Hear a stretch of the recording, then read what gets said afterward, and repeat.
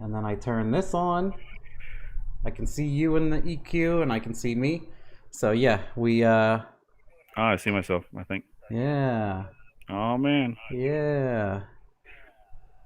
All right, guys. Can you hear us? There's like a 20-second, 30-second delay sometimes.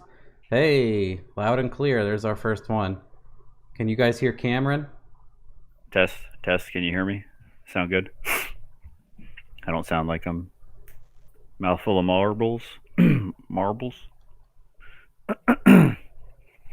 Yes, sir. Cool. All right. Well, thanks for Avery Kruger donated $5 before we even started. All right. That guy's got some faith in our content, apparently. Yeah, right. Oh man. All right. There's 30 people already. That's all right. That was, 802. that was crazy. The last one with Jay, where I was like watching it in Prime, there's like 100 something people. I'm like, that's it? I'm like, this guy is like, I guess word didn't get out, which is fine. You don't get the comment section just blowing up with Yeah. ridiculous questions. It was nice cuz that's why I kind of like doing his with short notice, cuz I was Hmm. like, if I give people a week to ask Jay questions, we're going to have too many. So I announced it on like a Thursday night or Friday morning or something. Oh, Jamie's on there. My job today is to let Cameron talk for 90% of the show, Jamie. I'm just going to That'll sit back here and make a nice coffee for myself. prop your feet up. Yep. I'll do this. Turn my mic off and just all right. Well, it's 8:02. Mike from Monkey Fab says you look too comfortable on your couch there. It's this. I got it for free from a buddy of mine right when we moved into our new house. The same guy that I got my 6 liter from, the furniture moving truck. Um, he runs a furniture, like he's a furniture warehouse, and like this was like a damaged out pull out. Uh, with the bed, which you slept on it, so it's not too terrible. But Yeah, it's you know, not bad. it never takes money from me. I've done a few transmissions for him. I'm like, I try to give his son. I try to give him money. He's like, don't take the money, Aaron. Like, don't take. He's like, we need to get I something. remember that guy. I remember you telling Yeah, me about that guy. you tuned both their cars. Yeah, Mike Do and Aaron. not take the money. Don't take money from him. We're going to leverage him Yeah, later. I'm like, all right. Says it Cool. right in front of you. Yep. So. All right. Well, do you want to? Well, I will introduce you quick. I think you've been on another show before, a prior year or so. I think we just talked about your Crown Vic one day for fun. And I don't think it was live either. We just recorded it, then uploaded it, right? Yeah, just because there's so much, I'm like, we need to Yeah. timeline this a little bit for people. So, Yeah. all right, everybody, this is Cameron Powers, and he is a part owner in a transmission shop down there. Can I tell him where it is, or? You can't, yeah. Clarksville, Tennessee, A&H transmission. Ironically, I got a call from a guy the other day, and he acted like it was an out-of-state area code. So I was like, maybe he's a soldier, because I'm right. I'm like literally an eighth of a mile from Fort Campbell, Kentucky, like on the backside. So like my shop is in Tennessee. Fort Campbell, Kentucky is right there. And he called and he was like asking questions about a 4L80E, and I'm like, yeah. I gave him a price, told him what it needs. Then he's like, yeah, I'm out in he's like in Arizona or something, or maybe. And I was like, ooh. I'm like, yeah, I don't. I'm like, you and Keith and Chris are like the only guys I'd really build for and send it out of state, because it's too much liability. I want to It's be able to asking kind for of. it. So I was like, well, I mean, I appreciate the call. So I think he said he watches the show, so he's probably watching. And he said you'd mentioned it before or something, or maybe saw my T-shirt that said A&H and just called the shop. So I was like, well, that's cool. Talked to him for like 10 or 15 minutes. But yeah, I partner at a transmission shop there. You can finish before I cut you off and bulldoze That's the it. conversation. I mean, that's Yeah. it. Other than you enjoy cars and automobiles, and you have built a few, namely your most notable is the Crown Vic, the Law, and it has, we'll jump right into it, it has gone eights on a stock bottom end and at 4,150 pounds approximately. About 4,100 ish with me. Yeah. I know over 2. Yeah. Because I took a nitrous bottle out and did something else that took weight out of it, and it was still like over 4,000. I was like, we waited after the fact. I was like, my God, that was, so it's making 1050 at the wheels. Yeah, it had to be. So, I think that's about it. So we can just dive into the questions. Jamie had a good one that she asked earlier that she just asked again because she knows I can't remember anything, and we'll ask hers first because she gets Preferential treatment. yes. Preferential. My brain went blank. Yeah. I Uh, really want to know Cam's dream car if he had unlimited funds. It would be a Crown Vic. The first thing, it would be a 98 to '02 Crown Vic, and I'd try to find a clean one, uh, not white. I got white's just too common. Everybody's got one. I really like my silver, my maroon one. Black and whites, I don't know why they hold a special place in my heart, but I would immediately send it to Tim McCamus or like I think what's his name, RJ Racekor or something like that. Cut the entire floor out, cut the firewall out, do like a 25.2 and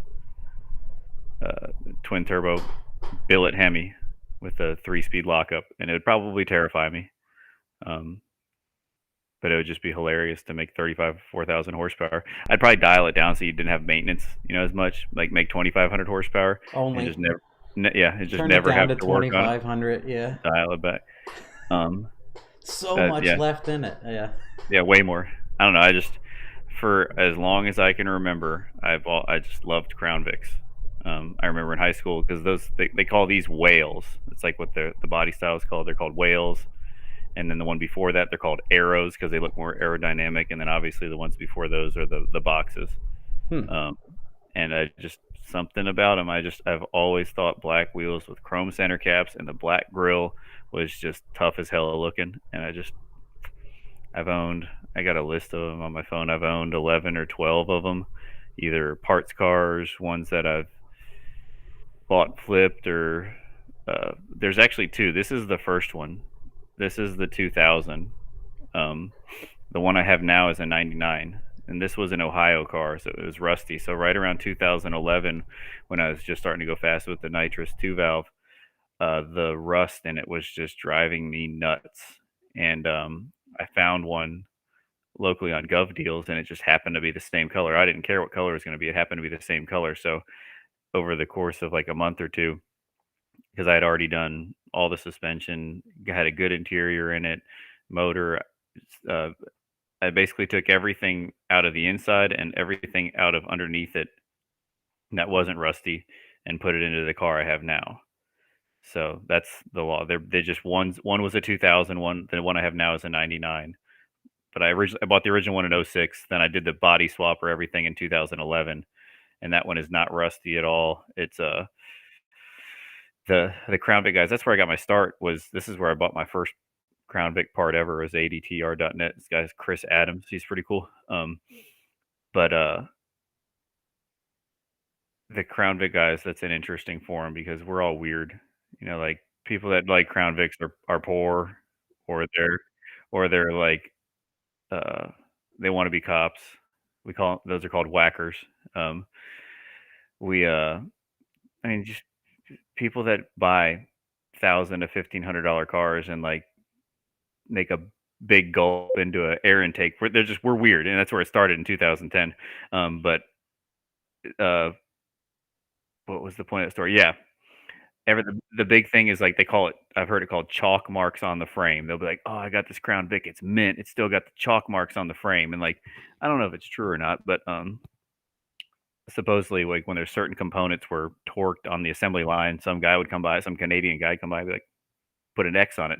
And the car I have now, it still has the chalk marks on the frame where they torqued the steering box. So it's as mint as you can get. There's absolutely no rust. It's been in a garage since 2011, so almost half of its life it's been in a garage.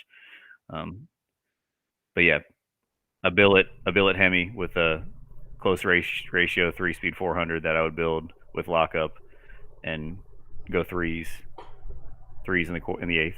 That would be my dream car on a small tire. On a 235 now. Yeah, those guys are nuts. That's like crazier than no prep. Maybe not. Yeah, and then I also built this. We'll get to that anyway. Yeah, that'll be like a medium way through. We'll talk about that one. People don't know about that yet. Some do, some don't. Yeah. Well, do you have a bunch of these, or do you want me to pick? Um, I think all of them are really good. Just start throwing them up in chat, and I'll rifle through them. Some of them were some really good ones. Like I can't even remember right now, but I just remember seeing some good ones that I wanted to touch on. Look at what we're gonna do, guys. Can you guys see And that? Fancy. any relation to Austin Powers? Is that a copy and paste? You just throw Yep, that in there? That was I'm 35, so I was in middle school when that movie came out, and I heard it all the time. I'm sure. Mr. Powers. Yeah, of course. No, I actually had a roommate named first name Austin, so that's like they were like Austin Powers. Ha ha ha ha ha. I wonder how this paces them. We'll see what it does. I'll try to be social Oh, and not look at bad. the It has the name and then it tabs and yeah. what's that? The Avery, because he donated $5. I want to answer his question. Hey Cameron, Matt, what would be a good combo for getting a Crown Vic to foot brake high 11s? I'm thinking turbo 5.3 80 decent converter X Max. If you car was free, so why not? Yeah, I'd be curious on what year.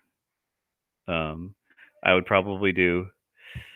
Uh, I would try to find a 6 liter, and you can clear a hood with a truck intake. So I would do like a 6 liter and a nitrous kit if that's all the goals were. Something that you don't have to worry about. Because if you put a turbo on it, then you either got to have a loose converter that you can foot brake and have somebody that knows what they're doing with the tune, or you got to put a trans brake on it. But what comes with a trans brake, you got to get better axles for the back because they're heavy, unless it's like a '06 plus Crown Vic, or you got to put a spool in it or something.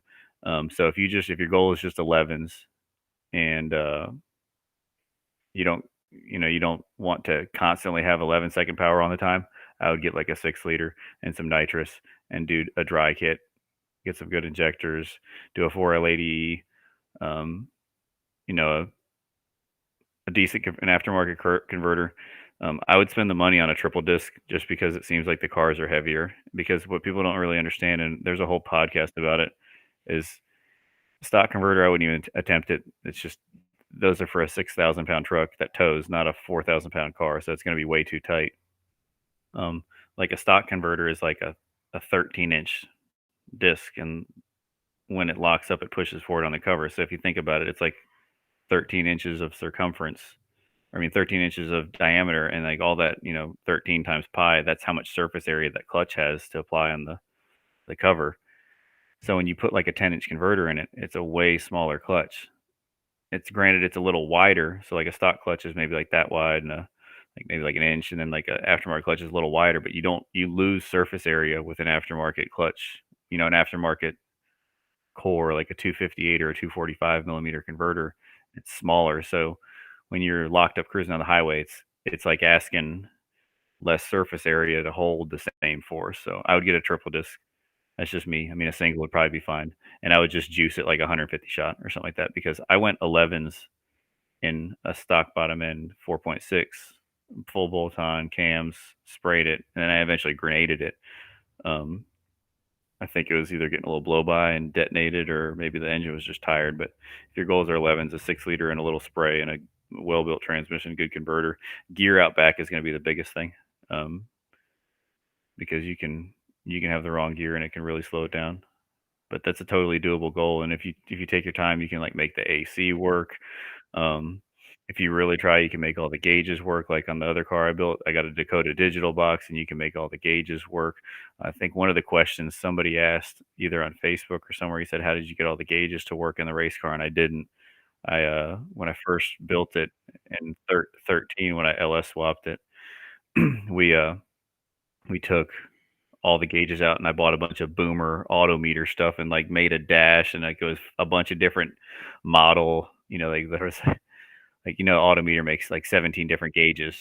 Like there's like the midnight of the ultra pro. I had a bunch of different gauges and they were all analog. So I got to find a picture of it. It was hilarious, but I didn't make any of the gauges work. So, but was that his only part of the question? Yeah, I think just to go 11s. Car was free, why not? Yeah. And if he has like a Terminator, if he doesn't have an ECU, he should get a Terminator and then just do the big dry shot like we always recommend to everybody. What do you consider a little spray, like at least 150 or 200? I would start at 100 because 100 on a 6 liter would probably get you to your goal, and then just work up from there. That's true. It's 'Cause, 11, so yeah, I mean, yeah. I went Any 11.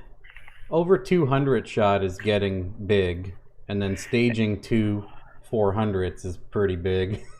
I mean, for a point of reference, the car when it was there, it was 125 shot, and when I got a bunch of weight out of it, I got it down to like 3750 with me. So to give you an idea how much heavier the LS and the turbo and all that other stuff I added to it was, I ripped seatbelts out of it at that point, and I was like, you know what, I'm putting seatbelts back in it because I was like, I want people to ride in the back seat.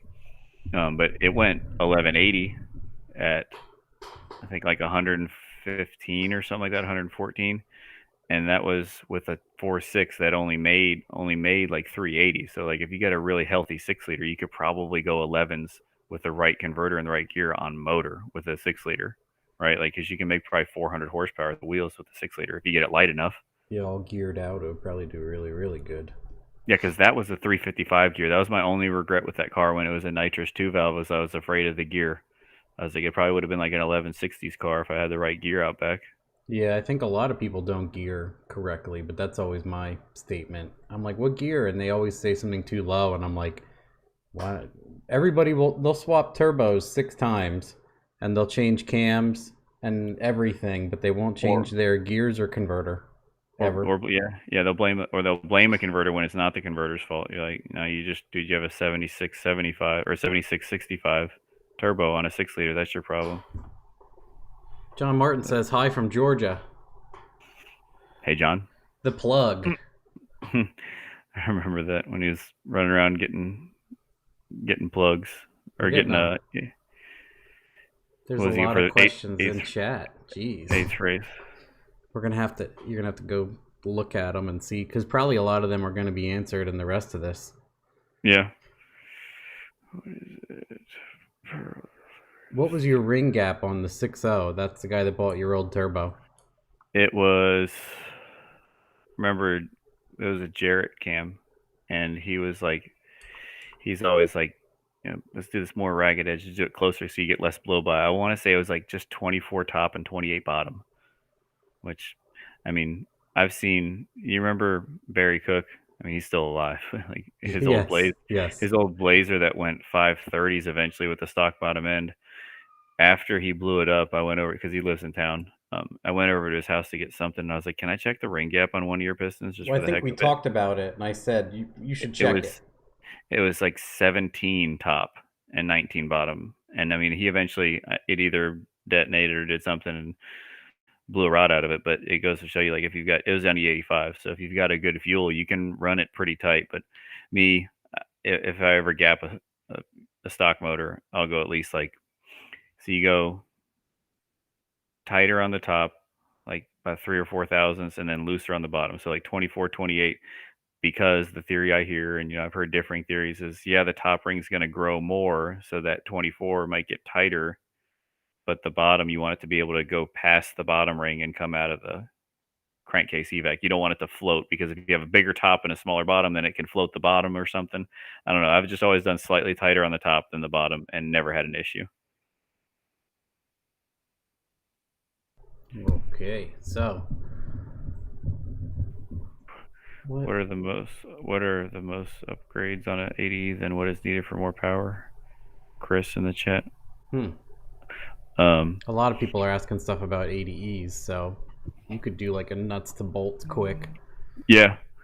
So Jake's Performance has taught me a ton of what I know over the years, and he told me, he's like, I have seen a stock input shaft go, you know, 8.25 mile, and then I've seen a stock input shaft break behind a stock 6-liter, which I have too. I've seen them come in where the only problem is, because that's what I do. I build transmissions every day. I don't build a lot of 4L80Es for, you know, stock vehicles. But when I first got mine together, all it had was a Jake's Performance valve body recalibration kit, and it was still a stock input shaft, and it made like 600-700 horsepower, and it wasn't I wasn't worried about it at all. Then I put a billet input shaft into it, and then I went mid-nines with that. And this is kind of like, you asked one question and I'll answer another along the way. What we have figured out, and I don't want to say like we figured out like we got like a like a patent on this stuff, but the looser a converter is, meaning the less it drops on a shift, the more you can get away with, not only with the engine but with the transmission as well, and at least in my opinion. So if you imagine when you shift, if you have a really tight converter, if you shift it like 6,500 and it falls to like 4,500, that's a 2,000 RPM differential. Granted, there's a little slip in the torque converter, so you're not comparing crankshaft RPM directly with input shaft RPM. So yeah, there's a little slip right there. So it's not really a full 2,000 RPMs. But if you imagine an input shaft spinning 2,000 or 6,000 RPMs, and then immediately it's 2,000 RPM less, it's I forget what Jake called it. It's like a negative. It's like a decreasing RPM, or it's a force that it's still a force, even though it's not like an instant shock of acceleration. It's an instant, it's an instant deceleration shock. So the looser a converter is, the less stuff is rapidly slowing down or speeding up. So you can get away with a lot with the right converter. So I am a big proponent, if that's the right word, for if you got an 80E, just always spend the money on the triple disc and get a really loose one. And you basically have to just beg people like Circle D, Yank, Jake's, whoever. You just have to be like, look, I am not afraid. You can make this sucker loose as hell. Because FTC, you like, if you have a triple disc, it doesn't matter if it's loose, because at the end of the quarter mile, you're going to lock that sucker. So it's going to go, even if it's too loose, it'll go 1, 2, then 2, 3. And as you're coming out to about 1,000 foot, if you're out of gear, lock the torque converter. So that goes into another question, or, an answer. What Hutch told me years ago, or what I read in a thread on Yellow Bullet years ago, is you gear the car for finish line RPM. You go to Wallace Racing Calculator and look at, there's a bunch of calculators. Find one that does like gear, RPM, tire, and transmission ratio. So I just go in there and I plug it in. I'm like, it's a 28-inch tire, a 355 gear. I don't want to spin it over 7,000 RPMs. And this is the transmission gear, which if you have an 80E with a triple disc, it's 1-to-1. There's no slip. You plug all that in and it goes, I can get to 156 miles an hour. If you need more than that, you go to another gear. If you need less than that, you go to the other way. So if you gear a car, the two most important things to me, and maybe I'm biased because I'm a transmission guy, the two most important things to making a car fast for the track, like if your goal isn't ice cream and burnouts, if your goal is, I want to try to hang the rods out of this thing and get just before that and go as fast as I can, gear, figure out what rear gear you need for the RPM you're comfortable with, get the right rear gear and the right torque converter. It took me, I've had, I know you've mentioned it before, I've had like 6 or 7 torque converters in my car. And it's not because the people before me didn't know what they were doing. It was because I wanted to fine tune it as much as I can. Most converters they send out, they're going to be pretty close. But me over here, I've got a 4,000 pound car that I'm trying to go 8s with the stock bottom end with. So I'm like, okay, it fell to 5,500. I need it to fall a little less. I need it to fall to like 58, 5,900. And then they did that. And then it was money. And then we started making more power. And then it started only fall. My race car, when it went 8s, it only fell to like 6,100. So I would shift at 6,600, like on the 1-2 shift, and it fell to 6,100. So some people would be like, oh my God, it only dropped 500 RPMs. That's too loose. That's too loose. And then you need to drop 1,000 RPM. It's like, not what we've seen. Like a lighter car that makes a ton of power, it's going to band-aid that. If you have too tight of a converter, you can get through that. But me with the wrong car, way too heavy, I needed it to be just spot on. And then it did what it did. Everything worked out perfectly that day. Well, yeah, what we figured, as I recall, we made the car as fast as possible. It did not pick up at all with the things we were changing. Mm-hmm. So the biggest thing was you started maximizing the converter and you were picking up. So that was the direction, other than change the entire power setup of the car. Because you wouldn't pick up mile an hour no matter what we changed. And since you had that setup was running from the high nines to low nines over like 2 years, we with knew the V exactly what it took to get there, and we're like, any more boost and any more nitrous does nothing. nothing. Actually, we tried it the one night. I said, I bet it slows down if we spray it too much or if we run 4 more pounds. And it did. The back pressure went up and the car slowed down. So then Half mile an hour. that's where you're like, I'm a transmission guy now, so I'm just going to put 16 converters in and see if I get there. And it worked. And it worked. Yeah, yeah. We had that. We had the whole converter setup lined up. Had a VS80 on it, and you sent me the old nitrous kit, and it would not go 150. It would go 930s at 149 and a half, 149.8, and I had a 30. I had like a I don't remember what it was. A small shot. It was less than a 50 shot, I think, but it was like I had a .031 jet. It's like I think it's a 35 or 45 jet, and I put 35 is like 100 tire dry usually, but you are stacking power adders, so it's usually more. And then I went 4 thousandths bigger. I went from a 31 thousandths jet to a 35 thousandths jet, and it slowed the car down ET and mile an hour, not substantially, barely measurable, like a tenth of a mile an hour and like 500ths in the track. But it was like we added more power and it slowed down. Like this is a good, and I wasn't hurting anything. What we thought I did, I think I texted you. I'm like, because it got a little warm and it burped just a little coolant, probably because it was like too close back-to-back passes. I was like, that was it. I'm like, I lifted the heads. This is like 2 or 3 years ago. I remember you're like, it's blown up. It's blown up. No, drove it around and put a bigger turbo on it. Went from a VS80 to a Jose S485, and then eventually got it to the 8s. So that was fun. We got people donating if you want to answer. Thanks for all of the who's donating. Oh, this guy, he said, why don't you like a 6L80 or 6L90? I'm gonna assume maybe because I never talk about him that he doesn't think I like him or something. I like them. There's a few things that's wrong with them. Not that I'm like an authority on. I'm gonna do a lot of air quotes, so bear with me. They are very robust inside. Like me and my partner, we build a lot of them, and they go like 100, 150, 200,000 miles, and the torque converter fails on them. There's a few theories we have on why that happens. So I like them because they make me money, and we know how to build them and put them back together, and they seem to last very well. But the main reason I could and probably would never put one in a Crown Vic is because they are fat. Like if you put an 80E, a 4L80E next to a 6L80E, they're taller for one, and they're wider. So it would be a lot. I'd be cutting the transmission tunnel out of a Crown Vic to put one in. And then also, the only way I would ever like LS swap a Crown Vic is with holley, and there's no controller to put a 6L80 behind holley, without some layers of separation.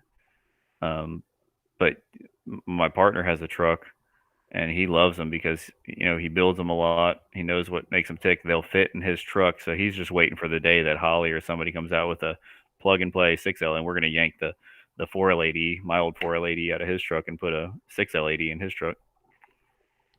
So they are pretty cool. Who else is donating that we should answer? 0701 P71. He just says thanks for all the info and what you've done for the car community. Well, thank you. Yeah, if anybody is wondering in the chat that isn't a Crown Vic guy, the P71, what that comes from is it is the 5th, 6th, and 7th, I believe. It's either 456 or 567 number in the VIN of a police interceptor. I think in 2009 or 2010 they went and they called it a P7 Bravo, P7B, but that's why I have a P71 sticker on my car for my the car number when I go race, because it's just so that's where P71 comes from. If anybody was ever curious about that, you should get a P71 tattoo on your throat. Yep, or like Crown Victoria Old English down my side or something like that. Yeah. Really big. I did think about it. I mean, they do. I don't know. I can't explain it. Everybody's got something that just touches their heart, and like, I will. If somebody has a crappy, hilariously swapped Crown Vic at a car show, I will walk directly past an exotic to walk up to it. Of course. The only exotic that I probably would stop would be like McLaren F1. Like, there's only 100 something, like, which I doubt I'll ever see one in person, but I will walk straight past all the Mustangs, all the Camaros, and go over to the Crown Vic guy because we're all weird. I mean, car guys are weird in general, but Crown Vic guys especially are weird. Yeah, I would say the only reason why you don't like, yeah, well, you said because of. So to summarize that, like I always say to people, the programming is part of the worst part about six speeds. They are so confusing in that mechatronic aspect on how they physically work and electronically shift that not even the manufacturers have it right. And they do what's called shift flare. People are all familiar with that. It feels like it's going into neutral, and that's because it is. Yeah, If it's ever not happy, guys, it just pumps neutral and it'll go in and out of gear. And if it decides to PWM that engagement over 5 seconds and you're flooring it, it will just torch the clutches for 5 flat seconds. And like you said, I think you said if you didn't, they'd lock up too early in too many gears. So then they lock and unlock and lock. That's why some go bad in 60,000 miles. Because if you're towing something and it's just locking and unlocking for every gear and you're driving through town, like you said, it torches the converter and then it puts sand into the trans, which is otherwise good. It literally just it shits sand into the rest of the components, which just isn't good for a transmission. Nope. So other than that, they're pretty fantastic. If you have someone like any decent tuner, they have like fifth gen Camaros with a stock 6L80E and CTSVs and stuff go nines with a stock tranny. Stock converter. Like in the CTSV stock converter. Like, yeah, just because the first ratio is so awesome. Mm-hmm. But yeah, they will, and if you ever want to laugh, look at the DoD torque converter slip RPM commands. Like it's targeting 40 to 60 RPM slip its whole life in DoD. So like not only is the DoD it's misfiring. That's what as far as the transmission is concerned, it's misfiring. So that signal going into the torque converter is like, and it's targeting a 60 RPM slip. It would be like having a stick shift car and just like feathering the clutch, like just almost released, just leaving a little bit. It's like, what are you doing, converter? And granted, there's fluid in there to try to cool it, and it's like a carbon woven clutch material, so it's supposed to be built for it, but I just can't imagine that being good. I've built them as low as like 70,000 miles, but it was a lifted truck on 35s, and it was a Yeet mobile, so it was destined for failure. But then we adjusted all that. I think that's a key note for people, since this is going to be mostly about transmissions. If your truck has a lockup converter and it's misfiring and you're driving it all the time, it's going to knock the clutches out of the converter. Just because it's constantly stabbing the clutches. It's a jackhammer. It's a jackhammer to the converter. Yeah, it's just smacking the converter around. I didn't know that till you talked about it too. I'd be like, oh, this is misfiring, and I'm like, oh, okay, well now I'm like, this is destroying the converter. Let me show you. I'll send you a picture of an input shaft. The next you can see an input shaft. You can see a misfire in an input shaft because the splines on the transmission go into the turbine, and they're just going like this its whole life. And I'll show you one on when it's really bad, it'll spline out completely, and people will go, I got nothing. And if the fluid smells good, I'll be like, yeah, your input shaft's splined out. So at least there's, win one for the home team. It's not going to be as horrendous of a rebuild. I can actually profit some on that. But yeah, I'll send you a picture of an input shaft. I mean, like, you can touch an input shaft and the rounded edges is not going to cut your finger. But like if you touch one that's been misfiring its whole life, it's razors. It's 32 razors across the whole input shaft because it's just, like you said, that this looks bad, but it's just grinding on the turbine and the input shaft its whole life. So it's going to just wear those teeth down eventually. Here's the next one for you. When using a deeper pan, do I need to modify or replace my dipstick to read accurately? No, and I think I saw that guy. He quoted in there. He said, "I understand." He said, "I saw the video and I got my answer." But no, you don't. But when you do put a deeper pan on it, make sure the pan will still hold the filter up. That's what not a lot of people realize, that the pan holds the filter up on almost all. I don't want to say almost all. A lot of automatic rear-wheel drive transmissions, because the pan, we always crack up if I see an aluminum, or if I see one of those chrome damn pans on a turbo 350, well, we won't even work on those anymore. But if I see a chrome pan on a 400 or a power glider or something like that, I'm like, that sucker's gonna leak. Just get it the hell out of my shop. Like that style of pan is responsible for so many spots in people's driveways. They just have no clue, and they don't even think it doesn't. And I don't blame people. Like, not that I'm all pretentious and all knowing. It doesn't even cross people's minds that a filter would do that. That's the function of the filter is to. I mean, the pan is to hold the filter up. But that's what they do. Like, I'm a stock, like some guy just asked me, I'm building him a 400 next week, and he asked what pan I'm going to use, and I use a stock deep truck 400 pan for everything, basically everything, because if somebody does a wheelie, they come down and it smushes the pan, it's not going to shatter that cast aluminum. You're not going to instantly empty 6 quarts on the ground. Also, the quart gasket with a stock pan with a stock case, it always seals unless you're an idiot and over tighten it. You put an aftermarket pan on. I've seen aftermarket pans where the casting was bad and it's porous and it's leaking through the pan, and people are like, "Well, I put the pan on; it's supposed to be right." And it's like, yeah, it's just use the. And I know it's not pretty. I try to use pretty ones when I do them, but it's not pretty. But it works. Like, are you in a car show? Or are you trying to? I'll tell you this. I've never had an aftermarket pan on any of my 400s or 4L80Es in my own personal car. If that makes you feel any better. It's kind of like 8.8 diff covers. People always buy the support ones and some other, and yeah, I've never had a steel one that feels like it's warped and driven over by a truck that doesn't leak. If you RTV it correctly. Yep. Because plenty of people don't clean them and it's covered in oil and then they RTV it, and obviously it's not going to stick, but whatever. And it's so funny, they give you a false sense of hope with the 8.8 rebuild kits. They give you those gaskets, and you know what me and my partner, we call them gasket or whatever. We call them comeback gaskets, because if you put that sucker on, that sucker is coming back. It's leaking. You just glue it, and it's ironic because it is sacrilege. Like, if a transmission shows up at my shop with a glued pan, unless it's like a Chrysler, because that's just what we got to do. Like Dodge 68 RFE, you'll glue those sometimes. But if any GM or if any Ford shows up with the RTV pan gasket, I'm like, this person is an idiot, and it will.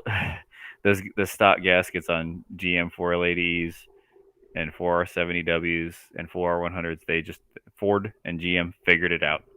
Just use that gasket. It's working perfect. Did you see that guy donated? Thanks for donating. Brennan Curtis says, I have my truck on a dyno, and the dyno guy was calculating engine RPM and gear ratio tire size, and it was off 900 RPM from actual engine RPM, and he was blown away and said I needed a new converter. A lot of variables there. That makes me kind of cringe, but I don't know what happened, because you can't always trust the dyno to show you converter. You need to have input and output like an A to E has, or you need to have engine RPM and drive shaft speed in high gear. You need something that tells you the physical actual spinning speed of both ends of the trans. Putting it on a dyno and not accounting for like tire stretch, and because the tire will look like a capital D sometimes on a dyno, and if you're pulling it down really hard, the overall height of the tire has changed. And I like real, like actual, like how much does the right way to do it is to measure the circumference of the tire and do it like that. But like, an ET Pro is 28 inches. You can pretty much factor that in. So like really far apart numbers like that, it could be a converter that's too tight. Or is it a loaded dyno? Is it some, is it an eddy, what do they call them? They're eddy current dynos that are just really loading the hell out of it. That's not going to simulate. Go run it. That's what I tell people. Go run it out the back door at the track. So here's another thing that I'll touch on that not a lot of people think about. When I first got my Crown Vic together, the Turbo LS, I had a Turbo 400 on it. And, it barely got into third gear at the end of the 8th mile. And if you do the math on that, the tire size, the gear ratio, and the engine RPM, it showed something like 27% slip. But if you could watch, if this was, let me think, like if this was like engine RPM up here and input shaft RPM down here, as the gear shifts, the input shaft RPM is going to keep trying to get closer to the engine RPM, because the torque converter, and like I said, there's a whole podcast about this with Brian Jans, and he has pictures and stuff explaining on how it is. But like that 27% slip, if you could watch that number real time as it went out the back door, it would slowly drop. Like it would be 27, 25, 23 as you got closer to where it was coupling. So like I freaked out. I was like, oh, 27% slip. That must mean either my transmission is slipping or my converter's way too loose. And I didn't understand that at the time. So I said that because the guy's talking about slip numbers on the dyno.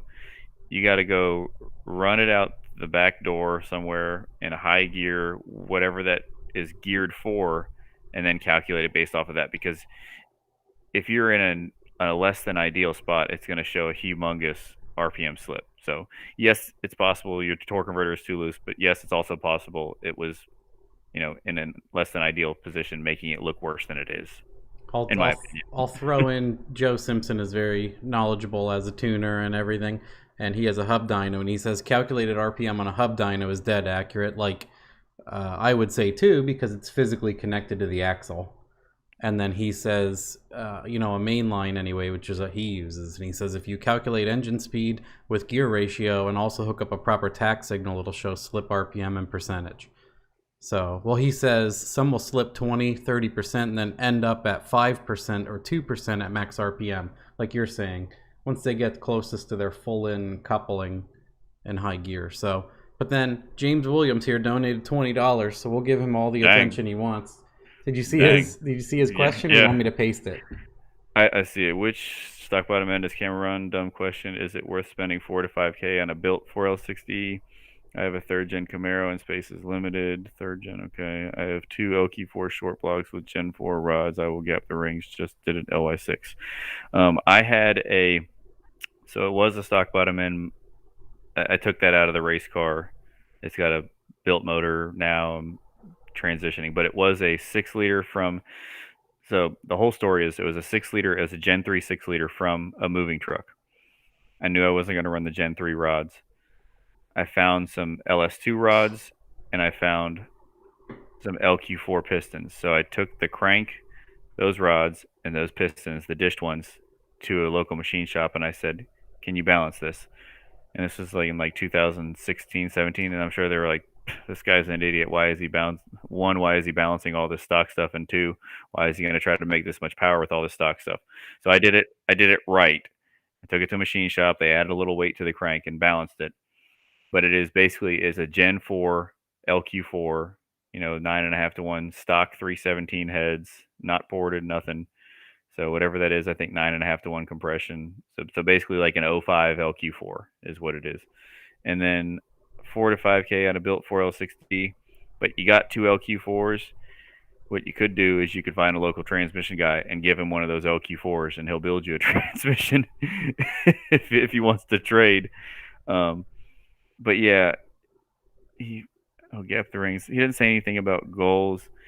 Yeah, goals for horsepower and then weight of the third gen and some other stuff you would need to know if the 4L60E is worth it. There's, he can ask us. After we ask that, he can tell us more for $20. Yeah. He can ask questions all night. No. But I'll say he probably is going to turbo it if he's going to gap the rings or maybe juice it. But like my theory and what a couple transmission builders I'm friends with that share the theory with, it's all cost. When you can build a 4L80E that can take 800 horsepower for less than your goals, that's where the lines cross. Like if your goals are like 400 or 500 horsepower, a little bit of nitrous, bolt-on, cam, nitrous, 4L60 is okay. Like a guy that works for me, that's what we're doing with his. We're going to probably eventually see how much power we can make with a 4L60E, spraying it, because that's a whole nother story that I used to make fun of 4L60s a whole lot, and I don't know why. Maybe I was just immature, or maybe I thought I was cute, but I mean, I've built some 4L60s and what I would say some decently fast stuff now. I'm not setting the world on fire, but I'm not afraid to build a 4L60 for 400 or 500, 600 horsepower now. But anyway, if your goals are like 550 horsepower or less, you could stay 4L60 because they do have really nice gear ratios. They've got a ton of gear ratio in first gear, a 3.06. So that's going to help you get you out of the hole quicker. But when you get past the point of when you get to the point of needing to add billet to a 4L60, like a billet input shaft, a billet output shaft, one of those aftermarket drums, like a 4L79 drum or the Sonics drum, when you get to that point, unless it's like a Trailblazer SS or a Corvette, my opinion is ditch the 4L60 and put a 4L80 or a Turbo 400 in it, just because me personally, even though I can build them, um, it's still a cost thing. You know, it costs more. And what sucks about a 4L60 when you Did do you break them, did you see what he wrote? let me see. He updated. He says both engines are an '06, 800 rear wheel, 3,400 pounds, 60E, and a good pair of shoes for the walk home is what Mountain's Garage says. And he says it's going to be turbo. That's funny as hell. Yeah, yeah. If it's like not a street, or if it's just like a street car that you're gonna cruise with and make 800 horsepower, yeah, I would do a 4L80. Just get a competent builder that can educate you on how to use it.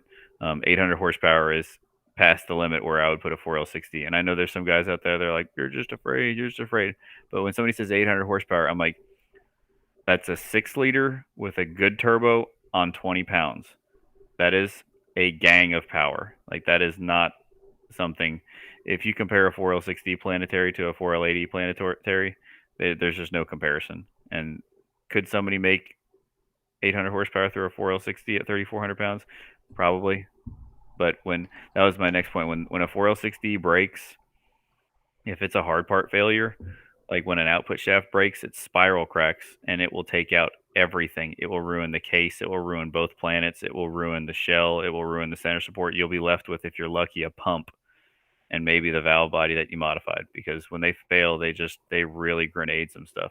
Not to say that 400s and 4L80s don't, but they don't really break as spectacularly as a 4L60 does in my experience anyway. You'll burn up some intermediate clutches. If you keep driving around on burned up clutches long enough, you're going to hurt the hard parts that those spline into. But yeah, I would do a 4L80 for that goal personally.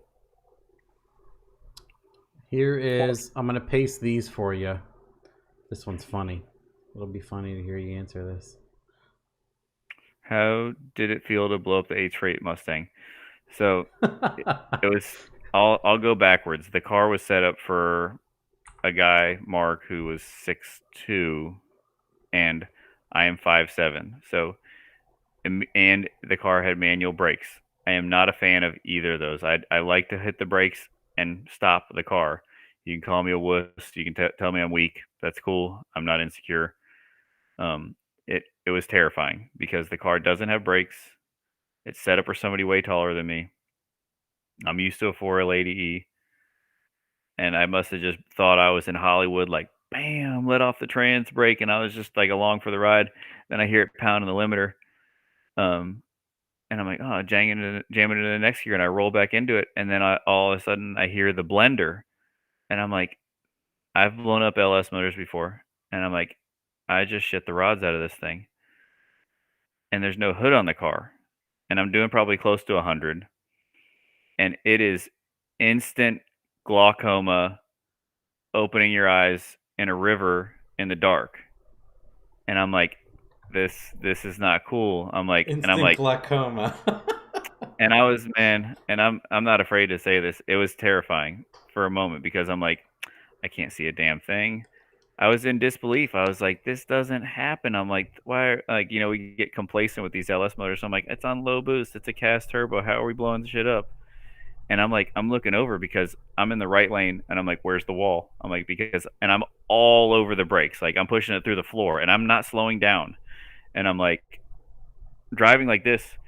And then I started to fill the cockpit with the cab, whatever you want to call it. I started to fill the car up with a little bit of smoke, and I'm like looking for fire. And I had all my whole suit on because I'm trying to be more responsible now.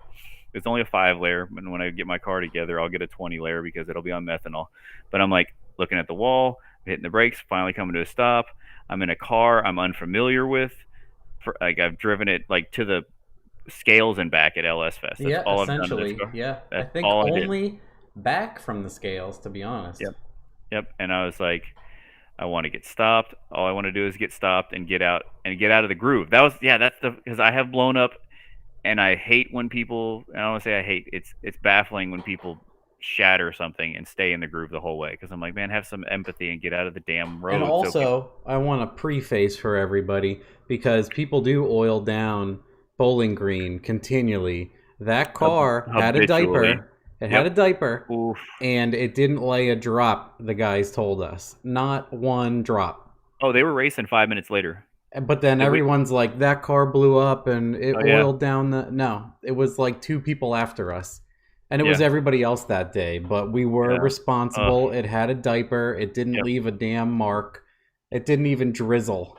So just want to say that. It was prepared and it popped and it didn't do anything.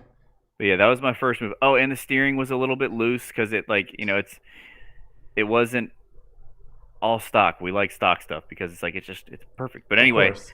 my first move was get out of the damn groove. So I'm driving like this. I'm like out of the groove, staring at the wall, the white wall at Bowling Green, and I'm like, and I hear the rocks hitting the bottom of the car because there's always rocks, marbles on the right side or out by the wall.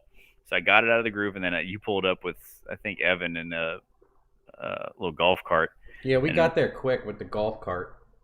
yeah, it was probably Frank's golf cart, and then dragged me off and put the Yeah, we windows pulled you down. off before even this, there were no safety guys or anybody there. Yeah, We were like, but we got this. They're like, okay, cool. Boop, sending guys again. yeah, but yeah. So it was terrifying and unbelievable because I was in disbelief and disheartening. So I think that's enough feelings. Um, I was laughing the whole time. yeah, I I felt mean, bad. obviously, I wasn't laughing because you might have gotten hurt, but I was laughing once everything was. You were okay, and you just looked. So, well, you were nervous before you went up, so I'm like, Dejected, oh, dejected. he's gonna be so nervous, and I was Uh-huh. just laughing. I'm like, dude, I don't care. I popped this thing like 3 times already for no reason. I just know that the time sucks when you pop a motor. It's like, damn, that's another night, weekend yanking the motor out. So Yeah, the shittiest part about that in my head was I drove 13 hours for you to go 200 feet. and then I went out there with my car the next night and knocked the tires off immediately, and it was just a constant oil down. So I made one pass, and that Yeah. was it. And it knocked the tires off. I We went like waited the one low night 10s. till like 9:30 to try to get you in the lane again, and I yeah, called it. for anybody Yep. that doesn't know, LS Fest is Go to way watch. too crowded, and Don't there's race. no shade, and it's 105 degrees, and it's 99% humidity, On blacktop.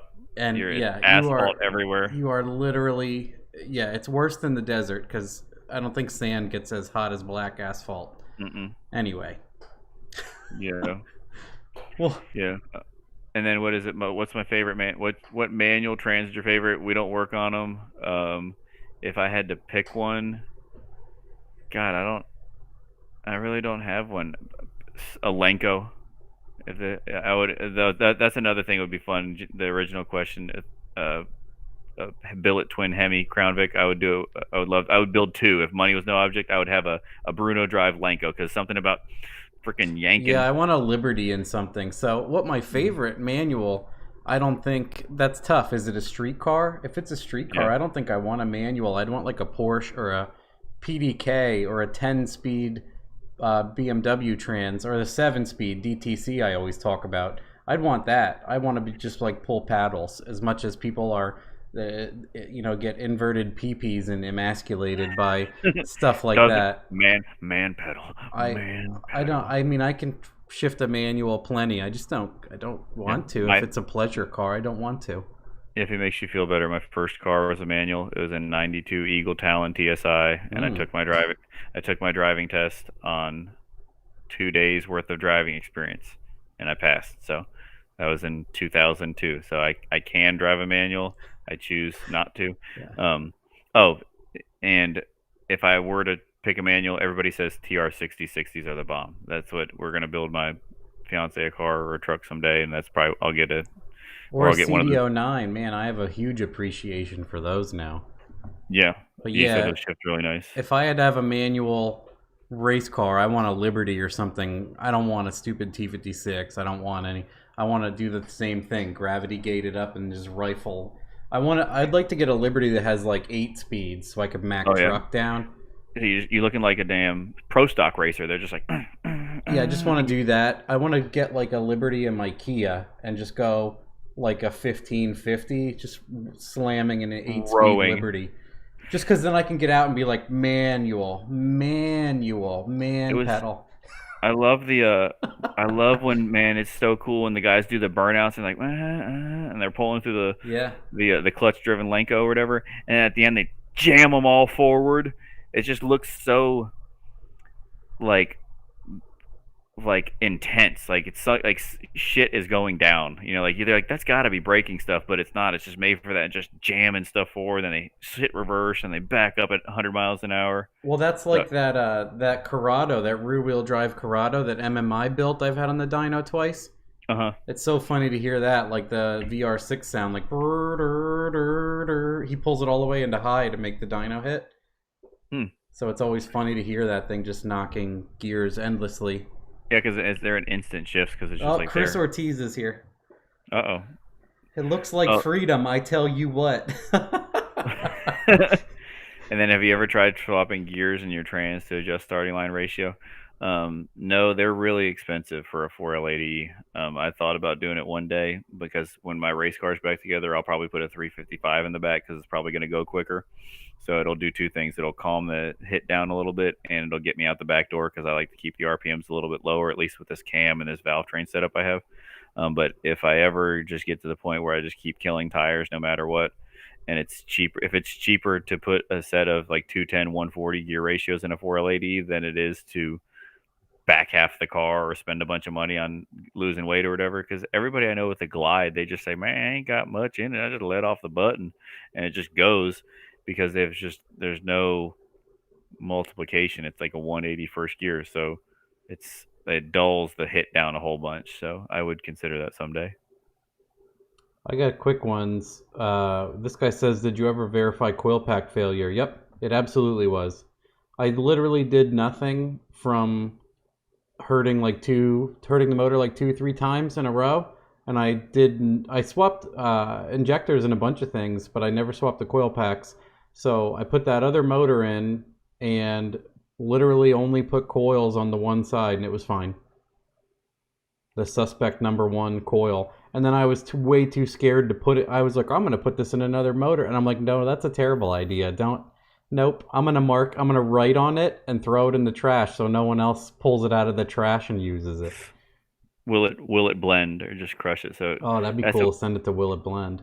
that's what we do. Like when we got a transmission in the shop that just for absolutely no foreseen reason it doesn't have lockup or it's doing something really weird, we'll yank it out.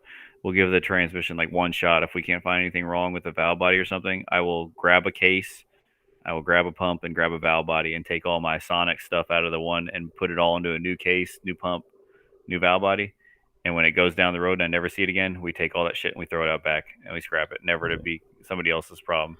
Because I just do not have time to try to, well, is there a crack somewhere in this worm track? Or is there a crack in this pump that I'm not seeing? Or is something misaligned or something? Like, don't have time. It goes right to the scrap pile. And then I have quick ones. The guy that was asking about the converter, I believe, was asking if like tractor fluid helps you out, or would you do That's a it? good question. And then That's a good someone else question. asks, what fluid would you recommend? I like those questions because it's very. I like having an opinion on something, but also like allowing other people to have an opinion. So some people are really dead set on certain oils. What I have always, and some people say, you change the oil, it changes the stall speed 200 RPMs. I have personally tried it a few times. I have never seen like noticeable, like measurable gains either way. And what I use in most of my transmission, like for race car stuff, is the low viscosity. And I don't. And there's people out there that are amateurs as far as transmissions that know way more about those weights than me. I don't know anything about those weights, so I can't comment on that. But I use low viscosity John Deere High Guard because I was told that low viscosity is about the same viscosity as like a Type F. So pretty much all my builds, I will use the low viscosity High Guard, probably about 2 gallons, maybe a little bit more, and I give it a little bit of Type F for color. So probably about a 4-to-1 ratio of some John Deere High Guard. When I usually put a fresh transmission in, I'll grab 2 gallons of the High Guard and like 3 quarts of the Type F and just top it off like that. And that's what I have always used. But yeah, some people say, so, and then the problem with using some of those thicker ones, because there is a John Deere High Guard that just says John Deere High Guard. It's not low viscosity, so it's thick. So you have to use like on a 400 a mesh type filter, and nobody makes those on an 80E yet except Jake's Performance. I believe they're making them where they're I don't know the process, but one way or another they're taking the felt out of the 480 filter and putting a screen type in there, which I would entertain because that's a whole nother subject. Because it seems like no matter what I do, and granted it's at a certain point where it's making enough power that probably every 150 passes, and my intermediate clutches, if I take it apart, they're showing a little heat. I don't know if it's because my car's so heavy, if it's making a bunch of power. So really, I think anybody that's like, I never have to replace clutches. This transmission's a X brand or whatever, and it's just perfect. It's like, you're full of shit. Everything wears out. When you make enough power, you're gonna eventually touch up some clutches. Or maybe somebody will call me a liar, and that's fine too. And they might be right. But in my experience, I have to put intermediate clutches in my 4L80E every couple of years. Probably 100, 150 passes. I've done it a few times. It's just maintenance. Your tires don't last forever. Your spark plugs don't last forever. You got to take your fuel. You got to take your fuel filters out and clean them. So it's like just everything. like once you get to top fuel, you're replacing the engine every pass. Every pass. You just get to a point where it's a wear item. That's why I tell people that 500 wheel is the most affordable fun you could ever have. Mm-hmm. And it's still not going to be perfect. You're still accepting a turbo car into your life. I have a good one here. It's from Jordan Walsh. He says, "Do you ever regret selling your Marauder to Cletus?" Because most people know that if they know anything about you and how that happened. But yeah, not one bit. I bought that car in 2017 in March. I was just looking on Craigslist for no reason. Like, this was before Marketplace got big, so that's how long ago this was.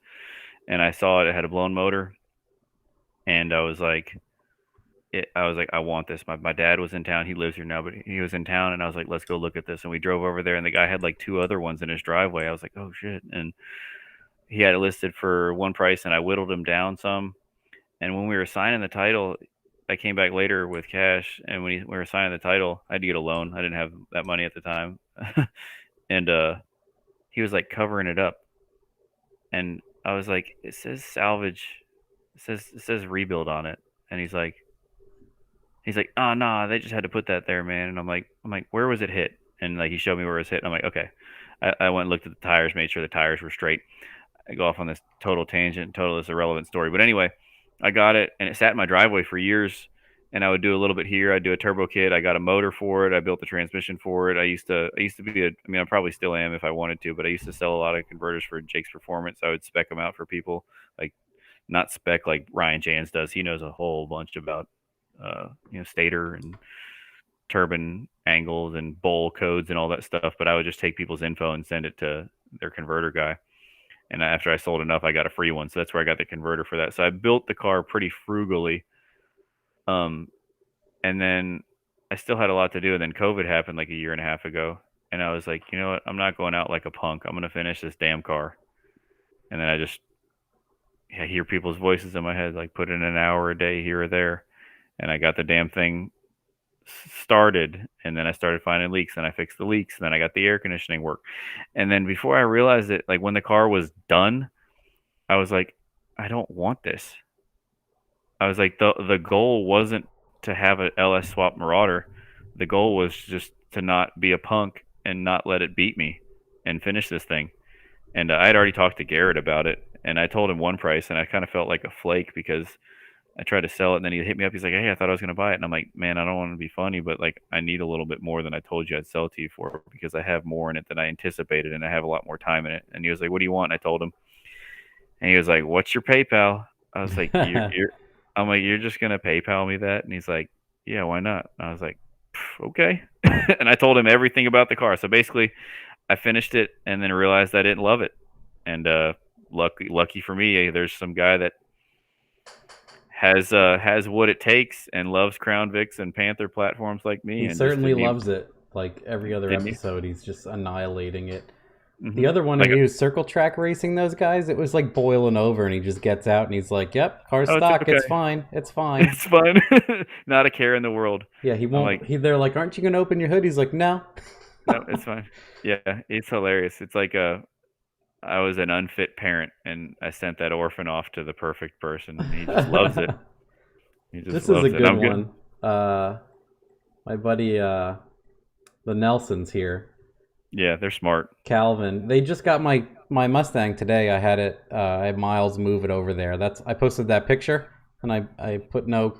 I thought about being a retard and writing like, "Oh, going to the junkyard" or something dumb, and I'm like, don't be that guy. It's so Oh annoying. man. Anyway, he says, "Have you ever messed with dump valves?" No, I have not. Well, I helped. So Grady, who he's like, I wish I could watch this live. Grady Farr He asked a Fair. question up at the top. If I can paste it then. Yeah, that's that one next because that was a really good question too. Like, because this isn't just about transmission stuff. I mean, I'll not that I'm like an all-knowing business owner, but I have learned a lot in the 6 7 years I've been in business, or learning. But anyway, he helped. He got help from Jake. Designed a dump valve for a Turbo 400 and gave me all the instructions, where to block, where to plug, do all this other cool stuff. And I don't. I read this book sometimes. It says you don't have to understand it to for it to work. You just have to follow direction, and that's a kind of like a metaphor for life. I just followed direction and it worked. And it's the guy you might have seen him. It's what is it called? I can't remember his channel, but it's one of the fastest two valves in the world. His name's Andrew Lavender. We did his Turbo 400, and we added a dump valve per Grady and Jake's instructions. And he has messed with it, and it's worked really well for him. So it seems like there's two uses for a dump valve, two main uses, what it seems like. One is to get up on the converter quicker. So you bypass all the pressure, or not all the pressure. You bypass some of the converter charge pressure back to the pan or back to a lube circuit or back to the cover, the governor cover. So it will get up into stall quicker, get it up into the RPM, and then you back it off. And then when you let off the trans brake, you pour, prior to that, you have to put all the pressure back to it because there is a delay, and then it'll take off. So that's one use for a dump valve. And then, the other, I'm sure the Nelsons already know all this. This is probably for everybody else. But the other use, what Andrew is using it for, is for traction control. So what he would do is you let off the button, and if it's like he does the no prep stuff. If the track's terrible, he will pull charge pressure out of it, because it's like, instead of pulling timing out of the engine that's further up the line, you're pulling torque multiplication out of the torque converter. So it's like a big cushion right there, so you can get down a crappier track. But no, I have not personally messed with a dump valve. I think he asked, have I ever done it with a 4L80E, which I really don't understand, because I've seen Jake's told me a little bit about it, which is over my head. You can dump like pre-converter charge and you can dump post-converter charge, but the problem with the lockup converter is if you start dumping too much pressure, the converter charge pressure, my understanding of it, the fluid coming down the input shaft will it pushes the lockup clutch. If this is the cover and this is the lockup clutch, it pushes the lockup clutch off. So if you start dumping too much converter charge pressure in a 4L80E,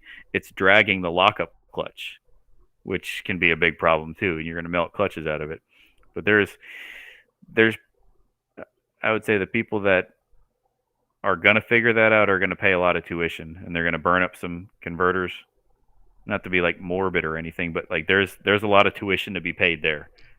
I don't know You're gonna anything have to about learn a lot about ruining your own stuff. That you're gonna have to accept that, because anyone doing it's probably not gonna tell you how they do it, and the way that works for them probably won't work for you, depending on, like I always say to people, that's a can of worms answer. It's hard when people ask what seems like a simple question, and you're like, use, vehicle weight, horsepower, money, and they're like, I don't want all that as answers. I just want to, and I'm like, okay. We'll throw in real quick from Chris. He says, screw this transmission talk. How's your doggo? She's probably asleep by the front door. She's pretty good.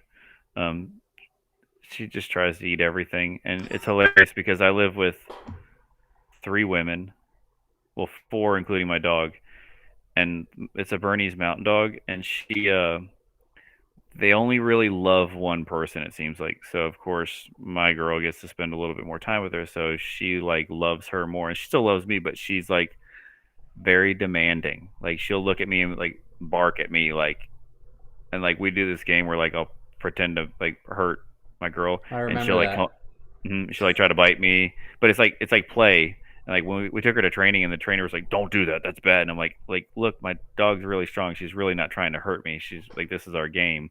But yeah, she's doing good. Probably asleep right now. So, I pasted the oh Grady. yeah, he's a. Let me tell a backstory about Grady. He's young, probably like 24 or 5, I think. Not that I'm old, but when I remember first seeing his posts on Sloppy Mechanics, I was like, I got a big ego, and maybe I was insecure, and I was like, who's this kid? Know what the fuck? He didn't know what the fuck he's talking about. And the more I read his post, I was like, this kid is smart. Like, I can put transmissions together really well, and I can follow directions, but like this guy is like looking at fluid passages, looking at lube circuits, looking at stuff, thinking of stuff I don't have time or desire or probably the brain power to understand. And I was like, put your pride aside, Cameron. You need to have this kid on your team. And he tells me all the time I've helped him a lot, which is really cool. And he's helped me a lot because he makes me fearless when it comes to a 4L60. Like his level of understanding, I'm like, hey, this is what the setup is on the car. What would you do? And he sends me like a picture of the valve body separator plate. It was like, drill these holes here, this size here, this size here. This is the clutch tolerance needs to be this. This is what the band tolerance needs to be. Block this accumulator here, do all this. And then I do all that, and the transmission is fucking money. And I'm like, he's like smarter than his own good. It's crazy. But anyway, so, and I told him because he was telling me what he was getting for some of these transmissions he was building after I started to realize how smart he was. And I'm like, dude, no disrespect. You are way low on price, like way low. I'm like, you're like 800 to 1,000 lower than you need to be. And he was like, are you serious? I'm like, absolutely. I'm like, I'm like, you are a highly intelligent, highly skilled individual. You need to get being paid more.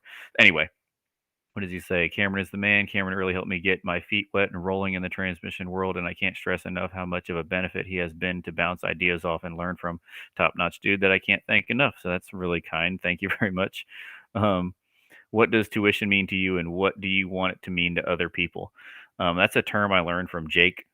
Um, Paying tuition would be like, I mean, it's kind of self-explanatory, but like when I first started where I was working, my partner would let me take on jobs, and it would be like something older that he already knew. Like, I'll give you, for instance, a 96K 1500, 4-wheel drive Chevy. He knows that the flex plates are always worn out. The rear main oil seal on those is always bad. It's going to have bad U joints. It might have a computer problem. So we give somebody a quote over the phone. I've learned that I'm like, hey, I preface it with all that. I'm like, if it's just the transmission, this is how much it's going to cost. But more than likely, you're going to need all these other things. So I paid tuition along the way, learning the nuances of certain types of cars, certain types of transmissions, uh, things that I have screwed up over the year and paid tuition on. Like I have spent nights underneath people's trucks with them pulling their transmission out because I made a mistake or because I didn't read a situation correctly. But it's not that I was ignorant, or maybe I was ignorant to it, but I hadn't learned, and taking somebody's time and money and patience and, sanity, you'll learn. And I learned. So there's things where I won't touch. Um, there's certain types of vehicles that we don't make a good profit on, and the likelihood of it coming back is high. I have paid a lot, and it's every day I pay tuition, and that's in all facets of life. But it's what I do with that. If I'm being silly and doing the same thing again and again. So like when I build a 400 for people now, for instance, here's another example. This is really long-winded. Diesel guys. Seems like Dodge diesel guys will shatter the most expensive transmissions you build for them. So up front, off the rip, I'm like, we don't build them anymore for the 68 RFEs. I'll only buy one, or I'll put something in that somebody gives me. Um, I I had a few guys break them, probably because you have to treat these guys like kids. It seems like where you got to tell them what not to do before they do it. So when they do it, they already know, hey, I wasn't supposed to touch the stove. But I'm like, look, if you break the input shaft, if you break a hard part, you own it. period. My reman company's going to laugh at you. So I paid tuition on that. That we lost $10,000 last year learning how to deal with certain types of customers. Why does the 60 get a bad rap, and how hard have you pushed one? Kind of like the same reason an LS motor gets a bad rap when I think of the Ford guys that are like, oh, look, another LS motor blew up. It's like he was on 89 pump gas because he's an idiot, can't read the gas pump. He has flat timing. He has a really tight converter, et cetera, and you shattered the motor. A 4L60 can be, you can reliably make 500, 600 horsepower with one that's all stock hard parts, a couple extra clutches, a good tune, good attention to detail. So they get a bad rap because people misuse them. People don't know how to build them. People like me that make funny memes about them.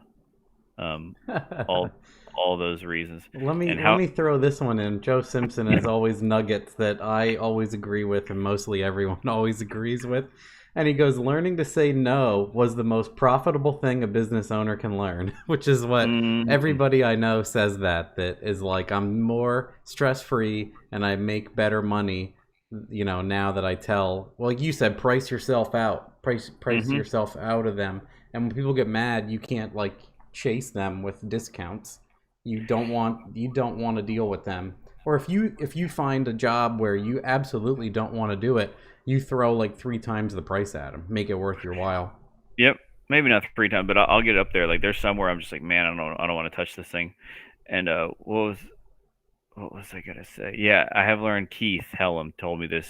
Chris's partner, coworker, boss, whatever. I said, how do you tell these people you don't want to work on their stuff without hurting their feelings? And he says, it's so simple. I say, we don't offer services for those vehicles. That's as short as sweet as I can get it. And that's what, and I don't want to get ugly with people and be like, look, you got a pile of trash, because really it's not my place to say that. It's kind of being mean. So, but I'm just like, I get calls on Kias, Hyundais, stuff, like once or twice a year. I don't know a lot about them. I could probably put a used one in it, but my R&R guy is going to take longer to put one in. It's going to slow down the money flow. So we don't offer services for those. Thanks for reaching out to us. Yeah, because you say no, and then they write a bad review on Yelp or something stupid, and you just don't touch them, and you don't want accountability, and you don't want to give them a problem for their money spent, but everybody gets upset. Yep. And what do you say? Do you have a favorite book, car related or not? I'm not a reader. I'm horrible at it. I'm starting to listen to audiobooks about just trying to be a better person, trying to have a better perspective on the world. Like I listened to Extreme Ownership by 2 Navy SEALs, Jocko Willink and Leif Babin, I think. And then I'm listening to the David Goggins Can't Hurt Me book, which is he's a pretty funny guy, very strong personality. But I don't really have a book that I go back to time and time again that I'm like, yeah, this is a great book. At least not if I think of one, I'll tell you. Now I'm gonna throw in once we have too many lengthy, serious answers that possibly are giving people deer in headlights looks right now. I'm used to seeing them in person. Can we get the preferred pizza and ice cream flavor answer? Yes. I saw that. There is no having to contemplate that. I used to work at Papa John's, and it's my favorite pizza is a Works minus onions, add grilled chicken, either thin crust or hand toss. If you get thin crust, get it well done. That's easy. I can't stand onions. Onions don't belong on anything, and I hate if you like onions. I'm sorry, they'll ruin a meal. You go to buy one anyway. Except in pico de gallo, that's the only thing I could ever. I don't know. Or stuff that's probably supposed to have onion. Yeah. Or if you cook the hell out of them and they don't taste like anything anymore, A mushy onion. Ugh. And then so Works, which is basically a supreme pizza without minus onions, add grilled chicken, and then ice cream. Used to drive one of my aunt's nuts. I would get vanilla ice cream and just pour Hershey syrup on it and mix it up and make my own chocolate ice cream. Just something about having a puree of ice cream. very simple. And I don't really eat either of those too much because just anytime I eat a bunch of sugar, anytime I eat a bunch of carbohydrates, I don't feel the greatest. I'm not like doing straight and narrow keto, but I tried it one time and I'm like, man, just not eating a bunch of carbs and sugar, I feel better as a human being. So those are the bomb. And then we get tacos or burritos. That's an easy one. Just answer one or the other. Burritos just they remind me of like mushy. So like I like a taco. Hard or soft shell is what they're gonna ask. So I'll throw that at you real quick. Either or. If you get and I like the taco, like the Taco Bell hard shells. What I do is they're never all the way to the top. I get them without lettuce. I don't think lettuce belongs on hot things. Huh. So I crunch off the top and stick it down in there, and just then you got like one that's like that way, so you can actually fit the whole thing in your mouth. Chris Ortiz, come on, bro. All Mexican food is the same. Oh boy. He's not wrong. No lies detected. I gotta answer this. Jumping in on here late, but what's your thoughts on the precision transmission videos companies? I think he's got a good business model. You know, like tear apart transmissions, never show one get built, shock value, tell people what's wrong with it, tug on people's heartstrings. Like this guy's slam everything around on the table. And it, I believe he does my industry a disservice at times because it's almost like I'm the only honest one, and everybody else out here that touches transmissions is a crook. That's like the vibe I get, and it makes us all look bad sometimes. And then some of the things that are just totally wrong. And like I said, I don't know everything. I learn something new every day. But I saw one video. I can't watch his videos. Maybe it's just me being a hater. But there was one where he was tearing down a 4L80E, and when he pointed at the sealing ring in the direct drum on the one inside the drum, not the two on the piston. Well, it was a molded piston, but he goes, this sealing ring right here, if you leave that off, which what that does is that's 1/3 of the dual feed mod. He said, if you leave this off, you won't have lockup. And I was like, that is like could not be further from the truth. So it's just like I said, it's I'm sure he's a nice guy. Some of the stuff he says is truthful. I don't maybe like most of the stuff he says, but some of the stuff he says, I'm just like, man, you are just dead wrong. And it just, I don't like it almost reminds me of like that kid that would like go tell the hot girl something else that one of the friends said to like try to like cock block him and be like, but you like me, like that's like that's what he says. Like it always seems like he's talking down about other transmission builders, and it's like, man, that's not a good way. It's not a good look for the rest of us. Because are there crook transmission builders? Yeah. Are there crook IT guys? Yeah. Are there crook, drywall guys? Yeah. Like there's crooks in but like if you just blanket statement like all these other guys are bad. And well, like we always try to say every time we have one of these shows with any guest that comes up, and I'll say something like, I have not always been nice to everybody, obviously, but if you're a shop and you have to talk down about people, other shops, whatever, to make a sale, that's bad. People, if like, they should just show you by doing well. Like T1 Race isn't like, don't go to Sheepy, they're garbage. They're not doing that. They don't have to, and why would they? It'll come back around. So a guy that like I wrote that in one of his videos, and I didn't even go back to see if he wrote anything back. But I was like, not in a maybe a little bit of a mean way, because I'm like, you sure show a lot of tearing things down and talking trash, but show us one you put together. Because that would be interesting for people like you and other people that see stuff go together. I'd be like, okay, he's installing this snap ring wrong, and there's too much play on this, and blah, blah, blah. And then, you can take it apart and be like, oh, this is awful. It's like when I take apart an engine, I'm like, this looks great. And the engine builder's like, all of this is bad. And I'm like, oh, I can't wait to go nines with this piece of garbage. There's yellow material in here, pancake mix. I can't believe it. It's so good. As long as there's no grooves in the bearings, it's good. Yeah, yeah, this guy says, let your work make the noise. I say something similar to that too, and I'm just like, just show people you do well. People will I see like you doing well. You don't need to talk about anybody else.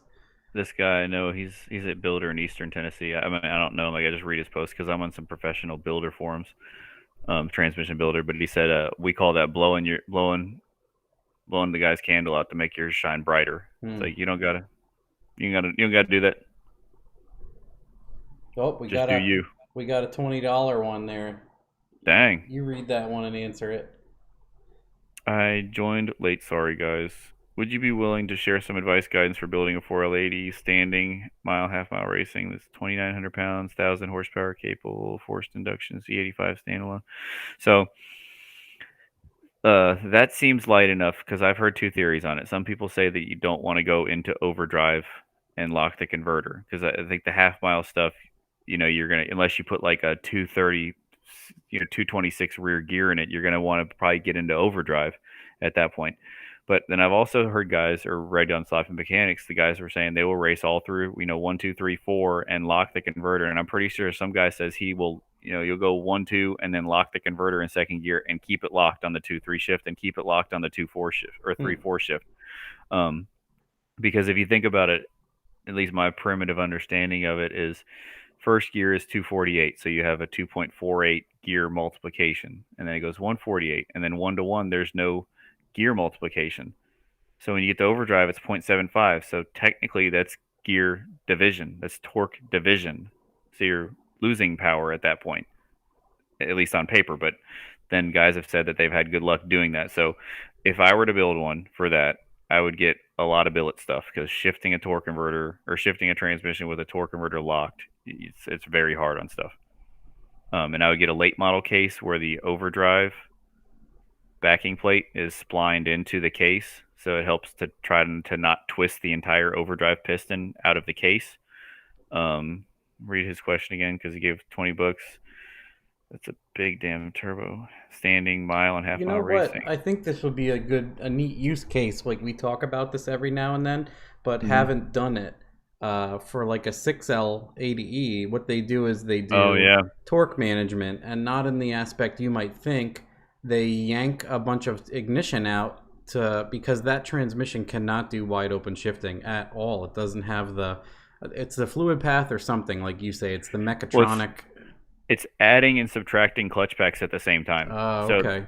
There's I'll say this before and then you go back and get on track. There's a 1, 2, 3, 4 clutch pack. There's a 3-5R, so it's on in 1, 2, 3, and 4. That's one clutch pack. Then there's a 3-5R, so 3-5 in reverse. Then there's a 2-6 clutch pack. There's a low reverse clutch pack, and there's a 4-5-6 clutch pack. So if you look at that apply chart, stuff is dropping and adding at the same time. There's like a handoff there. So if you turn off torque management, or if there's too much overlap, you will bind stuff up, you will shatter stuff. So that's why it's almost like you're like throwing a hot potato to somebody and they're catching it at the same time, and it's happening like that. So that's my understanding of it. And that's why, like, when they spray those cars, when like the CTSV guys spray those cars, they will like a command to shift at 6,900, but they'll turn the nitrous off at 6,500. Am I right? Like they have to turn the nitrous off before it shifts because it'll keep feeding the motor. Yep. So that's why that's a really good idea. Like I was saying, doing torque management. So real quick, that sounds good. It yanks a bunch of power to make the shift, and then it slams it back in, and it's to not work the transmission so hard. And what I've thought about, and we've said it back and forth, it would be interesting to take like the holley and make an advanced table that like it knows. I haven't looked at enough of the options for like oncoming or applying or a shift where you could dump a bunch out and make the shift. Like you said, you always touch up your intermediates, like get some heat in them. It'd be interesting to make that work and then have you freshen your trans, and then for like 2 years to see a difference, because that would be something that would make the shifts locked up much smoother. Is the instant. And what you could do is have it drop off, apply, and then roll back in instead of just stabbing it, and it would probably take a lot of the load and shock out of everything. Yeah, that's a good idea. So yeah, a lot of billet stuff. Probably some torque management. I've never built one, but if I were to try one, I would agree. I would implement Matt's strategy along with all the hard parts you can afford. Yeah, I'm curious if that If there's like oncoming, off-coming shift, like all the stock ECU does that because it, controls that stuff. But I guess you could do RPM drop, like if TPS is over 80 and if RPM is over, drops in between a shift, you can implement like a timing scale. Yeah. Easy to do that with timing and advanced tables. I figure, but it's setting it up and trying it. Get on that, Joe. Let us know. Joe Simpson was like, easy, and I'm like, well, That's all. Yeah. give me a log and a table if it's so damn easy now. Yeah, he's a sharp guy. Oh And yeah, I agree with his videos. He seems too nice sometimes. I was like, I've seen some of the trash heaps he worked on. Even he's like, man, I shouldn't be working on this. And I'm just like, man, I should not have said yes to this car. he was paying tuition, and I'm sure he would agree. So what is there are some other good questions. What go for it. I'm just deleting ones that you already answered. That we've done, yeah. I saw one in chat. 480E line pressure test port an acceptable location to place temp. That's a good one. A lot of people do that. I would be interested to see how they correlate with pan temp versus that, because my theory is that it would get heat soaked more and it would not show a decrease. So say like if you're going down the highway or if you're in stop and go traffic, trans temp starts to go up a little bit. If you were measuring it properly from the pan, trans temp goes up a little bit. It's going to heat soak the case a little bit where it is right there, even though it is getting line pressure feed. But then you start going down the highway again, locked up, good airflow over the cooler, the pan's going to cool quicker. So I think it might give you a false high reading. So like after you're cruising for a while and it has been slowing down, has been cooling down the pan, I would theorize that the test port would be higher. I've seen Ford guys do that all the time with their 4R100s because it seems like nobody wants to take their damn pan off and have a NPT bung welded into it. I personally wouldn't do it because I have a pressure sensor there. But I guess you could say it's better than nothing. It's better than having absolutely no clue what your trans temps are. Oh, who said thanks, guys? Did he ask something earlier, or is he just tossing $10 to be cool and say thanks? That's nice. I think I answered his question in the chat. Oh, okay. Scroll him up. He'll probably say it. Yeah, there was somewhere I would just see him, and I knew there would be a quick answer. And I help them. Calvin said, at what point do you need a triple disc? Like, what's the dividing line? Is it a horsepower number? And will a stock converter lockup hold any kind of power? So those are interesting, and I have my own thoughts on that, but you're the training guy. If you're ever going to lock a converter wide open throttle, it needs a triple disc, in my opinion. And then if it's a bigger truck, like something that needs a looser converter, like even a naturally aspirated truck, that like bigger meaning heavier. Like if it's a full size truck and it maybe makes like 500 horsepower, but it requires a smaller core, like a 245 or a 258, especially a 245. But pretty much, in my opinion, anything that's heavy, I would put a triple disc in, because like I said at the beginning, I don't know if he was here for that.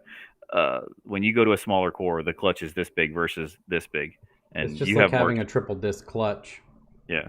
Like, for a 6. If you look at like a Porsche Carrera GT clutch, it's like this little paper plate stack. It's like 6-inch circle. Yeah, it's like nothing, but it's a stack.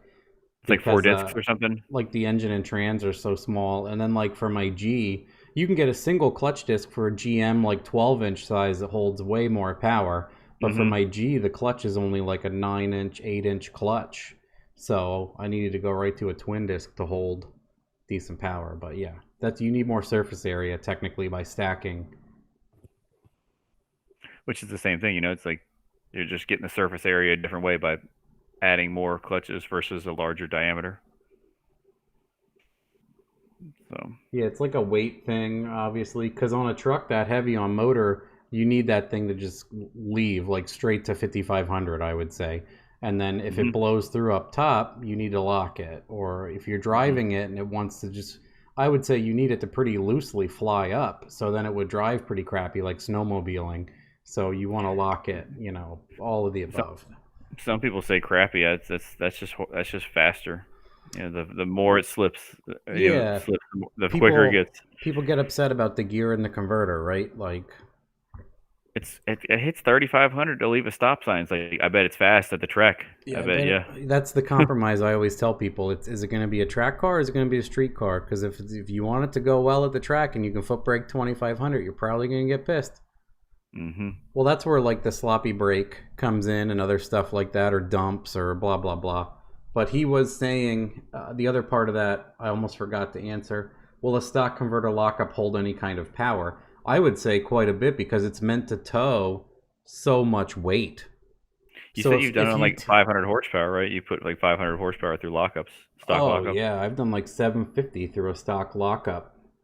I would probably wouldn't lock it wide open, No, absolutely not. But but yeah, on a dyno, that's a yeah. good that's a good answer that I didn't elaborate. I wouldn't lock it wide open. Because No. it's catching it. You know what I mean? Like you're the turbines spinning slightly slower than engine RPM, and it's trying to lock up, so Yeah. it's trying to bring that up to speed. Once But it's if it's already in, static, yeah, that's a funny question to answer, right? Because I'm assuming he's going to race it, or maybe he's going to half mile it. I don't know. yeah, But same thing. Like, I'd honestly, like, no joke at all. I'd love to see Joe come up with a strategy that works for the Holley and torque management because it would be cool to implement it with yours, mine, whatever, yeah. 4-speed car. Hmm. Oh, someone else had a question. I don't know if I'll be able to find it, but I wanted to ask it. It says, I can't find it, but it was, they have like a Jake's Performance D3 brake, and they heard from a lot of people, or they were going to get one or something, and they've heard a lot of Uh, people have inconsistency with trying to make it shift electronically, which, I saw that too. yeah, Um, I wanted to circle back to that and say, no, they you so have not. well, I'll I got one from Jake. He sponsored me, and he sent me one. Funny story. When I first met him, he said I didn't ask for anything, but he goes, I never sponsor people because you just never get any feedback from them. It's not worth my time. And like years ago, I was like, I needed axles, and I mean, I didn't need, but I wanted axles and a trans brake, and he was like, well, hey, what's your core? Do you have an early or late one? And I was like, a late. He's like, I'll mail you one. I was like, well, hell yeah. So he mailed me a brake, and I ran it flawlessly for a year or two, and I had just put a line pressure test report on my line pressure sensor on my transmission was data logging, and I started checking my like low 9-second passes from like 2 or 3 years ago, and my line pressure was like 150, 155 psi, and I knew it should be higher than that. And I was like, maybe the sensor's wrong, and I put a mechanical gauge on it, and it was right. I was like, this is not good. It's going to be burned up. So I took it out, took it apart. The intermediate showed a little heat. Um, but the AFL, the actuator feed limit valve, which they bore in every single one, they put a transgo valve in it. Um, it vacuum checked like below spec, below what you would want. So either like maybe the line pressure slowly damaged the finish of that bore and made it unhappy, and when the actuator feed limit circuit is there's a leak there, it won't make good line pressure. But nonetheless, lucky I have the tool to put the Sonics one in there, so I jigged it up and put I drilled it out, with a boring, what is it called, a reamer, and put the Sonics AFL valve in it, and then it was all good. So I don't know if their bit got dull over time, or if what that was the only issue I ever had with mine. I haven't heard anybody else talk about that. I reached out to Jake and I told him, I'm like, hey, I don't know if y'all have seen this before, but this is what happened to me. Um, but really, the only time people really have issues with it not shifting right, it seems like people think, and I know you know this, and a lot of people in the chat probably do. If you want it to shift at 6,500 RPMs, you cannot command it at 6,500 I think that's RPMs. a problem a lot of people don't understand about electronic transmissions So much is going on. they might be pissed off about if they type 6,000 in every gear and it shifts late Hmm. in first. There's a whole fluid path thing going on there. Yeah, you learn that once you have an HP tuner's car and you get them to shift correctly. In first gear, a fast car is usually pretty lively. So it's Yeah. gonna come up fast, guys. It's especially if Yep. it has a converter like yours. You need to preface that thing for what's going to happen, and then obviously in a later gear, it's going to take less time to make that Yeah. Well, decision. my race car, I had to command the 1-2 shift at I think like 5,900, 6,000 for it to complete by like 65, 6,600. So you got to give it a little lead. Like what's that movie? Marlon Brando, where he's like, how do you shoot him? You just got to lead him a little bit Yeah, more. how do you shoot women and children? Apocalypse Now. You You just got to lead them lead him more. lead him more or something. Yeah, But yeah, and you got to lead the converter a little bit more, or the I would transmission. say if you're just setting ADE up to shift electronically, you should go 1,000 before you want it Yep, to shift in first, as and a then baseline. 500 on the 2.3, and see what it does Yep. consistently. So then you know. Yep, I would agree, because like Corey's my guy that works for me that we're working with his 4L6D now.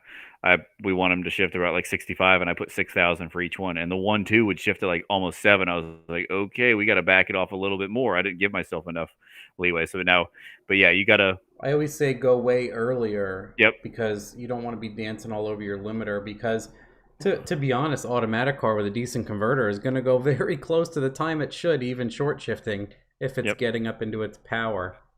What is Oh, it? he says interesting. He's been having the exact same problem. Yeah, it's not the valve body. It's you're electronically telling a valve to open to fill a circuit path. There's a whole lot of stuff going on there, and part of it is probably the computer wants to shift at a certain RPM. So by the time it gets there, if you're shifting the trans, you know it's coming up, and you do it early on your own. You're shifting it early on your own. Yeah, So a lot of variables. Are you measuring line pressure? How quickly is it going through the RPM range? Is the filter possibly coming unplugged or uncovered? How thick of the fluid is the fluid too thick and it's not sucking through the? There's so much, but yeah, that's just things to consider when trying to troubleshoot it. And that's the number one with an that electronic is leading it. that is an example of paying tuition right Yeah. there. I do that every day.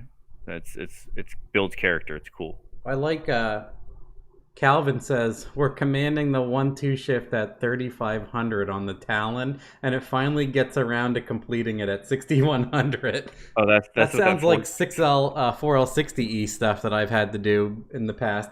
Command the that's wide what, open 1-2 at like 3 or like 2,500 to make it shift. hundreds across the shift pressure table the whole way. Shift timing 0. Yeah, that's a 4T80, which that's over my head. People tell me it's like a front wheel drive 4L80 as far as like the They're paying robustness of tuition it. on that right now, learning about the 4T80.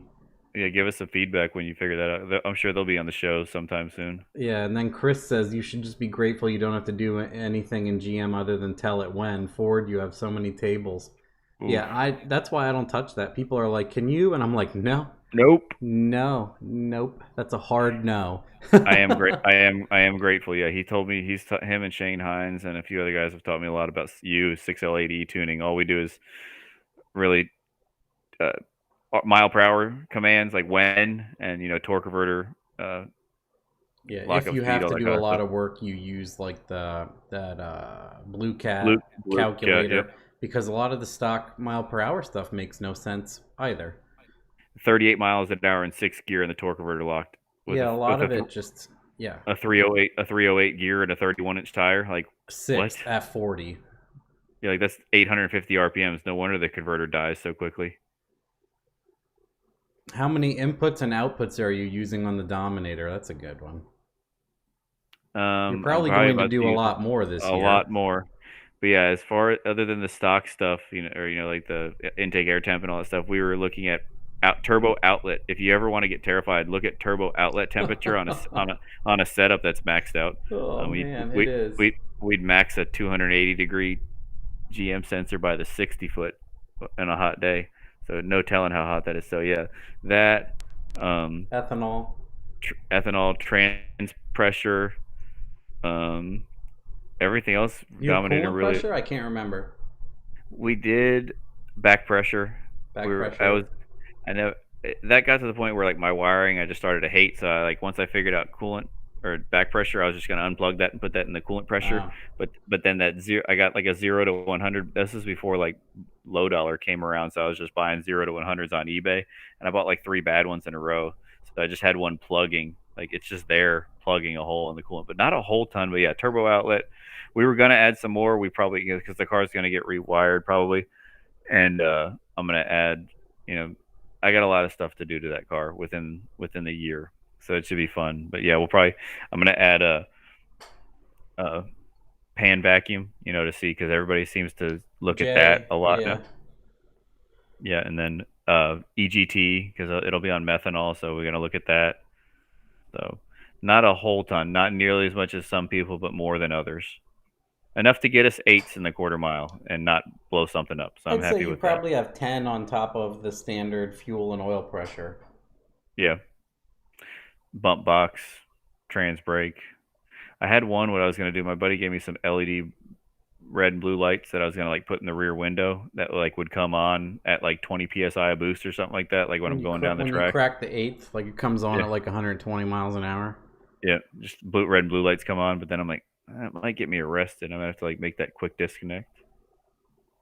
And then what did someone say? Someone said something. Oh, Dario says even air shifters have a delay. Yeah, it's one of those things you Hmm. learn. Like you learn to try to do stuff early or later. Like not like nitrous, you want to turn that off before you get to some sort of limiter, because nitrous will shoot through the limiter if you have like a wet kit and you're shutting off fuel or something like that. That's what was always fun when we would spray shitty cars that had like a fuel cut and you had like a Hmm. 175 on it and you could just wing that thing right past the rev limiter. It would leapfrog over it. Like it was like The it would tack would just be overshoot. like, you're like, whoa, okay.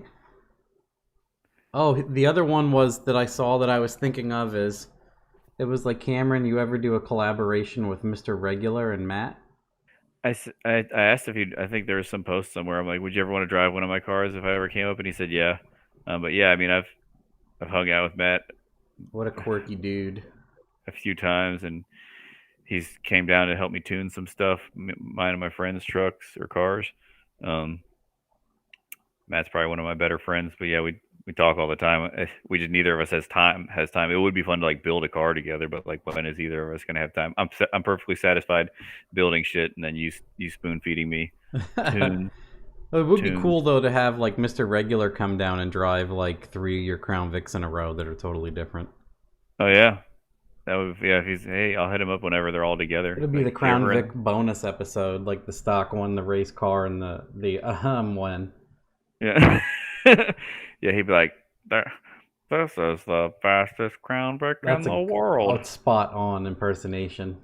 Keith does an even better one. Oh man, what a cool dude he This really is. this this has twin turbos in the grill.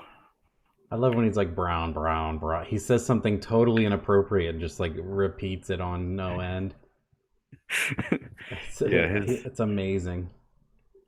yeah, that's another good channel, good business model. Drive other people's cars because everybody's a little vain. Everybody wants to be recognized, and then probably doesn't pay him anything. Just people get free exposure, and then sell T-shirts and 250,000 views for every video he throws out there. Like, good for him. There's a best way to control a 4L80E on a Cummins Swap C10. I I would saw that. say That's I've a used good that US question. shift controller and it works fantastic if you set it up correctly. It's Yep. really nice. And it has the switch to do like, you could do like a regular driving and a tow haul mode, which you're probably Hmm. doing with a Cummins C10.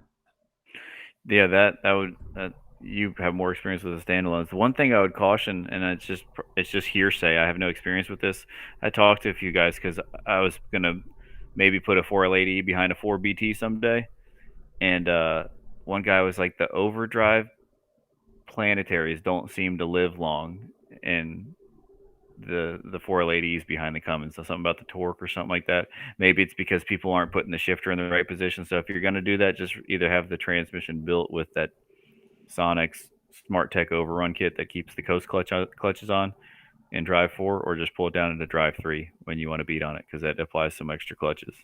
Jake is So Jake Schumacher is texting me right now. is he? He What's he says, saying?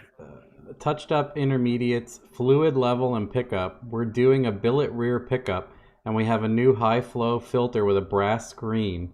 And our billet rear pickup will be the ultimate answer for 9 seconds and faster. Yeah, I'll buy one. Shut up and take my money. This is Yeah. Boost Kaboom, just right. This is, I can tell right away just by the wording. It's a regular quote. He goes, "My poop goes in now."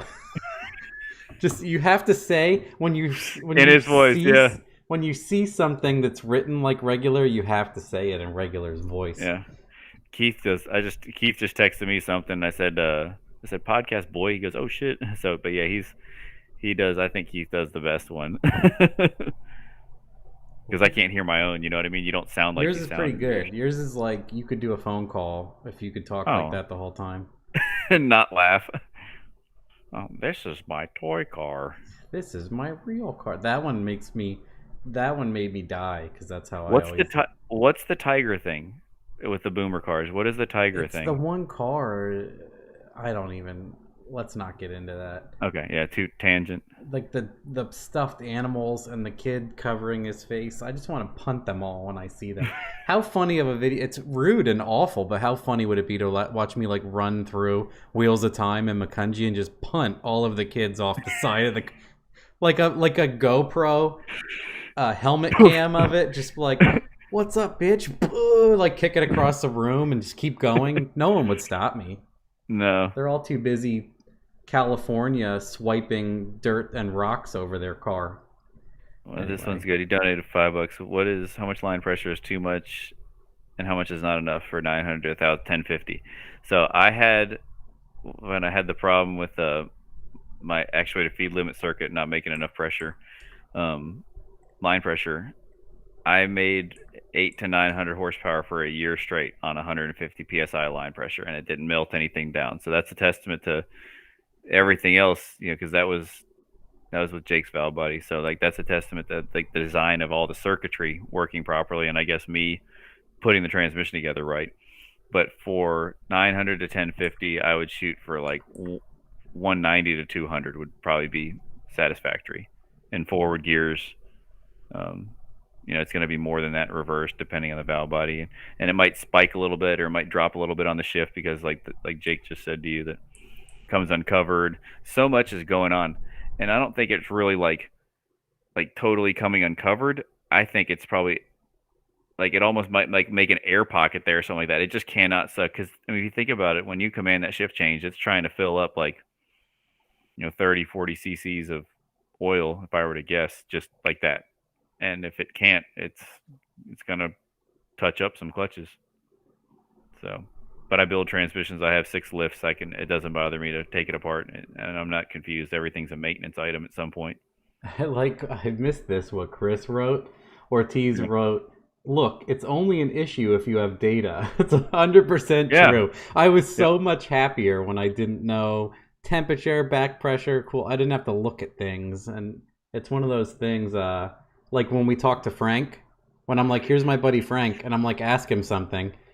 And, he's just like, people think I could knowledge bomb. They should listen. I actually asked Frank. I asked Frank if he would do a radio show.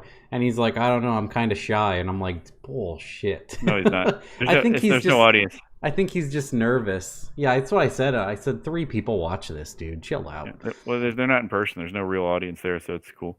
What did Keith Jesse just said something funny? He said, why are so many 6.0 2500s for sale with the description saying it has an Allison transmission? People are dumb. Some lady, man, this is so funny. Some lady came to my shop. She's probably not watching, with 140 something people watching. She was like, they're Army. They're like, my truck's an Allison. I'm like, what is it? And I'm like, it's a 98 2500. So like the OBS style. And I was like, what motor's in it? Well, even if it had the 6.2 diesel, it's still going to be a 4L80E. And I'm like, you probably got a 4L80. She's like, nah, my husband paid $5,000 to get it Allison swapped years ago.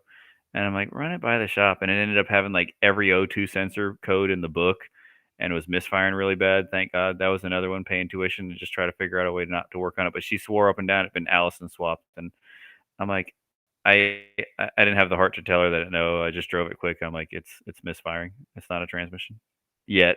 It will be though.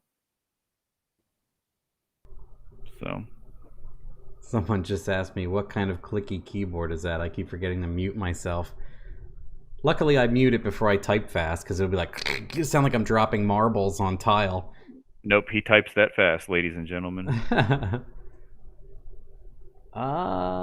This is funny. Monkey Fab goes, is it really possible to keep a TH400 from leaking outside of a vacuum?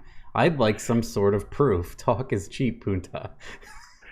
Uh, Tell him, or I'll tell him, take a can of brake clean and get some glasses on, put some hearing protection in, and an air blower, and blow the entire sucker off and blow it down, and figure out exactly where the leak is, and maybe I can offer some advice, because it is a 30, 40-year-old case. It might be the governor cover. So like the governor cover, I take them off and I flip them inside out.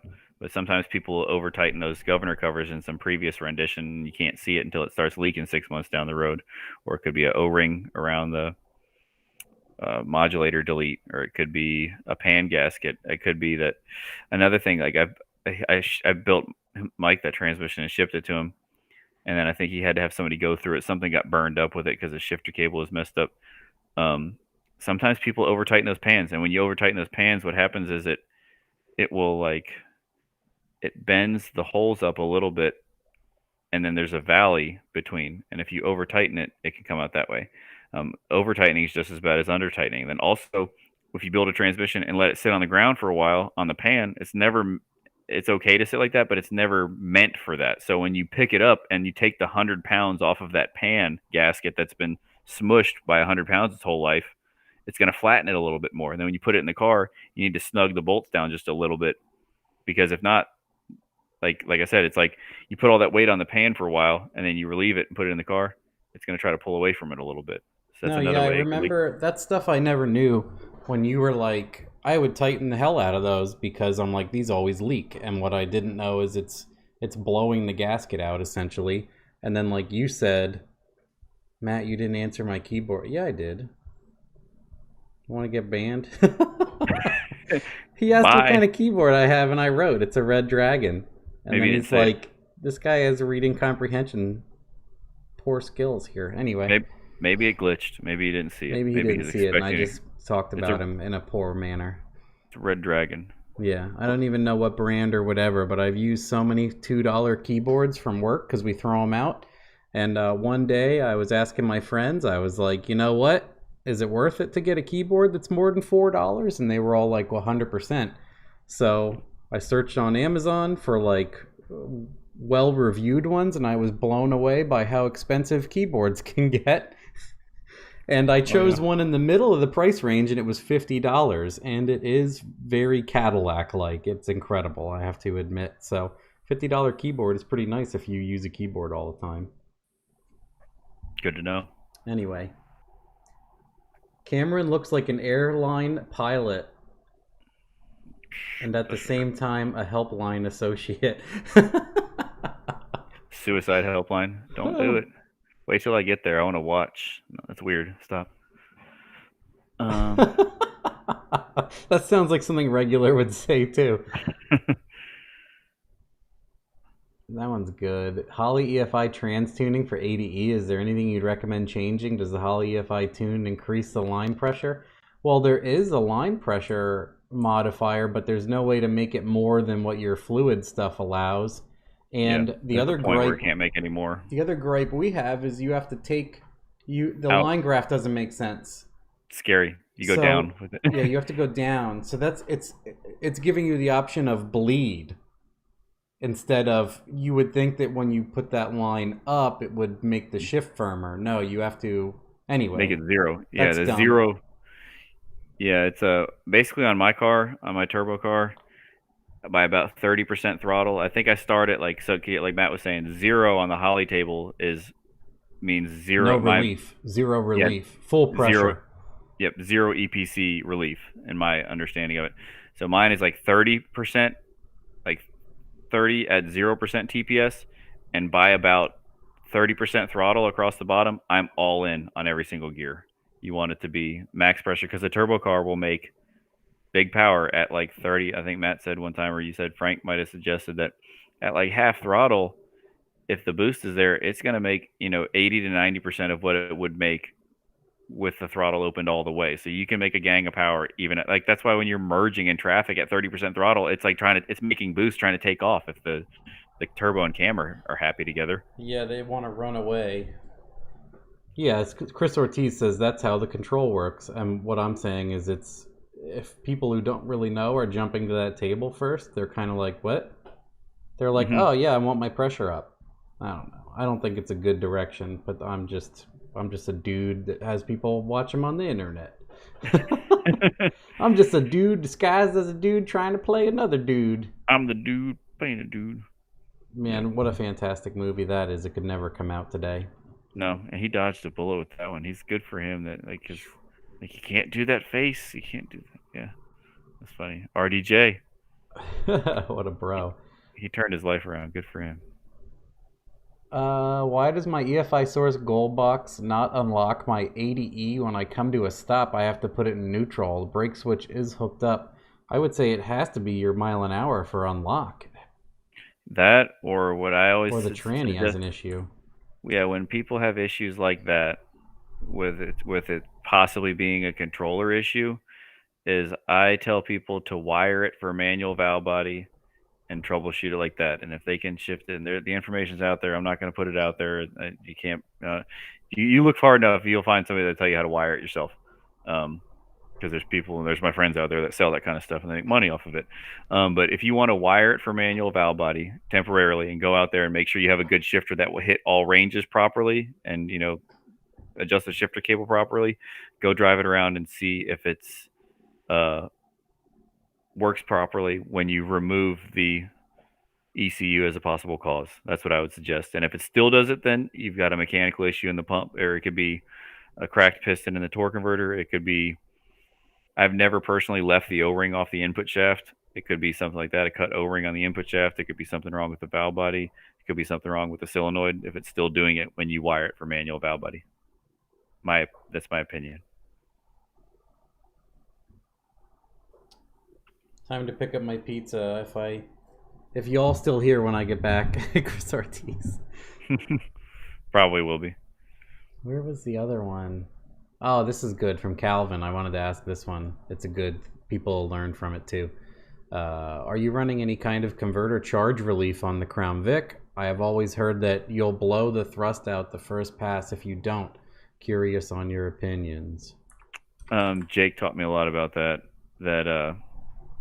I've never. That's one sensor I'll probably add. But he tells me, and he has a dyno, and there's no reason to lie, and he has light years more experience than me, that if you measure charge pressure, meaning the pressure, the line leaving the transmission going to the cooler, if you measure charge pressure when the torque converter locked up in a 4L80 or a 4L60, it basically goes to line pressure. So if you've got nearly 200 psi line pressure, it will go to like 180 to 200 psi right there, which everybody says will knock a thrust out.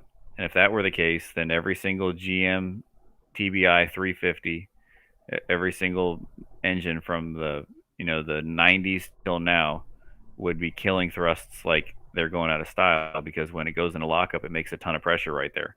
So there's a lot of things that what I see kill a thrust bearing is, if it was a transmission's fault, what would kill a thrust bearing the quickest would be standing on the brake too long. Because what's happening, if you're holding the brake, the input shaft is here, it's not moving at all. If the brake's holding, if your rear tires aren't moving and your transmission isn't slipping, your input shaft is not moving.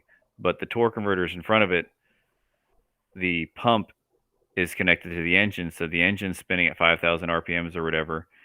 So you have 5,000 RPMs in one side of the converter and 0 on the other side.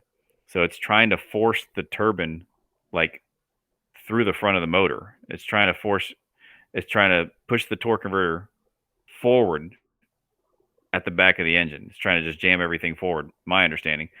So that, the crank spinning on the thrust bearing, that's going to be really hard on a thrust bearing. So that would be the only real way that it would be a transmission's fault, because the transmission always gets the blame. It's either a boost leak, somebody standing on the brake way too long. You had a aftermarket crank put in it and they didn't polish the crank right. Some guy didn't put the chamfer in the main bearing and you put enough oil there. That's the stigma of a transmission guy. It's like, you knocked my thrust bearing out. And there are times where a transmission may do that, but it just never really seems. It very rarely seems like it is actually the transmission's fault. Like you're not just going to put a transmission in a car and go drive down the road and shatter a thrust bearing. At least that's what I've seen, because I mean I've built some turbo 400s for mod motors, and all I really did is you restrict the converter feed a little bit, well, a lot of it kind of, and I mean they make 220 psi line pressure, and they're not knocking thrust bearings out every season. So I've got 3 or 4 out there, and they're all good. He says it's like a diagonal cut gear. We deal with that at work, and an excellent answer. Thank you. So I posted those 4 questions in there from Harry. He's the guy that bought my old house. Okay. He's a super nice guy. Sub 500 wheel horsepower build, 6,000 pound truck towing up to 10,000 pounds, 4L80 or 6L80. What should be done to either transmission to make it happy? Shit tires, so never going to have a big launch. I imagine it'd be a little turbo. If you can get a 6L80 in there, but then you'd have to find somebody that knows how to tune that type of, either a standalone computer for the 6L, or find somebody that can tune the Gen 4 stuff really well. A 6L80 would be very cool for that, towing that amount of weight, because having 6 gears in a truck that, I mean, I've ridden in a few. I've ridden in Keith's truck. I've ridden in some other people's trucks that are 6 speeds, and 6 speeds just drive nicer with gas motors, in my opinion. But either would work if you're not trying to pass the Cummins guys on the interstate with your trailer. 4L80 for that amount of power, that amount of weight, I would put a billet input shaft in it. I really like, a lot of people, I think there's some Transgo H22 questions in here. I'm not a fan of that kit, not because it's not effective, it's just because I can build transmissions, and Jake's kit is way more simple. I mean, the HD2 kit, you're like adding accumulator springs and drilling a bunch of holes, and it's a triple thick plate and all this other crazy stuff. Jake's, it's a plate, a boost valve setup, a spring. You drill a couple holes to your style of choice, and you're deleting accumulators. Leaving a seal off for the direct drum, leave a seal off in the center support, and just assemble the rest of the transmission properly. So I'm a fan of Jake's kit over the HD2 kit. But yeah, if you can find somebody to tune a Gen 4 computer or want to put a controller on, I like a 6L80, target 0 on the slip, lock it up in 4th, 5th, and 6th, or just 5th and 6th. I like that. Yeah. Shit tires, burn out. It doesn't only put a billet input in the 80E if you're going to do something. I would say it's not really his main use is going to be towing, so It might even just be all motor. So, and he's never going to launch it or anything, is what that means. So stock input on that. If you're going to do a 4L80E, let me now that I've read that a little more clear, let me rephrase. I would keep the accumulators active. I wouldn't put Jake's kit in that. I would use a stock plate and drill the holes a little bit bigger the 2nd and 3rd gear feed, because it's probably going to be a stock converter, and you can keep the accumulators active, so you're not spilling your coffee trying to shift down the road with a trailer on the back.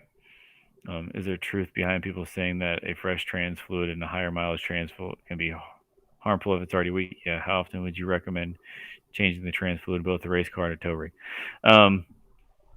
Race car, I would do it annually. Just the pan drop. A tow rig, probably every 40 to 50,000 miles. And then, yes, the theory behind fresh fluid being harmful is what happens is if you change fluid in like a 200,000 mile transmission, there's deposits in the transmission, and it can break them loose, and then they'll go to the filter. If you replace the filter at the same time, it'll go to that fresh filter, and it'll plug that filter. So then now you put new fluid in it, but you're plugging the filter with deposits being broken down by the fresh fluid. So when people call me up, and I won't go down that soapbox. It's like a blood clot. It's like a stroke. Yep, I would agree. Well, in his last one there, I only pasted part of it. Okay. What are some harmful things people commonly do to 4L80s, either driving style or part selection, that could be easily avoided? If it doesn't have, Sonics makes a kit called a Smart Tech Overrun Kit. It keeps the overrun clutches on when the shifter is in drive 4 and in reverse. Without that kit, it's just a little tiny sprag holding it when you're in drive 4. So pull it down into drive 3 if you're going to womp on it. If you don't have that kit in there, which if you don't know what that is, then you don't have it. But yeah, that's probably the biggest weak link on those, because like the six. I don't know. It's scary when you look at that one little part because you know the guys with the 2,500 trucks that tow lawn trailers. They got somebody else that doesn't own it, drives that thing. They're flooring it everywhere. It's amazing that Sprag doesn't break more when you see how small it is when you build them. But yeah, just if you're gonna beat on it, pull it down into drive 3. It will still shift 1, 2, 3 from a stop sign. And then when you get to the highway, go into drive 4, so you're in overdrive. Part selection, really just if you're probably going to make 700-800 horsepower with that kind of weight, it would need a billet input shaft. Other than that, make sure it's full of fluid and tuned properly. I would say a big one is power downshifts. People just not pulling it down. Power downs are like, because I hear the diesel guys do it, like they're like, oh, I gotta soot this guy, or I gotta make noises. So they're in like whatever most of those have, 5-6 speed, and they stomp it, and it goes to like second or third, and then they lift. Oof, yep. Like it's partly engaged, partly swinging down, and then they lift to make turbo noises. That's the worst stuff that someone can do for no reason to easily avoid.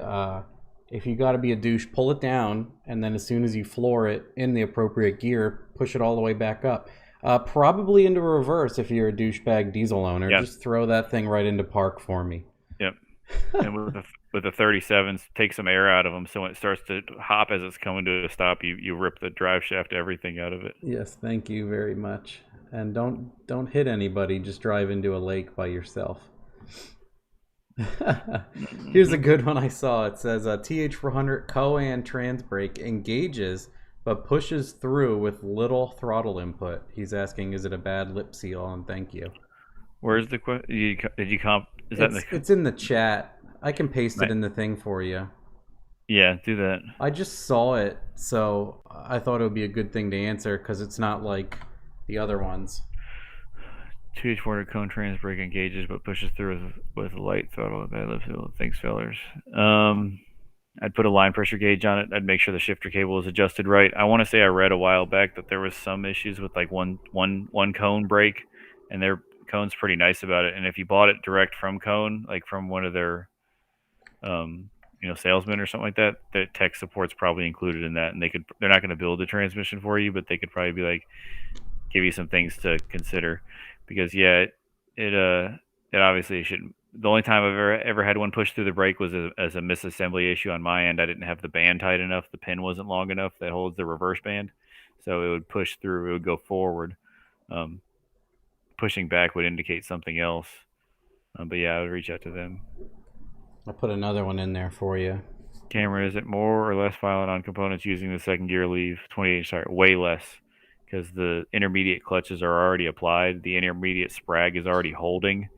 And really the only thing that's everything's loaded. When something's already loaded, it's a lot happier. Jake tells me he theorizes that you could use like a stock 8-element roller clutch turbo 400 drum up to like 1,500, 2,000 horsepower in a second gear leave, because it's already stopped. That's why the people, or that's why I say, and other transmission builders will say, on the 1-2 shift, try to shift it around 6,500 or less with the stock direct drum after a certain amount of power, because a Sprag sitting there holding, and the intermediate clutches are splined down to that, and they're spinning with it. And then when you apply the intermediate piston, it instantaneously, almost instantly, stops the direct drum. So 34 elements is better than 8 when you stop it on the 1-2 shift. But if it's already stopped, if you're leaving in second, it's already not moving. It's really just the force of the Sprag pushing out a little bit on the outer race. So yeah, it's way less. It's way nicer. John Hedrick and them with that Mustang, that red Mustang. I think it's white now. It's been him and John Capizzi are like side by side with the stock bottom or the stock block LS stuff. Yeah, they have like it's filled block and methanol and everything. Yeah, they have a second gear lead 400, and he hit me up one time because we talk occasionally, and he was like, "Hey, I lost all forward gears." I'm like, "You broke the forward hub," and he sends me a picture of it. This car has been 450s at the time, and he sends me a picture of the broken part. I'm like, "That is a stock turbo 400 forward hub." I'm like, you're kidding? I'm like, because he has a bunch of other stuff in the transmission. I'm like, that's got to be a world record. So they've been 450s in the eighth, the stock turbo 400 forward hub, which is weaker. It's the weakest of them all because when I build a 400, I put a 4L80E hub in there because they're at least steel. The other ones are like cast something else. But yeah, to give you an idea of how much nicer second gear leave is to stuff as they went, they made 13, 14, 1500 horsepower with the stock turbo Well, I 400 would forward say hub. it's all because it's not reversing it immediately. So I don't know if people got all that, but when one of those autos is in first and it goes to second, it just immediately is slamming it in the other direction. So if you can avoid that It's going change to be happier. entirely, it's going to be much lighter on. Yeah. Ryan Jans goes cast stock hub. Holy shit. I'll tell him I'll text him a picture of it. I had John. He etched the time slip like time in it, he was because I helped him out. He's like, "What can I give you for helping me with all this?" I'm like, "Just mail me a piece of your hub. It's in the top of my toolbox." Not that I didn't believe him, but I was like, "That's fucking insane." The this one's just probably an easy answer. If the goal for a car is a Fox body naturally aspirated cruiser with a 4.8, is a 60E a better choice than an 80E? Absolutely. I would I, say also I because of the gear ratio on first is going to feel way better. absolutely. It would be fun if I. The reason I'll probably never put a 4L60 in something is because the only cars I care about are 4,000-pound American sedans, and I want to make power. But if I ever did build a light car like that, I would absolutely not hesitate to put a 4L60 in it because, like I said, I eat crowed. Grady taught me a lot about those things, man, and there's a cutoff as far as horsepower for them. Well, somebody asked me earlier how far we pushed one. We had one in my partner's truck. It's the truck you tuned, the white regular cab short bed truck. Mm-hmm. We had everything Sonics, Transgo, and the 4L79 drum. We had everything they made The for it. whole catalog. Everything. Yeah, we probably had $5,000 or $6,000 in it. Jake's triple disc converter, everything. We went 681 with it in the eighth, and we were like, you know what? We should probably take this sucker apart and sell it. Well, it's still worth something before it catastrophically fails, and we still got a couple parts left over from it. But we went 681 in a 4,700-pound truck, so we made about 700 horsepower in a 4,700-pound truck. Which it did make 720 on the dyno. Yep. All and in. it I don't know when it would be fine. I don't know how long it would last, but we're like, it's a business decision for us at that point. We can either have a yard sale and have nothing and try to be cool, and yeah, we went fast with the 4L60, or sell it while it's worth money. So that's what we did. Sky Schmidt says Crown Vic or Marauder. Crown Vic. Marauders are cool to look at.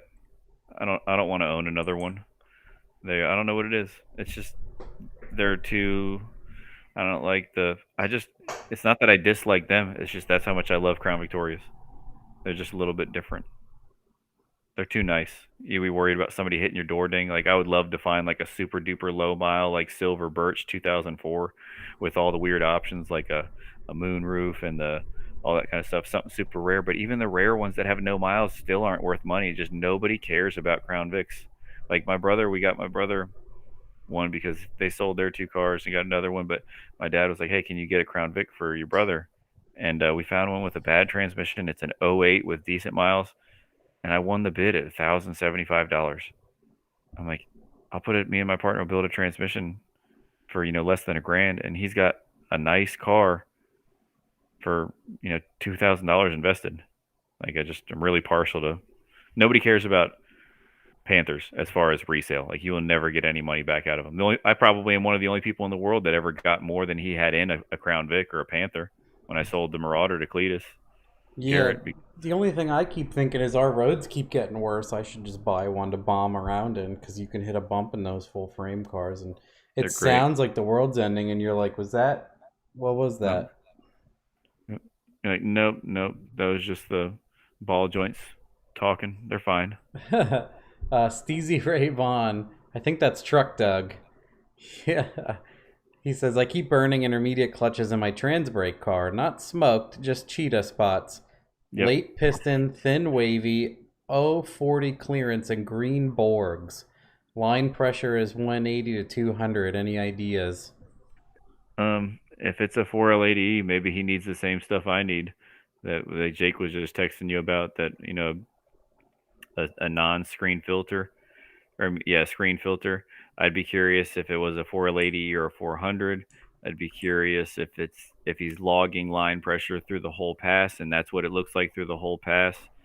Um, Fluid level, shifter adjustment.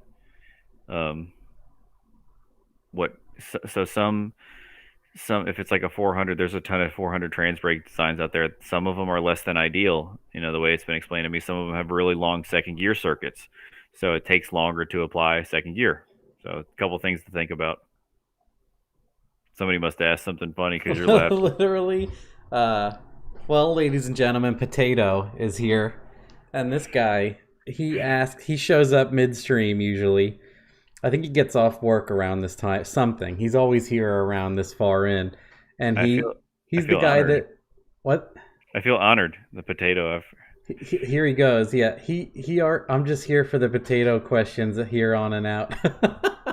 He's the one that always does the "What's your biggest hammer and will you show it to us?" And then We go grab it. he goes, "What's the biggest knife you have in your vicinity and will you show it to us? What's your favorite flavor of crayon? How much horsepower does a car make that Cletus bought?" But he can just bomb Rattling. questions. And what's funny is every other one is good and every other one is silly, how should we say? But it's nice. It breaks. What I like is you go on, like I said, you get people glazing over too much. Yeah. So it's funny to He'd be that guy that would come to us at LS Fest and be like a total introvert, but would be funny and cool. Mm-hmm. He'd be like, I am Potato 33 or whatever his name is. I don't have a big knife in my vicinity. I'm in my front spare bedroom. It was actually a formal dining room that the previous owners turned into a bedroom, so I overpaid for this house because it's a 4-bedroom now. But what are some of the other questions? My hammer, I'd have to go to the garage. Well, no, I mean, it's just funny. You don't have to take too much into him. He actually asked a question. Watch my dogs here. Cletus. Oh yeah. Probably makes. What was it making? Never on a dyno. Yeah. Holy crap, that's hot. Well, remember that one time we had race gas in it when I got pulled over for doing 105, and at the top of the gear, the fuel flow was showing like what 600-700. Yeah, I would assume the amount of boost we could run with that turbo and everything else. I would assume 650 wheel, but who knows? Like when he's got it on, yeah. When you were getting it running, you're like, I just don't want to pop this before he buys it. So yeah. It was all conservative. And isn't that funny how he's beating the dog shit out of it and not a care in the world and hasn't hurt the engine? Yeah. And I was over here paranoid about it. We were like, 2 pumps and some injectors, dude, and pinning. Was it a billet Gen 1? Billet Gen 1. I mean, that'll go 800 tire in a good setup. So that's what it's capable of, like another 200 horsepower from what it, it probably makes 600, but who knows if he's done very simple additive, adding fuel to it would do a whole lot. Yeah, who knows what tune he's got it on or anything. It probably makes an honest 5 or 550. Oh yeah, he says, what's the solution for the backfire on the 1.2? No idea. No idea. I think I thought I had the bung that Holly sent with it, and I think it wasn't deep enough. I don't think it was getting the bung deep enough in the downpipe. So my theory is maybe it's giving a false condition, and maybe it's richer than it really is. I reached out to him. I told him that I know they got a fab guy, and I know they got way more important projects. So what I would have done if I still had it was put a deeper bung on it to get it deeper in there. I know you looked at the tune. There's nothing weird in the fueling going on there. It's either that or something glitchy. I mean, because we changed wide bands, I changed injectors because I had decaps, and it did it once in a while. I put Snake Eater in there. It did every once in a while. And then I was like, it's got to be these, something like that. I bought the Deca 80s because that those are, the tried and true. Still did it. So it wasn't an injector problem. Wasn't a wide band problem. Plugs, coils, swapped it on from like your race car because obviously that doesn't have a problem. Yeah, I remember that. Yeah, and this is one of those things that drove you crazy. Absolutely, because he's like, this car should be done. Everything else works. Like I said, get the Dakota Digital box, and you got everything to work. And it's just one of those things. So I don't know a solution. So if it were me, and if I had all those computers that I'm sure Garrett has, I would take another Terminator X from somewhere else, and bolt it to it quick and flash the firmware and the software and the tune in it and see if it goes away. Not that anything's wrong with Holley, but if I had parts laying around, I just start changing stuff. Ortiz actually says V2 is buggy, which I obviously trust Chris. Yeah. So V2 has some issues, huh? So if you can go back to 120. Interesting. Yeah, I would just start shotgunning stuff at it, but that was one of the little things that drove me nuts about it. And it would only do it for you like every 10 times. I'm on a podcast, honey. Oh, love you. Huh? Oh, okay. I think they were watching me on the big screen out there. It's funny. Oh. Holland just came in. We're watching you. That's funny. You're an internet star. I mean, that's so cool. I imagine being innocent. I was like, that's so cool. You're going to be on YouTube. It's like anybody can do it. It's like, so that's cool. What did someone asked? Oh man, there was something, but I'll just jump right to. Oh no, he's not running the Colorado one. No, someone asked if you're running the Colorado Dominator, and you bought your own. The Colorado Dominator went to Whack Shack with the Mustang guys. Yeah. Lots of drive-by-wire issues I've seen on 2 get fixed by going to V1. Well, damn, my G is a pain in the ass sometimes with the drive-by-wire. So, worth a shot. All right then.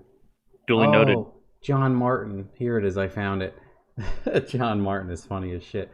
Can a squatting truck hurt the transmission, or is it solely restricted to your reputation? Ow. I would say if it would kind of help it because you're getting more fluid at the back of the pan for the filter. There's nothing like inside of the transmission that's getting lubed by gravity, so I don't think it would hurt anything. So I think it would only hurt your reputation. But you know what, man? Maybe I'm just a hater.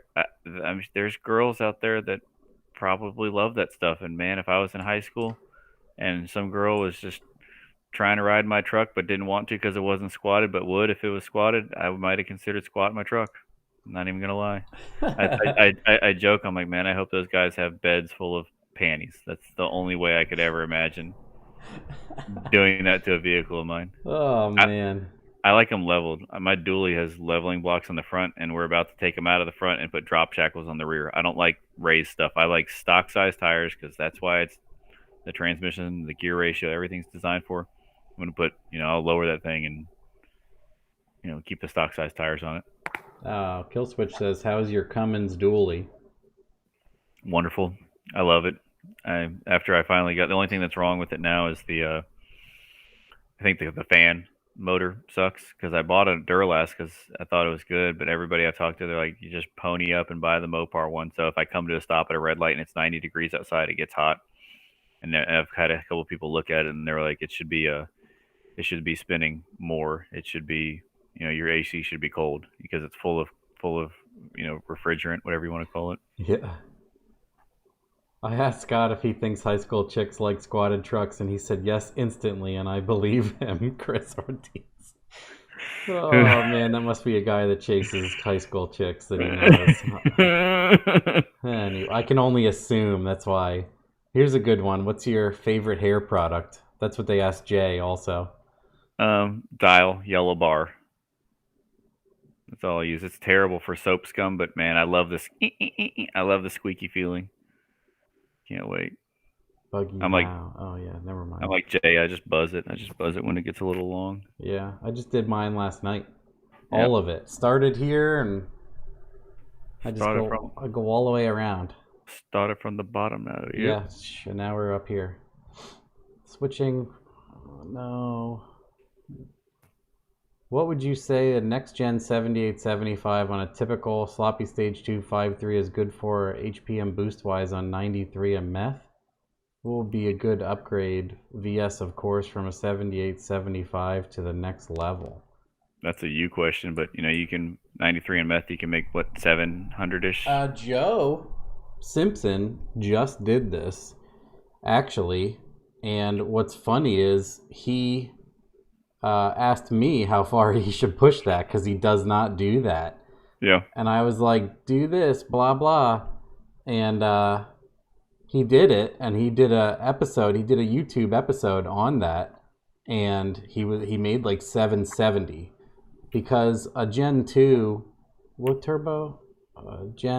Next Gen 78, they'll go far. If it's a Gen 2 billet 7875 with the 4-inch downpipe, I've made 930 and ran out of injector. Think about that. It's incredible. You said 930? 930 in Andrew Fleming's Colorado. Yep, I remember that. And we ran out of injector with 1300s on ethanol. So, oh, Jamie's here. Back for more. She says, "Oh, are we talking about getting your hair did? What is this?"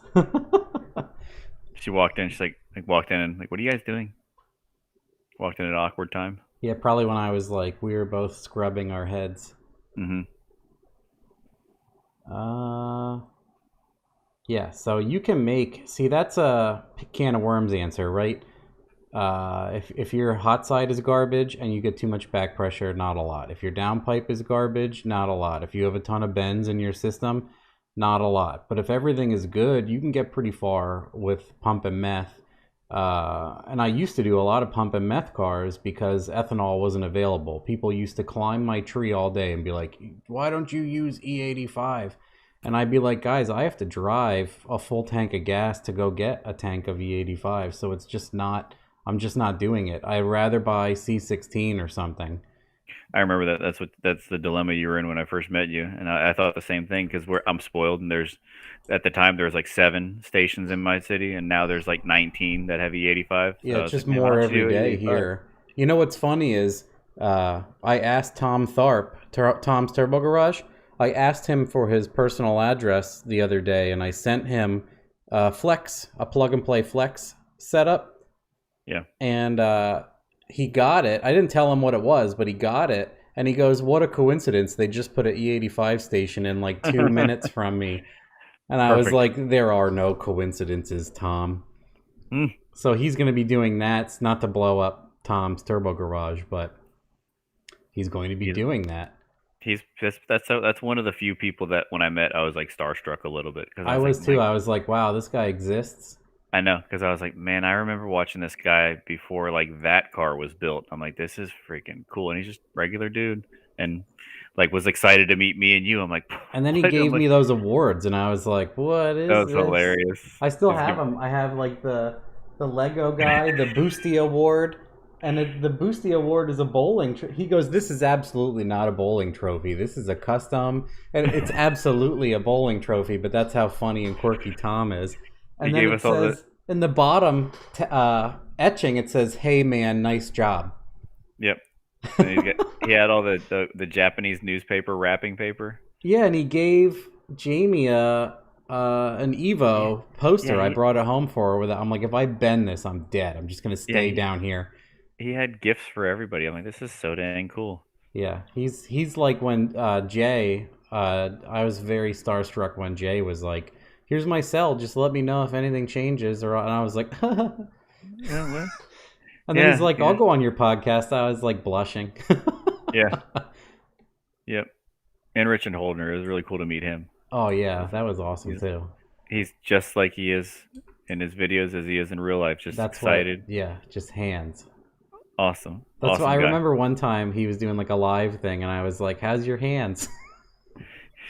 It was cool hanging out with him and Brian Tooley because I'm like, man, I'm not short because we're all the same height. I might even have an inch on Brian Tooley, and that was another one. I was starstruck to meet Brian Tooley because he's another super down to earth guy. Well, everybody says nicest guy in motorsport, and that's what everybody I know says. So. I heard him cuss one time. It was on a podcast. He was talking about. He said. Somebody here probably has watched it or heard it, and I'm going to misquote it, but he was talking about when he was working for Summit or something like that, and basically the guy was talking to him, and he said, results are the only thing that matter. Everything else is bullshit. And he said that. I think it was okay for him because he was just repeating what somebody said to him, but I've never heard him say, oh, this is bullshit. Yeah. This is the Mordor Vehicle Lovers Anonymous, right? Yep. I just Absolutely, love. I love four doors. I mean, I like it because I remember all my friends. Like, one of my friends had a two-door Jeep Cherokee. One of my friends had an Acura Integra two-door. I just hated in high school. You know, lean the seat forward, and then you I got to don't know get in the why back seat. they're like has to be a coupe. I'm like, okay, Nope. I wouldn't take actually, I might if I could sell it, but I wouldn't take a Cadillac CTSV coupe for free. I can't stand coupes. no, I no don't know what. thanks. Four doors. Preferred footwear to work: casual, track. Um, I like the. I'm really liking the Skechers that have like the foam sole, but I'm about to email them because I'm not a heavy person and I don't think I have bad posture. But the inserts are glued in, so you can't replace those.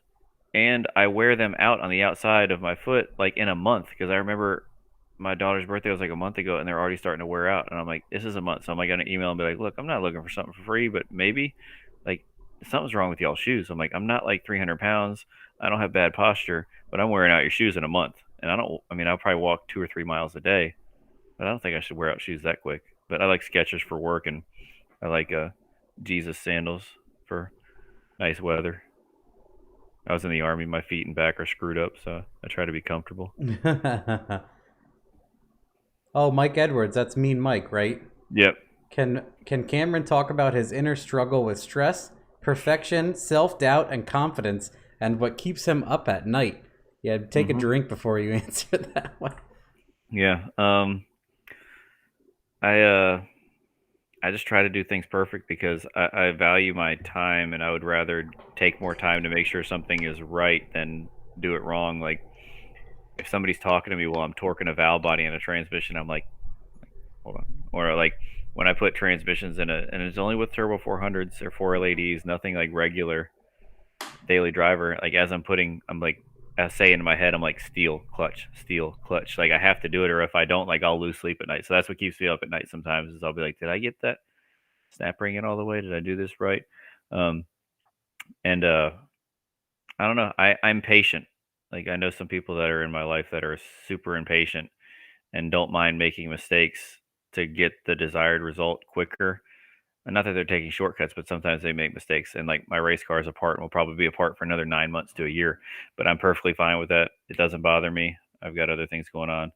So like I guess it's a good balance that I'm patient and I don't mind doing things right. But yeah, I do struggle with making sure I did it right because I've done a lot wrong, in hot rodding life, etc. So I try to take my time with some things. I try to teach other people that too. I just texted you a picture that Jake's sent me of a CAD design of the swinging pickup, it looks like. And Oh I am damn! going to go make myself a nice iced coffee now. So you can, I pasted you like a 3-part question. That should keep you busy by the time it takes me to make some coffee. Nice coffee. That looks dope. And it looks like it bolts to the valve body too. All right.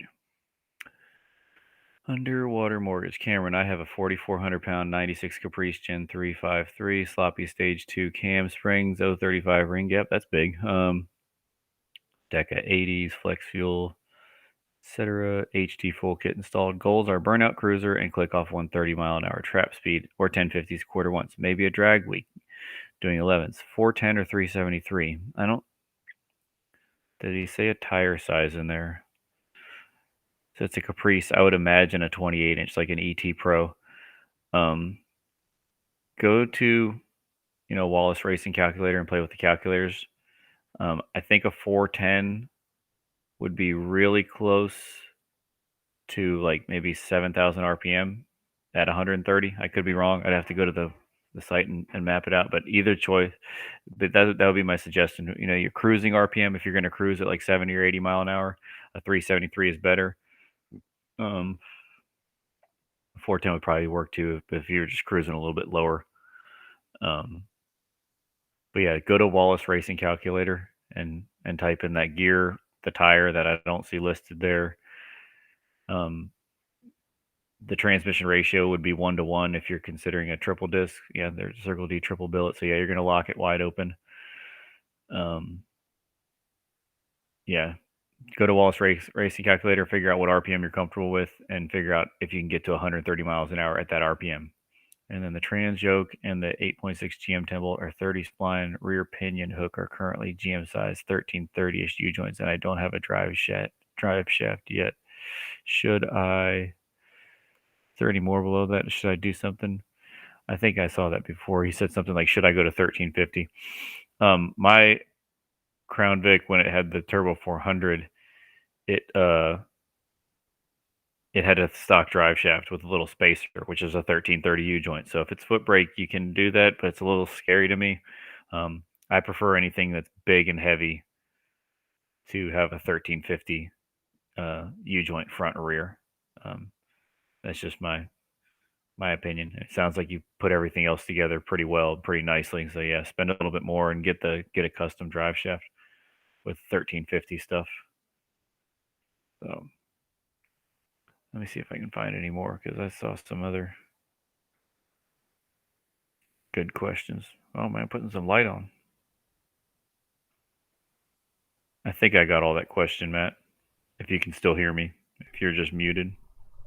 Yeah, I just muted, so and I'm like Gotcha. running through here and kick my fan across the room and curse and whatever and pick up a turbo and throw it.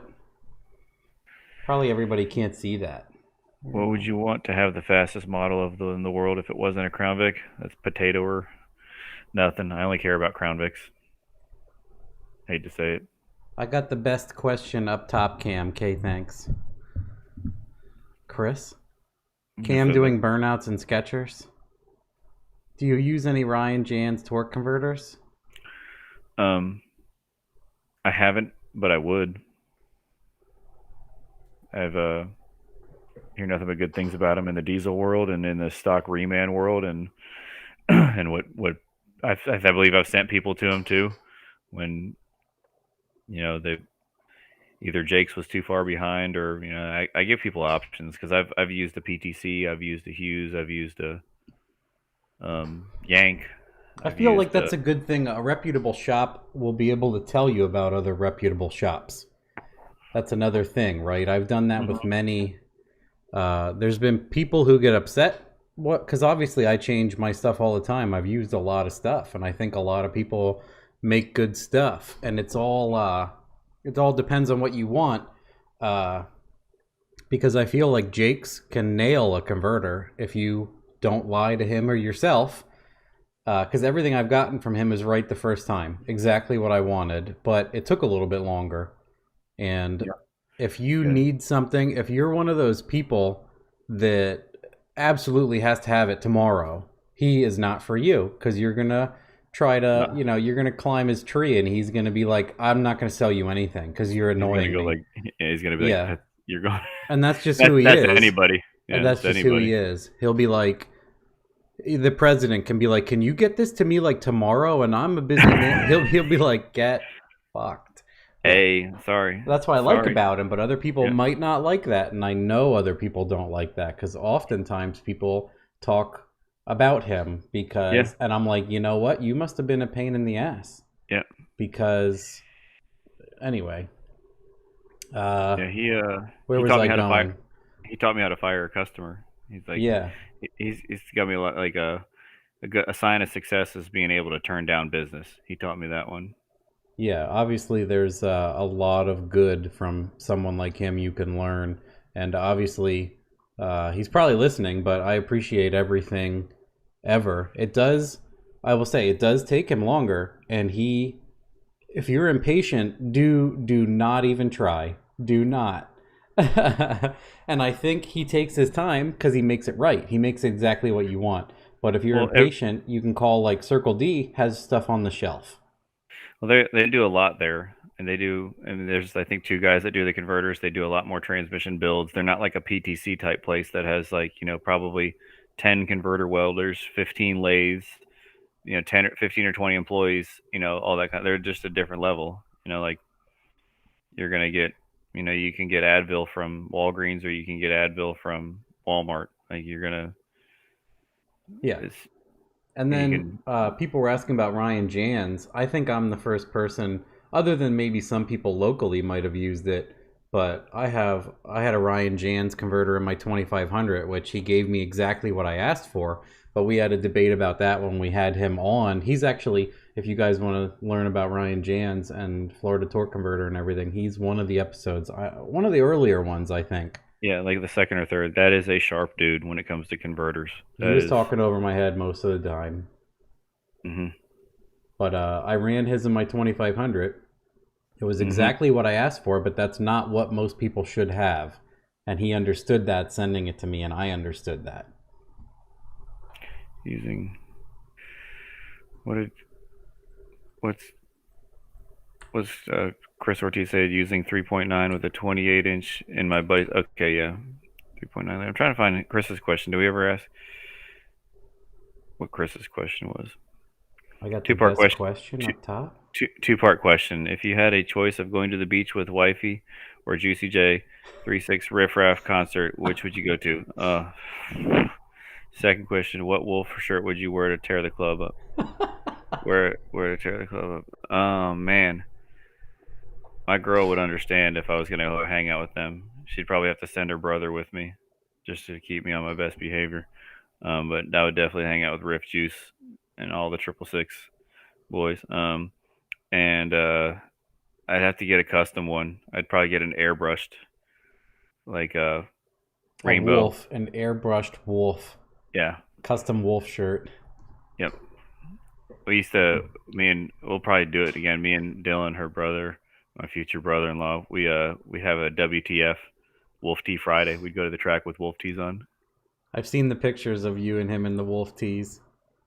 I'm gonna start doing it. That's why I'm building one of these cars that I've got going on, because we went to Midnight Madness the other night with the guy that works for me in his Camaro, and that shit was fun because I like to put on a show for people. And there's a lot of stuff running like sevens in the eighth, but like when you go out there and like hang a tire or go fast in a big car and go sixes, the crowd goes nuts. It's fun to put on a show for people.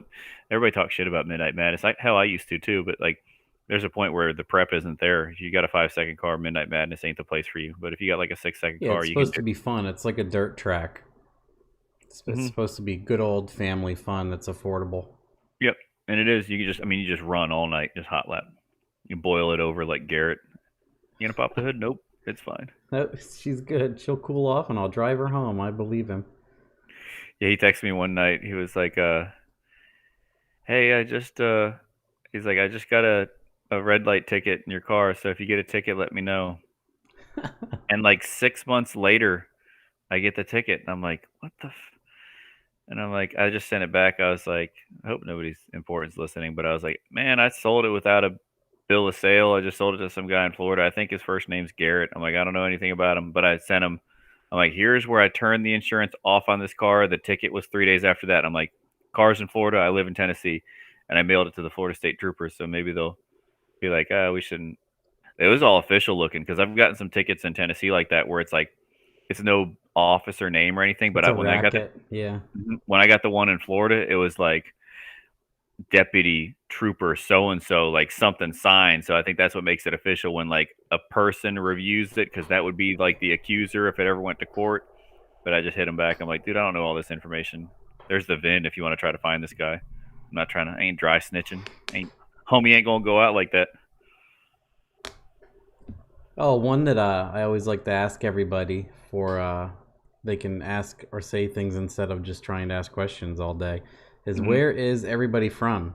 Because when I ask that, it's cool to see where Yeah. people are from genuinely, and it's not to wind up the crowd or I don't know some BS. But anyway, Let's see this one. OEM trans or what? You go ahead. I, You I, choose. want, I want to read this one. It says 480 C10 Turbo 6.8 Terminator X HD2 kit, single disc Jake's fourth. Cruise the input, start surging approximately, come out of throttle, it stops. Also, if I excel it harder, it goes away. I mean, that could be so that's why I'm not a fan of single discs and anything heavy. And if I were to guess, Cameron, their converter guy, probably try to talk you into a triple, because singles, like I said, the clutch just isn't as wide as a stock one. So I put a triple in anything heavy. It could be the converter clutch slipping which if it is, it could be related to the transmission build. It could be a torque converter circuit leaking. It could be an issue there. Or if it's not that, he's watching the Terminator, so yeah, you could watch slip RPM there. It could be an engine misfire. When you accelerate harder, it goes away. That could be because the torque converter is unlocking when you floor it. So I would just try to determine if it is actually the torque converter slipping, which it might be the converter's fault. It might be the transmission's fault. There's a few things that could cause that. Cameron, how far will a stock intermediate shaft in a 4L80 go, turbo 400 go? I went eights with the stock one. I think that's another thing we touched on earlier, where it's how much RPM is it dropping on the shift. It's going to be nicer to the shafts. I have seen the dude Scott Brown with the Capone Racing car. He broke a stock 4L80 intermediate shaft. I didn't. So it's all like sometimes they do, sometimes they don't. I've got a billet one in mind now, but I have seen people make dumb power with the stock 4L80 or a stock turbo 400 input shaft. And like one of Caesar's friends was like 1-2ing in like the 8,000 range, and we're like cringing. Mm-hmm. But he's doing it. He probably had like a PTC. Oh, you were saying softer or whatever up top.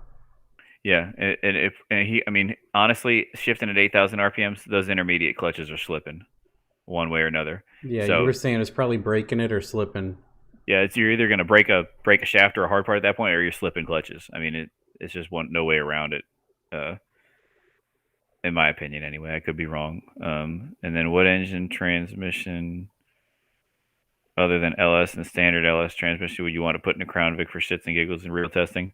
This potato, I'd love to do a Hellcat swap, like buy a whole Hellcat pullout. That'd be fun. But I mean, I don't have $15,000, but I think it'd be fun. I want to put everything in a Crown Vic. I'm already doing a couple other things in the future. It'll probably be 2 or 3 years before some of these projects are done, but I've got some stuff in the works.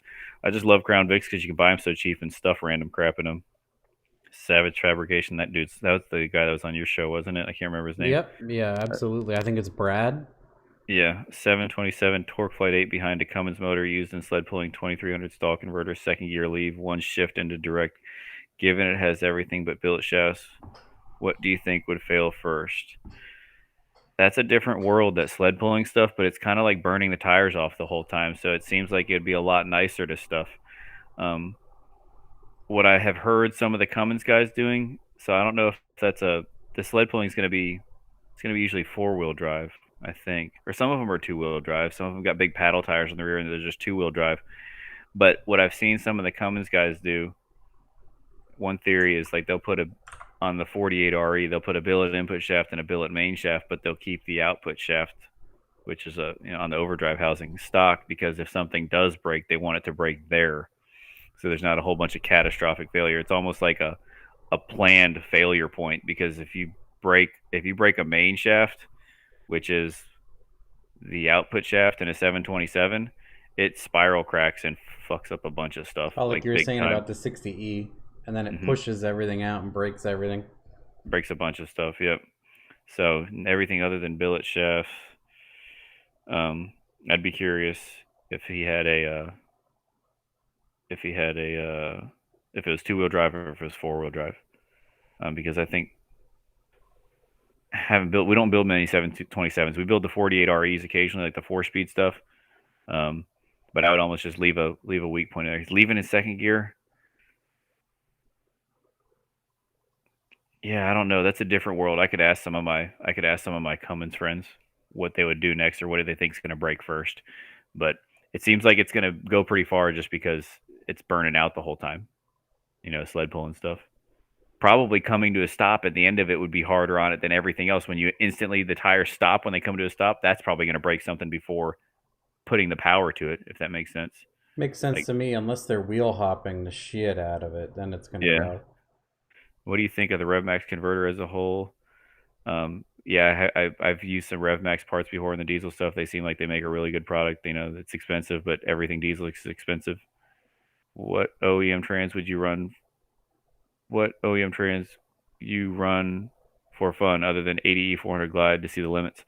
4R70s would be cool. That's another dream. I'd love to do The problem with the Coyote or like a 4.6 is they're so peaky. You want like a 6-speed, but it would be cool to build a 4R70 because they make a lot of nice parts for 4R70Ws. That'd be a fun setup to do someday. Like put 4-valve heads or put a 4-valve in a Crown Vic with a 4R70W because you can make a gang of power with one of those. They don't like people have gone 8s with stock input shafts on those. I don't know what they're made of, but they're pretty powerful, or they're pretty. They hold up pretty well. It They're seems. robust. Yeah, there you go. I pasted a question for you. I can read it too. On a scale of 1 to 10, how good is his Crown Vic for burnouts and ice cream? What motor mounts is he using? What's your opinion on the 92 to 02 Panther bodies versus the? Well, I think you meant 92 to 98 because the ones earlier, 92 to 90 bodies versus. Tell us more about the new setup. I heard Matt talk about it a few times. I don't really like the arrows personally. Some of them do. Some of them look cool. I don't know, like not the white ones, but like the maroon ones or the black ones with the dog dish center caps. I think those look cool. But I've never owned an Arrow Crown Vic, the 92 to 97s, or I think it might be 91. No, it's 92 to 97. And they're triangulated 4 links. So whereas my year Crown Vics, they're paired 4 links in the rear, the other ones are triangulated. There's not as many options for suspension stuff for those. And the new setup, it's a built pistons and rods, 5.3 aluminum block, 20 over with ported heads, softened chambers. It's got the BTR intake, 16 injectors, Holley mid-mount front setup, Motion Raceworks, belt drive for the side, and I'm going to have a mandrel to go to the length of the trunk for a MagnaFuel belt drive for methanol. So it's going to be methanol methanol for the drag, and then the other one will be like a 16-gallon tank for 93 or E85. I'm going to pull the dash out, get all my wiring out of there, and do more of a cage, and then get the car rewired. I was going to take it to Troy, I think, but then I think I might bring it to, or I'm going to bring it to Devon, because Troy is like 14 hours away from me, and Devon is only like 5 or 6 hours away from me. That's one reason. And the fact that Devon seems to have a little bit more experience with the Holley as far as tuning. That's the only thing. Troy does amazing work, and I did talk to him at length a few times about him rewiring my car. But I just hate all my wiring that I've done to it. I can't stand it. It drives me nuts. That's Mike asked me what keeps me up at night. The wiring in my race car. The car looks nice. The setup's nice, but like I pop the hood, I lean underneath the dash, and all the stuff I've added in there, I'm like, ugh. I'm like, it just makes me sick. So I'm saving up a little bit of money and hustling, and I want to get my car professionally rewired and hopefully enjoy it forever. I wire anything half decent, I send a text to Troy of it, and I'm like, I'm coming for you. I'm gunning for you, dude. I'm coming to take your job, and I I just tell him all sorts of dumb shit. Oh, and I got I don't remember the chemical name, but I bought one of those motion kits for the fire suppression because it's going to be on methanol. I'm going to get a 20-layer suit. I'm going to get a head sock and all that stuff because we're at the age now where like it was fun doing burnouts and shit with 600-700 horsepower cars, but now I'm like, if I get in a crash at 140, 150 miles an hour and I hit a wall or something like that, then I have to slow down from that. And if I puncture something and I've got methanol pouring all over me or all over the car, and I have to go slow down from 150, 160 to 0, and then find a way to get out of the car, all while not panicking. I'm like, I want to have the best chance at, getting out without deep tissue burns and losing legs or limbs or my life or something like that. So that's what, like, I'm patient. I'll take time and hustle and make money, and I don't care if the car takes 2 or 3 years. I'm so buried in it already. I might as well just get it the way I want it and be safe. Yeah, no. I was going to say, you want Devin to do it because Troy sucks, is what I would have said. Not only are you far away, but your skills are mediocre and you don't know how to tune anything. Listen to that, Troy. I didn't answer any of these questions. On a scale of 1 to 10, how good is this Crown Vic for burnouts and ice cream? I don't have a wheel that I can put a shitty tire on because all my tires are ET Pro, so I don't want to burn those out. So it's not that good for that. I had the original guy that did my turbo kit and motor mounts did the kit like in 2012. So they're just like 3/16 plate steel that somebody cut up and bolted to the side of the block, and they look really nice, and they just go right where the stock motor mounts go. So they're custom motor mounts. And then, yeah, I already told about the new setup. But I'm building a couple cars soon in the process being built that'll be really cool for burnouts and ice cream. I would say maybe a while ago your car was really awesome for that, but now it's so damn fast. It's not really. I mean, you floor my car on the street for anything longer than 3 seconds, and it's doing over 100. I guess you could put crappy tires on it and have some fun, but what sucks is they're 5/8 studs, so I'd have to buy another set of wheels. I can't put like shitty. I can't put shitty wheels on the back with like big long acorns because the shanks are that long. So I get you now. That complicates it. What's your favorite non-hammer hammer? That's a great question. That's easy. Crescent wrenches are really good. Non-hammer hammer. Well, I use the bottom of a hammer sometimes to smash out the output shaft on a 4L60. So it's not really, it's the other side of a hammer. So that works really well for a hammer because you can't smack inside a case. So I just grab it by the hammer and jam it out. And if you miss it, you can just totally splinter the whole bottom of it. And then you got to take it over to the grinder and smooth it out so you don't get splinters in your hands all day. So the bottom of a hammer works really good as a hammer. Change topic, monkey fat. How light do you think you could get a Crown Vic with a stupidly large amount of time and effort? That dude Hamza that changes the setup every month. I want to say he got his down to like 3,100, and he was cutting everything out of it. But if I took it to Tim McCamus or RJ Race Cars, I bet you I could get one down to like 2,600. Just cut everything out of it. Double frame rail and carbon fiber body panels and wheel tubs. Cut everything out of it. Yep. 25. Choose your number. Mm-hmm. Oh, here's what music do you listen to when you're working on transmissions? I saw that. That's a good question. And then, well, there's a bunch. So what I'm going to do is drop it in our private reading section here. I'll tell a funny story too. What music do you listen to when you work on building a tranny? I used to, before I was a partner at my shop, I used to listen to music while I was tearing transmissions down, which I can do because it's natural. It just flies apart. I built a transmission one time with earbuds in, listening to music, and I got to the end of it, and my guys were putting it in, and I thought back to it because every time I build a transmission for about an hour or so, I'll think back to snap rings, roller bearing placement, clutch, all that stuff. I'll think back and I'll go over it in my head. I'm like, oh, this is right. Yes, this is right. And then like I go through like an approval process of like, yeah, it's right as they're putting it in, or, you know, if it's on the bench still. And I did not remember building the transmission. I was like, I absolutely don't remember anything about building that transmission. And I cannot listen to music in my ear while listening or while building transmissions. But like over the stereo we got in the back, I'll listen to anything from 1960s bluegrass that my partner will just flip to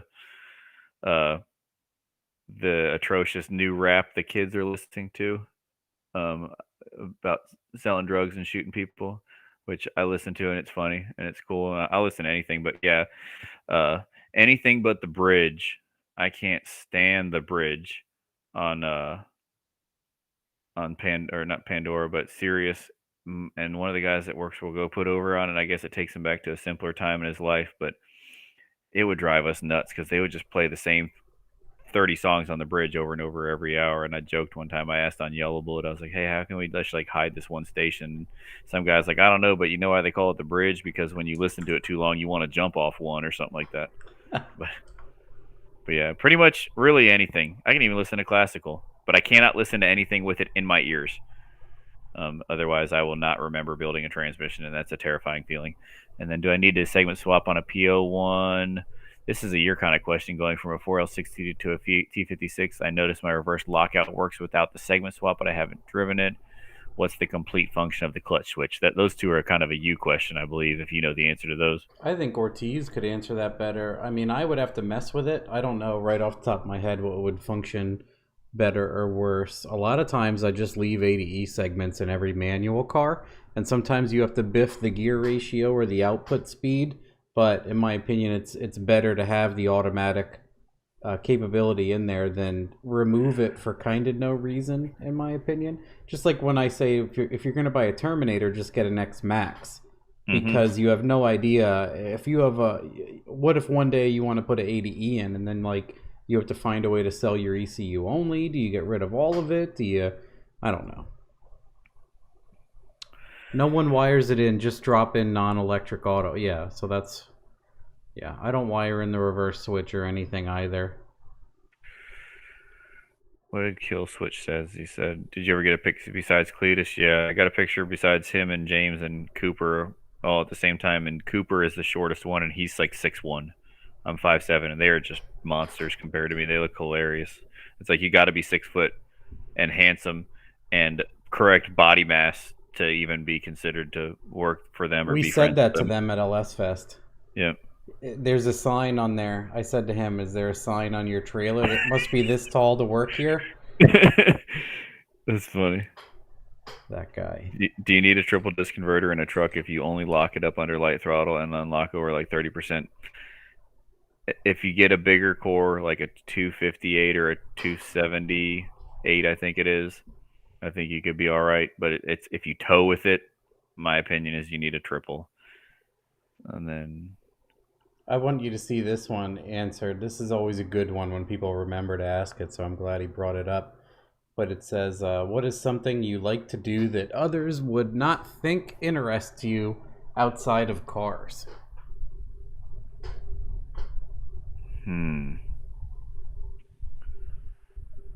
I really don't care about anything other than cars, if that makes that's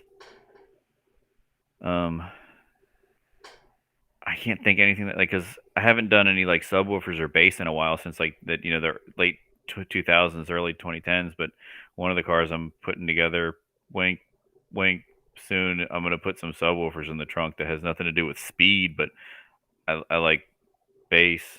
Nah, I mean, like we're remodeling our house, trying to do that. That interests me. It pleases me to take out trashy stuff or worn out stuff and repair it like that.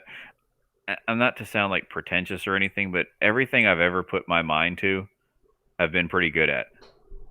But as of right now, it's just really cars. Like I'm doing an interior swap on a Crown Vic in my driveway right now. I bought a Marauder that was abandoned, and I bought it, and I got the whole interior out of that one. I'm figuring out all the nuances between the differences of the years, so I'm doing a full interior swap in a Crown Vic with Marauder stuff. No, I don't like. I own a gun, but like I don't go shoot guns all the time. Like I don't. I don't really go to concerts. I don't drink beer. I don't like go to like beer gardens. Like, oh, I got a new IPA. I don't do any of that. I mean, if that's your thing, that's cool. But other than cars and work, that's all I really care about. I'm boring. I know you've got hobbies. You do like the. Yeah, I don't know if they're asking me, so I don't want to get into that. No, I was just saying. No, if he wants to know my hobbies, I will tell you some of them. But other than that, I don't want to. Are triple Really? discs noisy? Absolutely. A lot of times you'll think it's your bottom end. Like I've noticed a lot of times when I put a triple disc in, you can hear like a rattle at idle when you're not driving it, or if you're driving slowly in like a parking lot. It's not that it's really noisy, but you'll always hear something that you're thinking is not good. Yeah, I've heard them rattle. Mine never have personally, but I've heard a few that people put them in, and it like you can hear it because when it's pushing the Ryan Jans would do a way better explanation, and he'd probably call me an idiot. But yeah, when it's released and it's pushing the clutch away from the face of the converter, there's a little slack in between the clutch discs, and it can make that noise. I'm pretty sure is how My it Circle works. D made the noise. My Jans did not, if that makes any sense. Yeah. Cameron, you ever fuck with TSI? I think that's a Transmission Specialties that they sell parts. I have used some of their parts. They sell converter kits to people. They're a decent company. What's your favorite lunch during the week? Oh man, I'll go get like a salad from Zaxby's, a blue salad, grilled Mediterranean. Like I said, I mean I love to eat trashy food, but when I do, I just maybe I'm getting old. I just like ache and I'm in pain. I'll grab a couple meat patties from McDonald's or eat some brats at home or something like that and a salad at home. What Um, transmissions do you like daily driving the most? That's it. my '06 Crown Vic, a 4R75E, 4R70W. They just I don't know. They just like they lock up. They're just perfect. Hmm. They don't give any issues really. And I saw some guy in the comment section saying he's having an issue with one, which could be coincidence, could be a crappy builder, could be a parts failure, could be misuse, could be a lot of things. Um, I think 4R75Es are one of the best. They're in between a 4L80E and a 4L6D as far as strength, in my opinion, but way closer to a 4L80E as far as what they can handle with minimal modifications.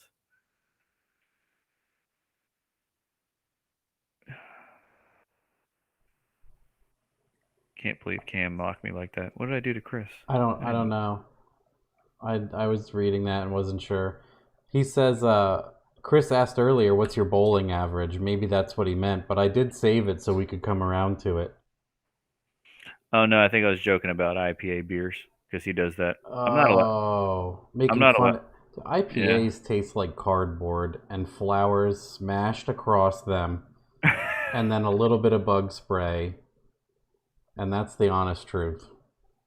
Garrett's 6'5". Oof. Oh, no, Garrett's 6'7". Garrett's a foot taller than me He easily. is so tall. He is much taller than 6.5. Yeah.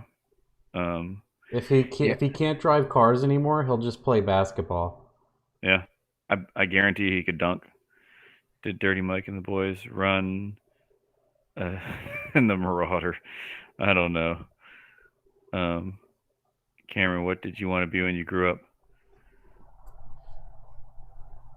I don't know. My mom used to joke and say I was gonna go to West Point. I had no clue what I wanted to be.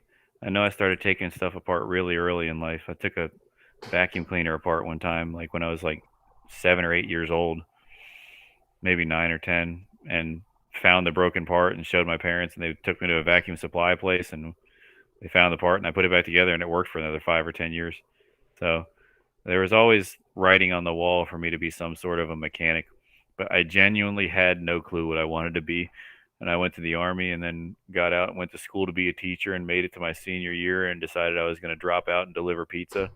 And then I did that and then put a turbo LS motor in my car and blew up the transmission and didn't have the money to pay somebody and tried to figure it out on my own and found old threads with Jake Shoemake giving instructions, and I rebuilt it with his instructions, and then got the fucking confidence to call him up and buy some parts from him and ask him for some help.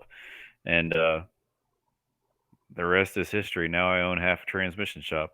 So seems to have worked out for me. Um, I enjoy what I do. It's something challenging. It's something different every day.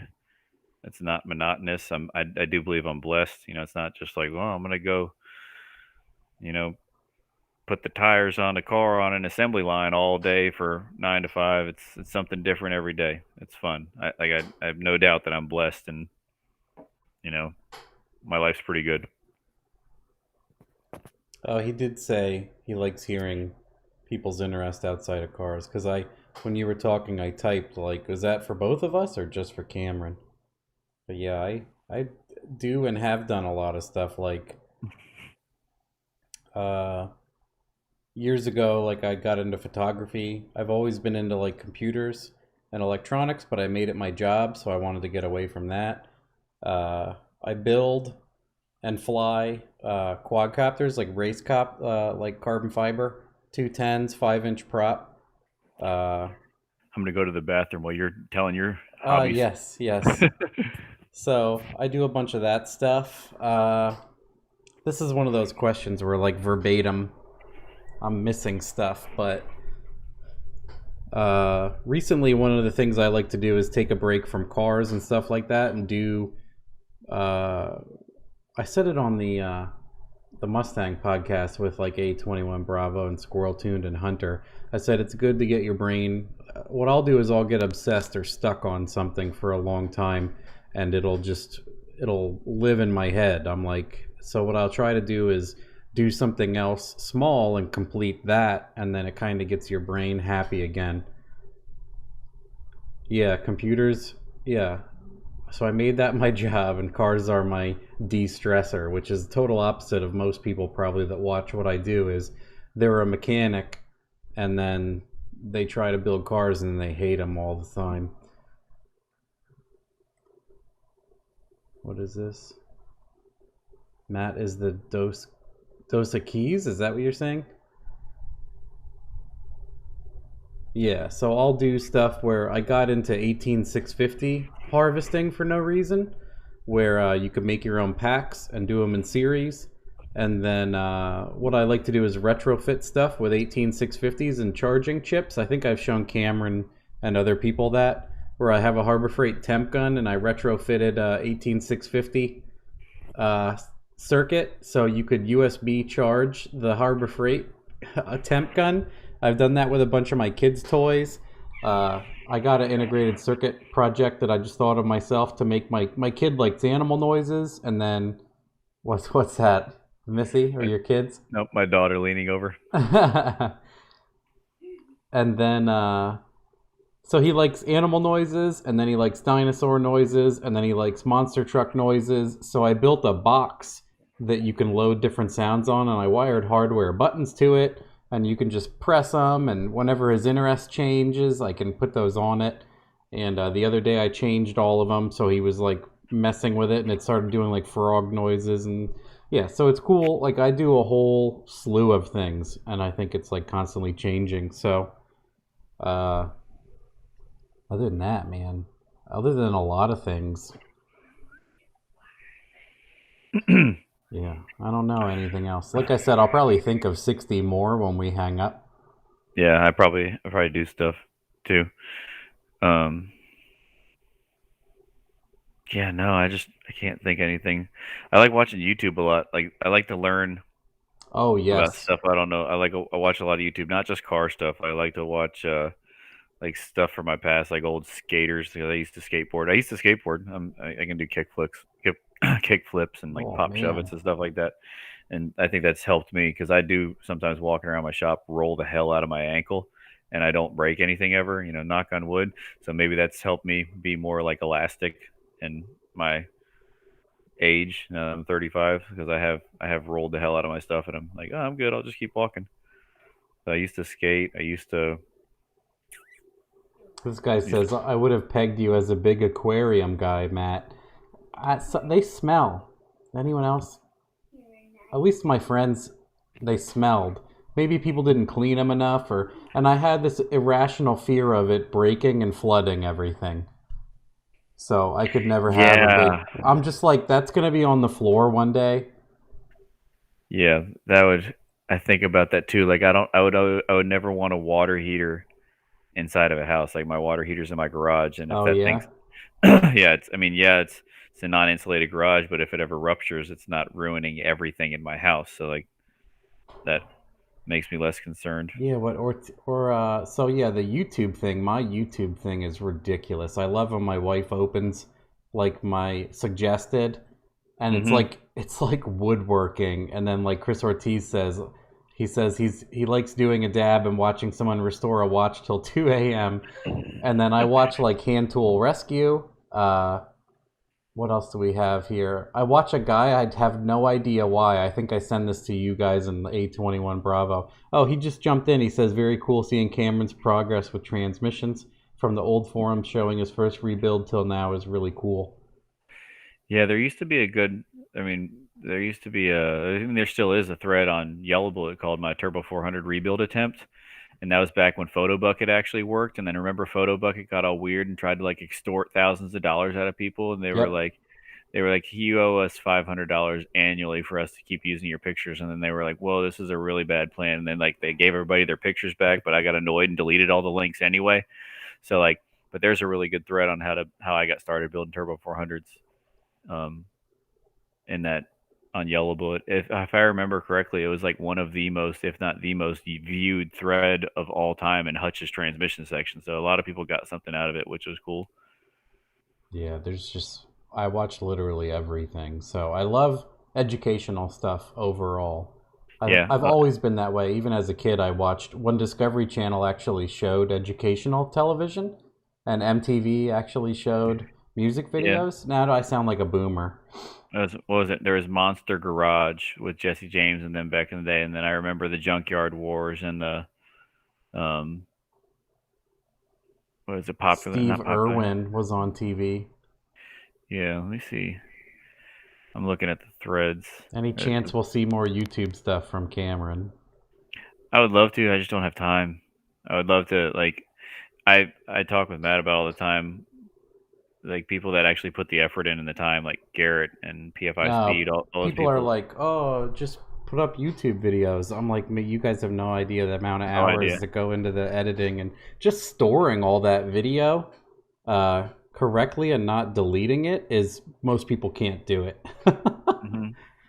Yeah, I tip my hat to people that do that because that's an incredible amount of effort.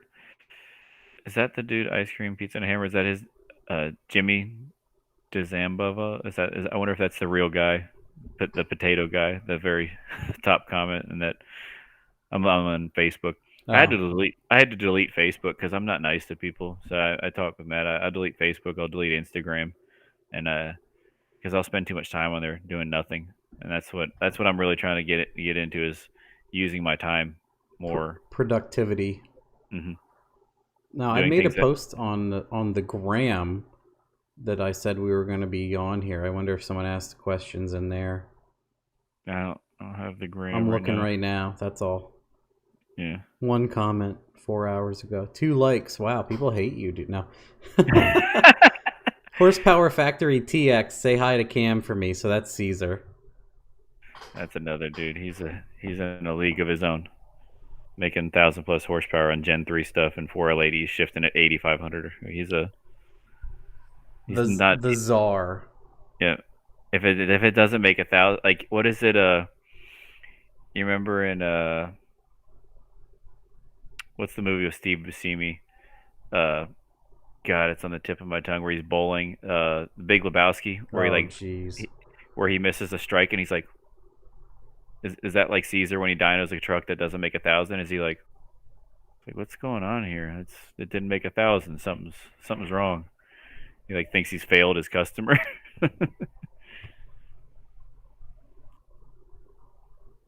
I tried to do a video on building brakes and I hated the way it turned out. Editing takes a ton of time. Yeah, I mean, even those, I love doing the videos where I show the dyno pulls and the data logs and what I changed and how the horsepower figures come out. And I feel like people like them too, but it's tough to get the anymore. I just like doing this because I like scheduling this because it was hard to get it started. So then when I was like, I said to you and other people, I'm like, I just need to start doing it again. This is a good one because there's also um, make a video tearing down a 4L60. I could probably do that because I mumble.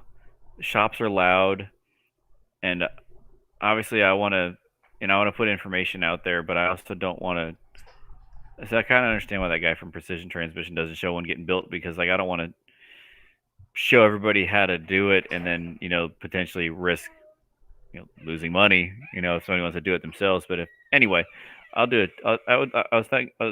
I consider doing like teardown videos because you're not. That's what the first step is. You got to tear one down. So maybe I could do that some night after work. With one of my guys, record how to tear one down and try not to mumble. We did it one time with yours where like it was really crappy audio because there was so much feedback. So it's like you're when you're tearing stuff down on a bench, it's loud. It makes a lot of noise. So maybe I need to better like like microphone of some sort. I saw this No, question up. yeah, you would benefit from like a lavalier mic and like a little recording box in your pocket. Mhm. And then I you'd like have to this line them up in editing software and some other. Just give me all the video and audio and I'll take care of it. deal. I like this guy's question. How are you keeping up with the latest tech rebuilding for automatic transmissions? A lot of the newer cars here in Australia, transmissions are throwaways, and R and wrecker boxes are a main fix. That's cool. Some guy in Australia is watching this right now. I don't know what time that is out there, but we are in a good position. We're right next to, like we're in like the country, so everybody has trucks. Everybody loves their trucks, even if they don't use them for trucks. So we see a lot of the same repeat transmissions, but the newest one we see a lot of is the 6L80s. Um, Really, we just started taking them apart and seeing what failed, and then talking to our parts people. I've got some friends in the industry. I'm on a couple Facebook forums that are for professional builders, and there's a lot of egos in there. A lot of transmission builders are egotistical, in my opinion. I can be egotistical at times, I guess, too. But you got to sift through the BS and figure out what works for you. But really, just finding guys that have been working on it before me, and we've got the knowledge base of how to put a transmission together, but finding guys that have been there before and what works for them. So really, it's just because the books aren't always right. I hate to say, books can only teach you so much. The real teacher is getting your hands dirty. So really, just finding people that have been there before us and are willing to teach us stuff, which is cool. That's a good suggestion. As Potato says, do a high speed build and then do a voiceover. Maybe you wouldn't be able to see It's possible, yeah. your tricks. Or what would be hilarious is you blur the transmission the whole time you build it. pick the component up off the bench, but blur it as it's going in the case. Yeah, it's just, I don't know, some stupid stuff like that. Yeah. And then A21 Bravo commented, people don't realize it takes 3 hours to edit a 6-minute free video they complain about. Is that the casting couch at Cam's? Yes, that's how I got my girl and our 2 children. You should do build videos instead of tear down videos. Ugh. I think he's making a slight at our comments about precision. Yeah, that's either way, it's funny. Just a totally clean transmission on the bench. All right, guys, now we're gonna put this one back today. We'll put this back together. I wonder if Alejandro Flores will be a fun guest. Is that the guy that does the hat flipping? That's the YOLO douchebag guy. No thanks. Maybe if he's not actually like that. I know it's like a game. Yeah, he seems to have grown some. Some of his videos are good info. I agree. I don't watch good that vibes. guy. Good vibes. Didn't figure you as egotistical. I think he's being funny, but I can be at times. He says, yes, you caught on to that. Of course. I talk trash. I remember when I talk trash. It's stupid how much time and footage goes into my vehicles and my videos, and it's only 10 minutes. Yeah, man, I tip my hat to people that take the time to do that. But me, it's like I'd love to spend that time with my more important things. Not that it's not more important. Yeah. Maybe when I get a little more free time, I could. Yeah, I'm running out of time for the edit all the video. Like I said, I should probably hire an editor. My folder of to be made videos is getting gigantic. I have so much. Oh yes, the rub Vaseline on your lens prior to filming, so you can blur it all out. And that brings me up to a giant pet peeve of mine. Every picture someone posts on the internet looks like it's through wax paper. Yeah. Just wipe off the lens before you take a photo, please. Or buy an iPhone. Or even then, people have an iPhone, but it looks like they took the picture through lard. He said, "Potato, do you stay far away from manual transmissions, or are there a few you say, meh, it's okay, personal opinion? And also, would you work on them?" We don't work on them. Here's some tuition I paid. Here's what happens with manual transmissions in the production transmission building, that like the line of work I'm in. Somebody calls you up, they got a 94 Toyota, whatever, 5-speed, 4-speed, they bring it in. I get it up on my lift. It's 27 years old. It's got broken bolts. It's got a cracked case somewhere. I get it out. I get it apart. I figure out what parts it needs. I call the parts people. I'm like, hey, I need a third gear, and I need a synchro kit and all this stuff. He shows up, wrong gear. It's for a different model transmission. Case shows up, wrong transmission. It's on my lift night this time.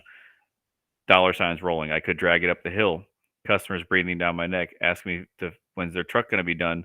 Their 27-year-old truck that isn't worth $1,500. I've quoted this transmission job at whatever. but so that's how manuals usually go. There are good companies out there that build them, but you will pay for them, like RPM, Tech Performance. Um, we are really good at automatic domestic late models. That's what we stick to. There's people that are really good at stick shifts, and my partner can build one. He can fly through a T56. He can do all that stuff. He can build it. It doesn't grind. It shifts amazingly. He just hates them, and his detest for them has like rubbed off on me. And I don't really have any desire to work on one, just because, like I said, it'd be like me stepping over $1 to pick up a dime. So, and I can build transmissions. My partner can build automatic or stick shift transmissions. And when we build my girl's truck or whatever we build, I will buy a brand new transmission from Summit or from Tremec, if that tells you anything about how I feel about stick shift transmissions. Yeah, I guess someone just said, I just hear Alex Flores talking shit about Turbo LS sloppy mechanics guys. Said we are retarded and pipes because we are. Yeah, all I see is that guy just talking down on sloppy. So whether it's funny or not, my interest goes as far as that. It's just like similar other people that have nothing bad to say. I don't really care to have them on either. Because for a lot of people, they think it is like who can do the most dangerous mechanical work or something like that. But realistically, like Cameron's car has had the same motor in it for 3 years. Oh, Then he we took says it we're out. retarded and poor. Well, that's fine. That's fine. We're not all ball and Ford owners. We're not all Turbo Coyote guys. Everyone's rebuilding. There's no parts for manual transmissions are horrible. Yep. Have you ever had a catalytic converter stolen from any of your vehicles? No, not yet. We got cameras, and I guess it's kind of amazing nobody has stuff. We're kind of in the country, but it's like that. There's some neighbors around us that would be loud as hell. Somebody cutting off a catalytic converter, but not yet anyway. I guess you could say. Seems to only happen in the city, which is yeah. Cities are a little bit louder. We're kind of in the country though, but no. A catalytic. The dude who asked if we've ever had cats stolen is probably at my shop right now, taking cats off of a late That's his late, joke. late model Jeep out there. Like he's hacked our Wi-Fi password, and he's like, "Hey, any of y'all missing cats right now?" He Right. says it's going on like crazy there over the last year. Oh, over there in Australia, maybe, or wherever he's from. Speed and style. Boosted Cycle, that guy's funny. He said he does a super technical video. Oh, I make videos that answer common questions about turbo boozas, and then people bitch about them being too technical. Mouth breathers. That's like that's like your channel. Like you have a incredibly technical, knowledgeable, free information for people, and you don't get anywhere near the views that somebody gets that, hey, I drove my 4x4 truck through the farmer's market and and it's a metaphor for America. Yeah, But I can't ever, like, once a year I do one of those funny clickbait things, like just an image or the text, and it gets like 5 times the amount of views. And yeah, like the people are one like, this is clickbait. And I'm like, I I know. actually did. It's not really clickbait. I actually did what was written. Like I blew my car up and I write like big flames, huge problem, but like the stupid shit everybody always does. And then people watch it and they're like, "Oh, clickbait." I'm like, "No, my car burst into flames and annihilated an engine and burned everything in the engine bay." So, what was I falsely advertising? Yeah.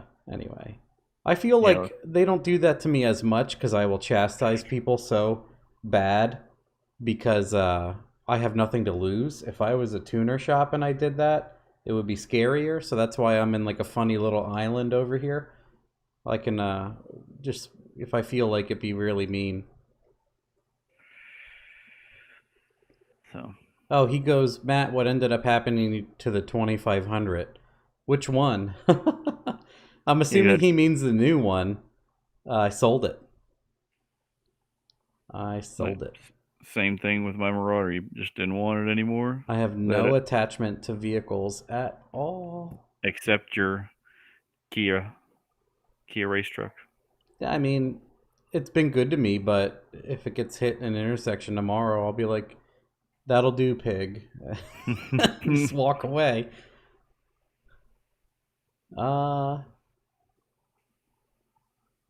what is this? I had two different F bodies with T56s that cost me more to fix in parts alone than to buy a brand new Magnum from Summit. He knows the deal. That's what people all the time are like, I want a turbo LS stick shift. I'm like, get ready to spend more on a tranny and clutch than your whole build. 6L80, what's the safe power number for a 4,200 pound old truck like 500? No, I would easily, if you get it tuned right, I'd put 800 horsepower through one. Yeah. Matt, how many cars are actually in the pond? You'd have to ask my wife. Yep. That she's the one that does the concrete shoes, not me. She would have to admit. The concrete shoes. If it wasn't covered earlier, can you go over Cameron's plans or how he's using his nitrous setup? Like his existing race car nitrous setup? Probably pull it off. I think I'm pulling it off. I was using it at first. We were just going to use it to like maybe get it out of the hole, but then I got a trans brake on it, and I was like, we learned that when you max a turbo, even if you spray at it, it will go just as fast, because then instead of maxing the turbo, you're just blowing nitrous through something.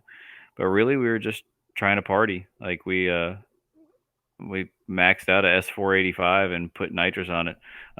It was I think mainly before your leave combination was perfect, a good band aid is spraying, or at least learning how to get what works better. It's very cheap to just sauce something and see what mhm. happens, and then you can go from there. And then I think I was like, "Hey, I'll send you a whole kit, or just spray it." That's the whole thing, right? Yeah, because it wasn't. What happened was I didn't have enough wastegate spring in it, so it wasn't making enough spring earlier. So we sprayed it, and then when it came over, the nitrous was still there, but it wasn't doing a whole lot. And then we put a bigger wastegate spring in it, and we were kind of going just as fast with or without nitrous, because the turbo was maxed regardless. But I'll probably take the nitrous kit off, um, and because it's 6 of one, half dozen of the other. You can either make the boost and you have all that exhaust volume going through the turbine housing, or you can lower the boost and spray nitrous at it, and it's the same thing. You're going to max the turbo about the same wheel horsepower, it seems like. I know I But was talking to him about spraying the Dadalac that he has because yeah, it doesn't foot brake very high. spray 100 out of the hole, then And turn I it off. think he's asking, what are you doing with it? Maybe to purchase it, or how did you set it up to do it? He'll have to confirm that.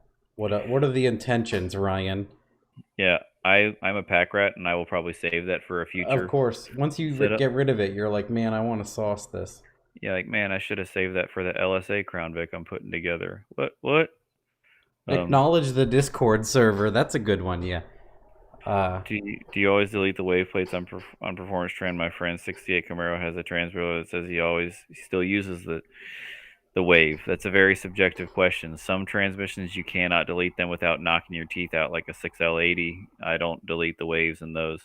Um, and I've gone both ways. Like on a Turbo 400, I will run a wave in the intermediate pack because it doesn't. Most of the time, I'll run a wave there, like on a 3 clutch setup, because you don't want to apply the clutches too quickly because then it will shock the sprag. But if it's an aftermarket direct drum, I'll put 4 clutches in there and delete the wave. On the third gear on a direct drum on a performance transmission, Turbo 400, 4L80E, I will delete the wave because if it's a performance transmission, it's probably got an aftermarket torque converter with a bigger stall, so you're not going to feel as abrupt. Um, I'm like 50-50 on the forward drum wave because if you delete it in the forward drum, when you pull it into gear, it'll take gear really hard. So I'll leave the wave in there on forward drums on a lot of them. He followed up. Did he? What does he say? I can read it to you. Yeah. If This it is a wasn't 80E and it busted the sprag. It didn't previously have waves. Is it that could like weaves or weave here. waves? It's No. Did I ever show you? It's like as the No, you piston showed apart. me. I was just Yeah, making a hair joke. yeah, because we're both bold. But yeah, I would So flipping an intermediate sprag, it's either making a gang of power or it stopped the direct drum too quickly, or both. So on a 4L80E, I keep the wave in the bottom because there's a pocket for it. There's like you can keep because 4L80Es have 4 clutches in there. There's no reason to delete the wave on a 4L80E. So on a 4L80E late model that has the pocket for this is like a really technical question because like a 91 to 96 model, it doesn't have a wave factory, so I will put one in those. But like I said, if it's a stock direct drum, 4L80E style direct drum, I will keep a wave in it most of the time in the intermediate stack. If it's an aftermarket drum that's lighter, like an aluminum drum, I will delete the wave and just go with 4 clutches because the lighter drum will take that. What's the next step? Rates. That thing's gone. Acknowledge. What does that mean? That's over my head. Acknowledge the Discord server. Is that from a movie? We have yeah, might as well talk about it. Discord is like an app. It's like text based. You can do a bunch of other stuff with it, but it's out of the realm of Facebook and other internet police. So it's always nice to have. And there's guys always in there chatting, and we have a link to it. And I should start putting them in the bottom of every video that I put up. Let me see if I can. Yeah, here it is. Let me get a link for it for you guys. Invite people. Use copy button.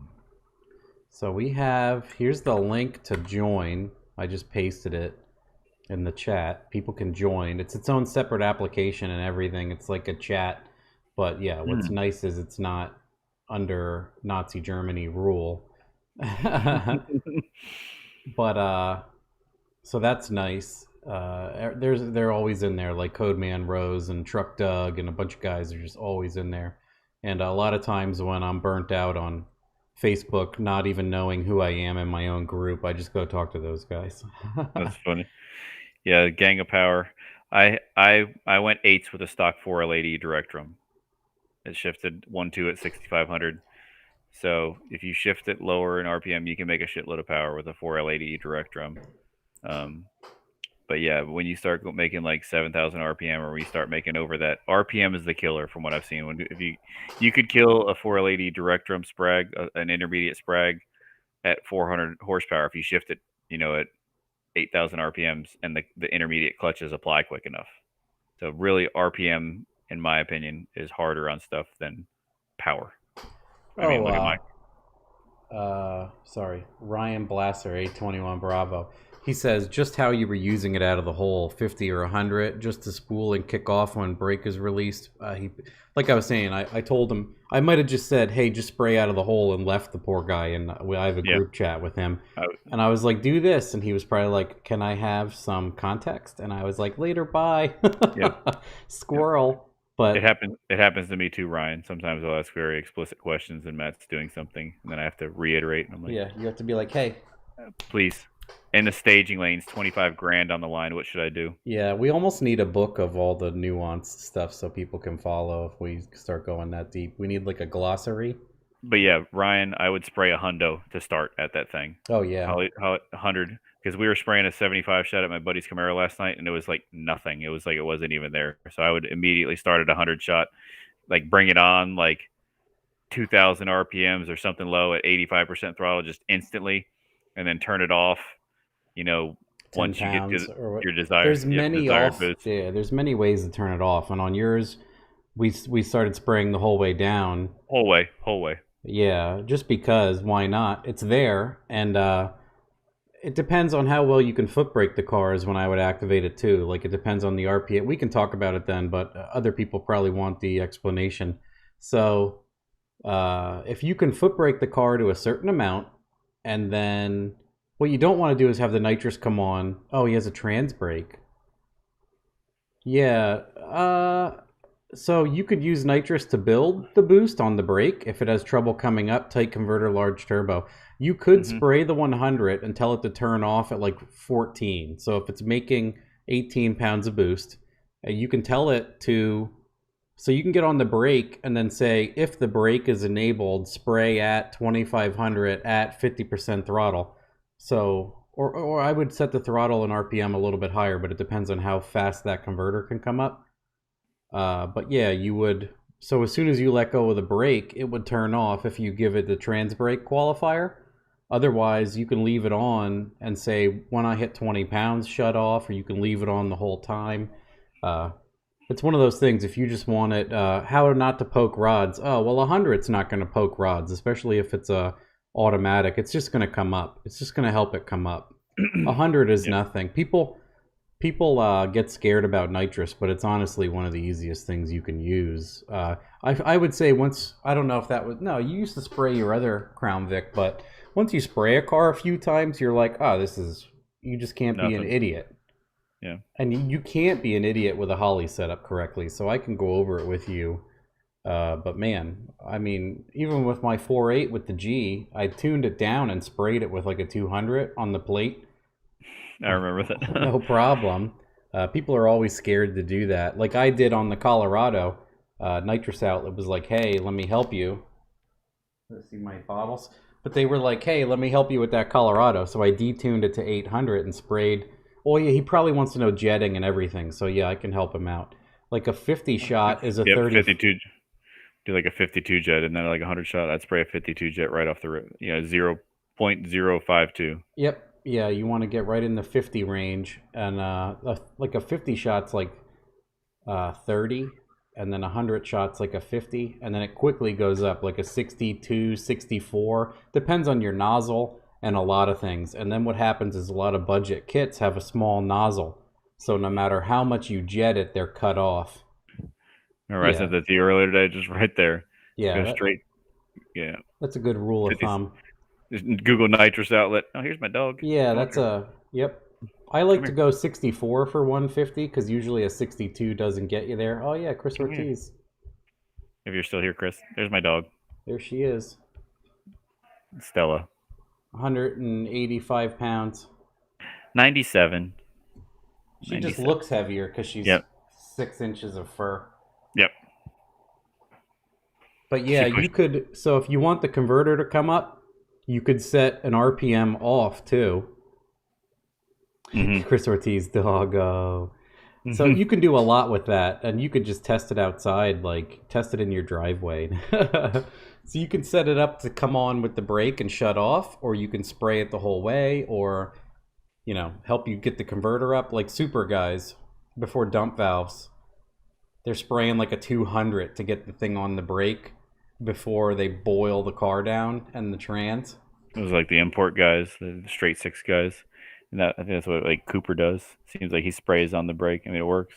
You can light it immediately, and then the other thing is you could set it up to spray when you come off the brake because sometimes the hit just gets the car moving just enough. It all depends, right? There's 10 ways to do that. None of them are wrong. It's just whatever you like and whatever works. Some people, it makes them nervous to spray up into something, and then other people are nervous to hit it, and they're worried it'll bog. Yeah, there's many options there. So what is the most power you recommend for a 4L60 before going 4L80? Like you always say, usage. Like I always say, when the cost of building a 4L60 for which is usually like 600-700 horsepower, exceeds the cost of a 4L80E, in my opinion, unless it's a Trailblazer SS or like an all-wheel drive one of those, or a Corvette where everything's different about them.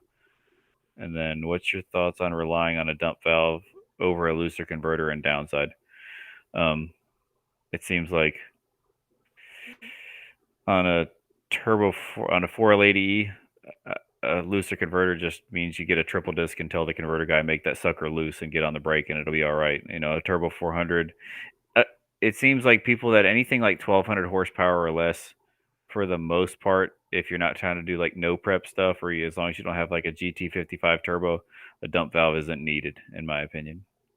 But some people want it, and I'm not going to talk people out of getting something like I mean, my car doesn't need to be on methanol, but I want to do it. So not going to talk people out of doing it, but there's a point where it's easier to do it without one if you just get a properly spec torque converter. Not to talk down on people, but I think something like that is complicated and easy to hurt things if you don't know exactly what you're doing. So blindly walking into a dump is probably not a good idea. And then Liana, I think she's been on a bunch of times. She's always in the chat, I believe. Hopefully it's a woman.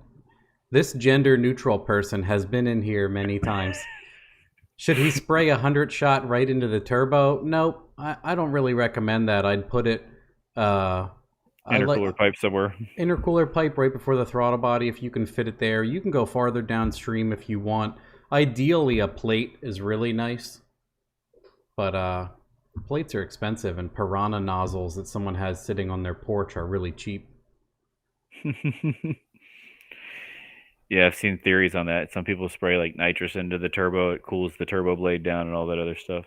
I get it. I'd like to try it one day back and forth, right? Because then it supposedly cools off the intercooler and everything else. My gripe with that is if it's slowing down what's going in. If your intercooler if your intercooler doesn't flow air that great, are you actually cooling it off enough? Is it losing a lot of its cool density by flowing through a 300 degree turbo? I just like putting that cold chemical straight into the gullet. Into the gullet. I feel like, yeah, the catfish opens its mouth and I just toss it in there. Would there be any way to make a 6L80 trans brake? Well, that's the issue with those transmissions. That mechatronic stuff is very hard to... The best way I found, we call it the sloppy brake, the third gear spool mod or whatever. You might be able to engage a higher gear on a 6L80, but that makes me nervous because of the way they shift to power down. Yeah. So I'm sure somebody will figure it out. My only concern with that would be if it will like instantly set the transmission to limp mode if it starts doing something weird. Well, that's what on the stock computer you need to turn off. Like I have it on that web page. You need to turn off like 10 codes because it will limp everything. It'll limp the trans. So. People ask about this freak show converter all the time. It's just a question mark. Oh, it's Hunter. He must mean are they good or bad? I'm trying one on my Mustang. I also have the Jags XHD. I'll say this. There's companies out there that are people have had good experiences with, and there's companies out there that those same companies that people have had bad experiences with. I can't comment on Freak Show. I think they're a really big green converter, and I've seen pictures of people saying they're junk and they're blown up, and I've seen pictures of them blown up, but you don't know if it was used wrong. Stock lockup clutch for like a 92 Buick Century that somebody put in a Suburban, and it's wrong. So you can screw up people can blow up a Pro Torque, or they can be this Pro Torque's way too tight, this Pro Torque's way too loose. There's shitty experiences or good experiences to be had with everything. That the boosted cycle performance says he was thinking about a 400 doing a race week car, so he wanted a tighter converter to keep trans temps down. Now that makes sense, and what I would do is I would hit up Squirrel Tuned Jack Roberts, because he's a dealer for Hughes and dump valves and combo dump valves and their converters and everything. So he would be able to hit you up with all the knowledge and get you something rolling, and then he would have Pete Nichols throw candy at you. And then this makes sense. Someone said diesel guys are weird about spraying in locations. They'll use the intercooler as a cushion with huge kits. But that's what's funny on gas motors with Chris Ortiz taught me this trick to not spraying on a lot of cars is just a hard shelf. It's literally the dyno charts like this. And then what happens there is it'll like crush bearings, or it gives you traction issues, or it gives you power band problems. And then what I learned from Chris is the hit is really tough on it. So pulling out timing or not pulling out timing, like overall global is what I used to do. So what he taught me is right when you spray to yank like 5 and then transition to almost nothing up top. And then what you see is a dyno chart more like a blower car. It just has a nice 60-degree climb instead of just smash the bearings out with a hammer. And that does do well with big shots and traction and literally everything else you can think of. So wanted to also add that in.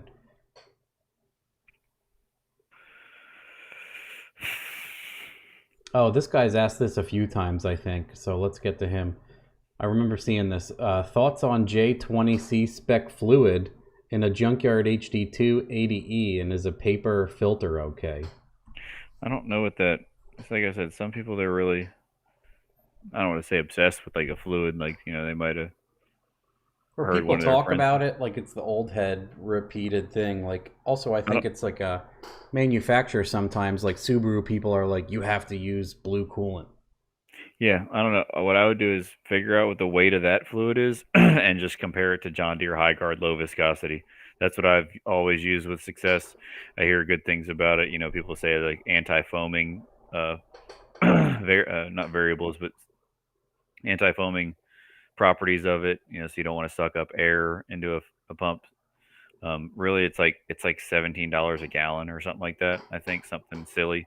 So I just it's like I think Jay talked about it. Like there's probably other options out there that are good, but I know what I use that works, and that's just what I stick with. I have no experience on that. And then what did someone else ask that I wanted to? Oh, this guy, MX Mang. He says, I'm wiring a shitty 534 L80E HX60 truck. Thanks for the free knowledge. Grab a 6-pack on me. And he sent me, he's in Canada. It says CA25. So Canadian 25, so that's probably $17 Oh, US, yeah, which is cool. whatever. That's cool. Man, people coming through with some big donations on this one. That's cool. Yeah, it's wild. Now I just have to figure that out with my Lingenfelter retard box. Does that mean like the nitrous stuff? I don't like using those Lingenfelter boxes because they interrupt the crank signal, and a lot of times I feel like they do more harm than good. Just like the MSD 2-step, a lot of times. Oh, High Guard is J20C. Oh, well, like I think I touched on earlier, there's John Deere High Guard, and then there's John Deere High Guard low viscosity. I have heard people saying when they switch from the low viscosity to, or normally what happens is people put the John Deere in, and they're like, my converter's too tight, and they're like, we'll go get the low viscosity. It'll loosen it up 500 RPMs. Some people swear that happens. Some people say nothing happens. So I haven't seen any difference. I've had some that were too tight, and we put in lighter stuff, and it's no difference. yeah, And some that so, were loose, like you're almost blowing through it, and you throw in 50 weight, and it doesn't help it. yeah, it would be interesting to see somebody like, well, it'd be hard to do because you'd have to get every bit of fluid out, but it would be interesting to see somebody do that like apples to apples same day, like maybe have it would take like two converters and two transmissions because it would be hard to get all the fluid out of it, but it'd be hilarious to just make a pass exact same setup back to back, totally different. The only difference is the fluid. You could do Yeah. it with a bolt. You could do it with a bolt together. You could take it apart at the track really quick, drain the transmission, unbolt the bolt together, dump it out, put it back together. But that's a lot of work to change fluid. Just Oh, spend go spend the ahead. money on a properly spec converter, and don't try to make fine tune adjustments with fluid viscosity. Yeah, if you need to mess with the fluid, it's you got other problems. Yeah, change the stator, send it back. I don't know. If you did that for science, you get nothing but people crying about not doing it right, Chris Ortiz. It's true. And then I was gonna say this that I like to use if I'm spraying on a stock computer. Best thing is changing the tune. If you can't do that, I like to set up a car to do the resistor on the IAT wire. So when you turn the kit on, like a 5-wire, just like the sloppy brake. So you have a 5-wire relay, so it's transmitting the actual IAT. And then when you activate the kit, it throws to the other pole, the normally open pole, and that's a resistor. And you can size the resistor to go to like 175-degree inlet temp, where you're yanking 5 degrees to spray a big shot. So when the nitrous solenoid comes on, it powers the relay and yanks the timing. Understand how all that works? That's a lot. You falsely represent a high intake air temp to pull timing when the nitrous is activated. Isn't So there you a way don't to have to do that? make tuning Isn't adjustments. isn't there a way to do that without the Langenfelter box too? That's how I do it with the Okay. IAT. I don't like doing the Lingenfelter boxes. I don't like them. Yeah, Yeah, because this I've is just what Boosted Cycle says. A Lingenfelter box is great or an absolute nightmare. There's no gray area. I say save your money and wire up a IAT thing, and then you wire it to the nitrous kit. I know that scares the hell out of people, but that's the easiest way to do it. just snatched 2 or 3 degrees out of it and call it good. Don't have to worry about any of this when you hang a 7875 on it, Chris Ortiz. Factual. Quit it with the rationale over here, bud. He sounds like Cameron, me today. Cameron, what do you think about using a bolt together converter for a 4L to E in street driving? 90% daily driver, 10% track. I've got a bolt together in my race car that I got from Hughes. It seems a bit overkill for a daily driver unless you're daily driving a 1200 horsepower car. It's cool. I know TCI makes one for a 6L80, which I don't have any experience on, but it would. I just wanted it because they gave me a smoking deal on it, and Pete's a cool guy, and I wanted to make some adjustments and see what I could get out of it. Which it'll be a while before I can make some changes, but Instead of you sending out your whole unit like you would do previously and have to wait for it, you can get a bunch yeah, of stators and swap it on a weekend. yep. Call up. You get data. They know what stator's in it, and then you say, "Hey, I need 300 more RPM," or "Hey, I need 300 RPM less," and they go, "Boom!" They send you one. You pull it apart really quick, slap it in there, bolt it back together, and put it in, and mail them back the other one. You're not using it anymore. No, yeah, he says, I was going to say something else for him, but he says, I just thought it'd be cool to change stators. It absolutely is. But Yep. like we were just saying, it's probably a little bit overkill, but if you want to do that, that's cool. Yep. That's fine.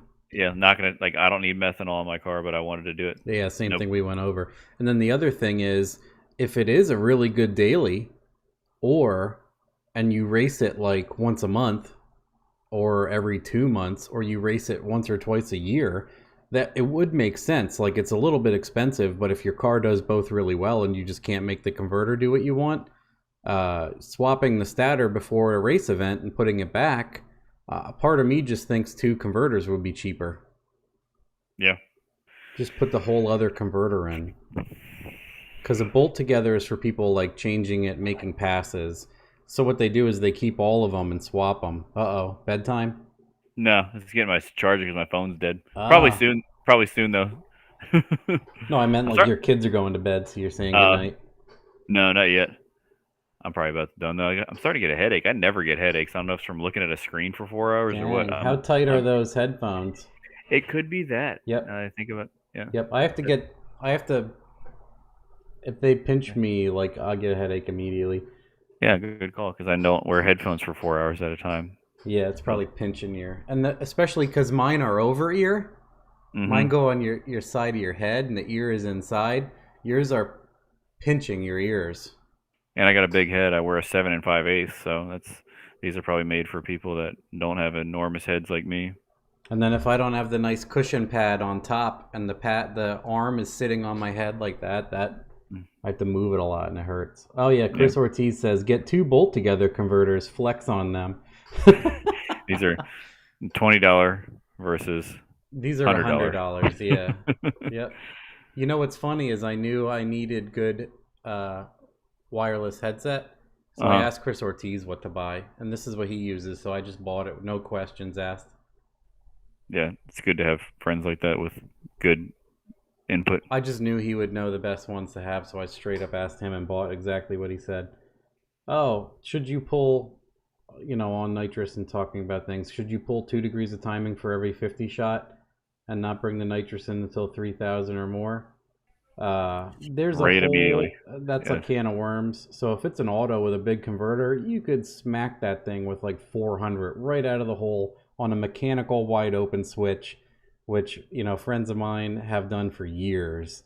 It's debatable. And then the other thing I like to tell people as an option, this goes with the other guy pulling IAT. What I like to do is if you're going to spray big, which you should, if you're going to spray, you should spray big. So you either have to get a dry kit and use like holley to control it. It's hard to control dry otherwise, but if you have a standalone doing everything else, what a lot of people do is they get a wet kit and they put a separate fuel cell, a standalone fuel cell for the nitrous. So what you do there is you fill that thing with C16. So when the nitrous comes on, it's pumping C16 and nitrous. So you don't have to do timing retard at all. And then in my opinion, the 2 degrees for every 50 horsepower is super safe nitrous stuff. Just like their jetting is usually very fat. So you have to trim it, you know? So I don't pull timing, sometimes up to 150 shot depending. And if it has a C16, like a standalone fuel cell, like I was describing, you don't have to pull anything up to like 200, 225. But also, like I said, most kits come with a pretty small nozzle and won't even put down more than 175 tire. Anyway, that's my story. I'm sticking to it. Yeah, instead of timing retard at all, you just plow the thing with C16 in the wet kit. It's cheaper than a Lingenfelter box and everything else most of the time. Yep. Oh, they were asking. I have Arctis something. Arctis 7 Steel Series. I forget the model number. It's not on here. I think they're Steel Series 7s. Chris would know. Let me check my... Yeah, they're Arctis 7s. Steel Series. Yep, people are like, the 7 is great. Yep, Steel 7 Arctis, whatever, yeah. I gotta go wash this diesel stench off. Good night. All right, well, how far? Oh, 4 hours. Okay, well, we'll probably cut it off, huh? Yeah, I got nothing else cool to talk about. I told a little bit of... Stay tuned. I'll build some cool stuff when I make something cool. I'll put it on Instagram and then instantly delete it off my phone because, like I said, I'll just waste too much time. But I got some... I think Keith's coming down tomorrow to help me with something. Nice. So, well, yeah, stay tuned. Thanks for having me on the podcast. Yeah, no problem. Thanks for coming on. And we talk all the time anyway, but now it's just publicly talking in front of people. Yeah, like Arnie when Arnie was on. All he does is listen to me banter. You did good. You let me talk a lot, Matt. Now my throat will hurt tomorrow. I'm trying. Look at me go. Jamie would be so proud. Well, thanks for tuning in, guys, and yeah, thanks everybody listening to me ramble about uninteresting stuff to the masses. Yeah, people say they love it, so I keep doing it. Cool. Well, like people said, the radio sucks, and they drive and do whatever, or they're working in their shop, and everything's garbage. So, and if they have no friends or anybody else, they just let this play, and they're like, "Oh yeah, fuck that," and you know, just yell at the audio or whatever. All right. I'm sure I'll talk to you tomorrow and see everybody else around. Yep. See you later. See ya. Bye.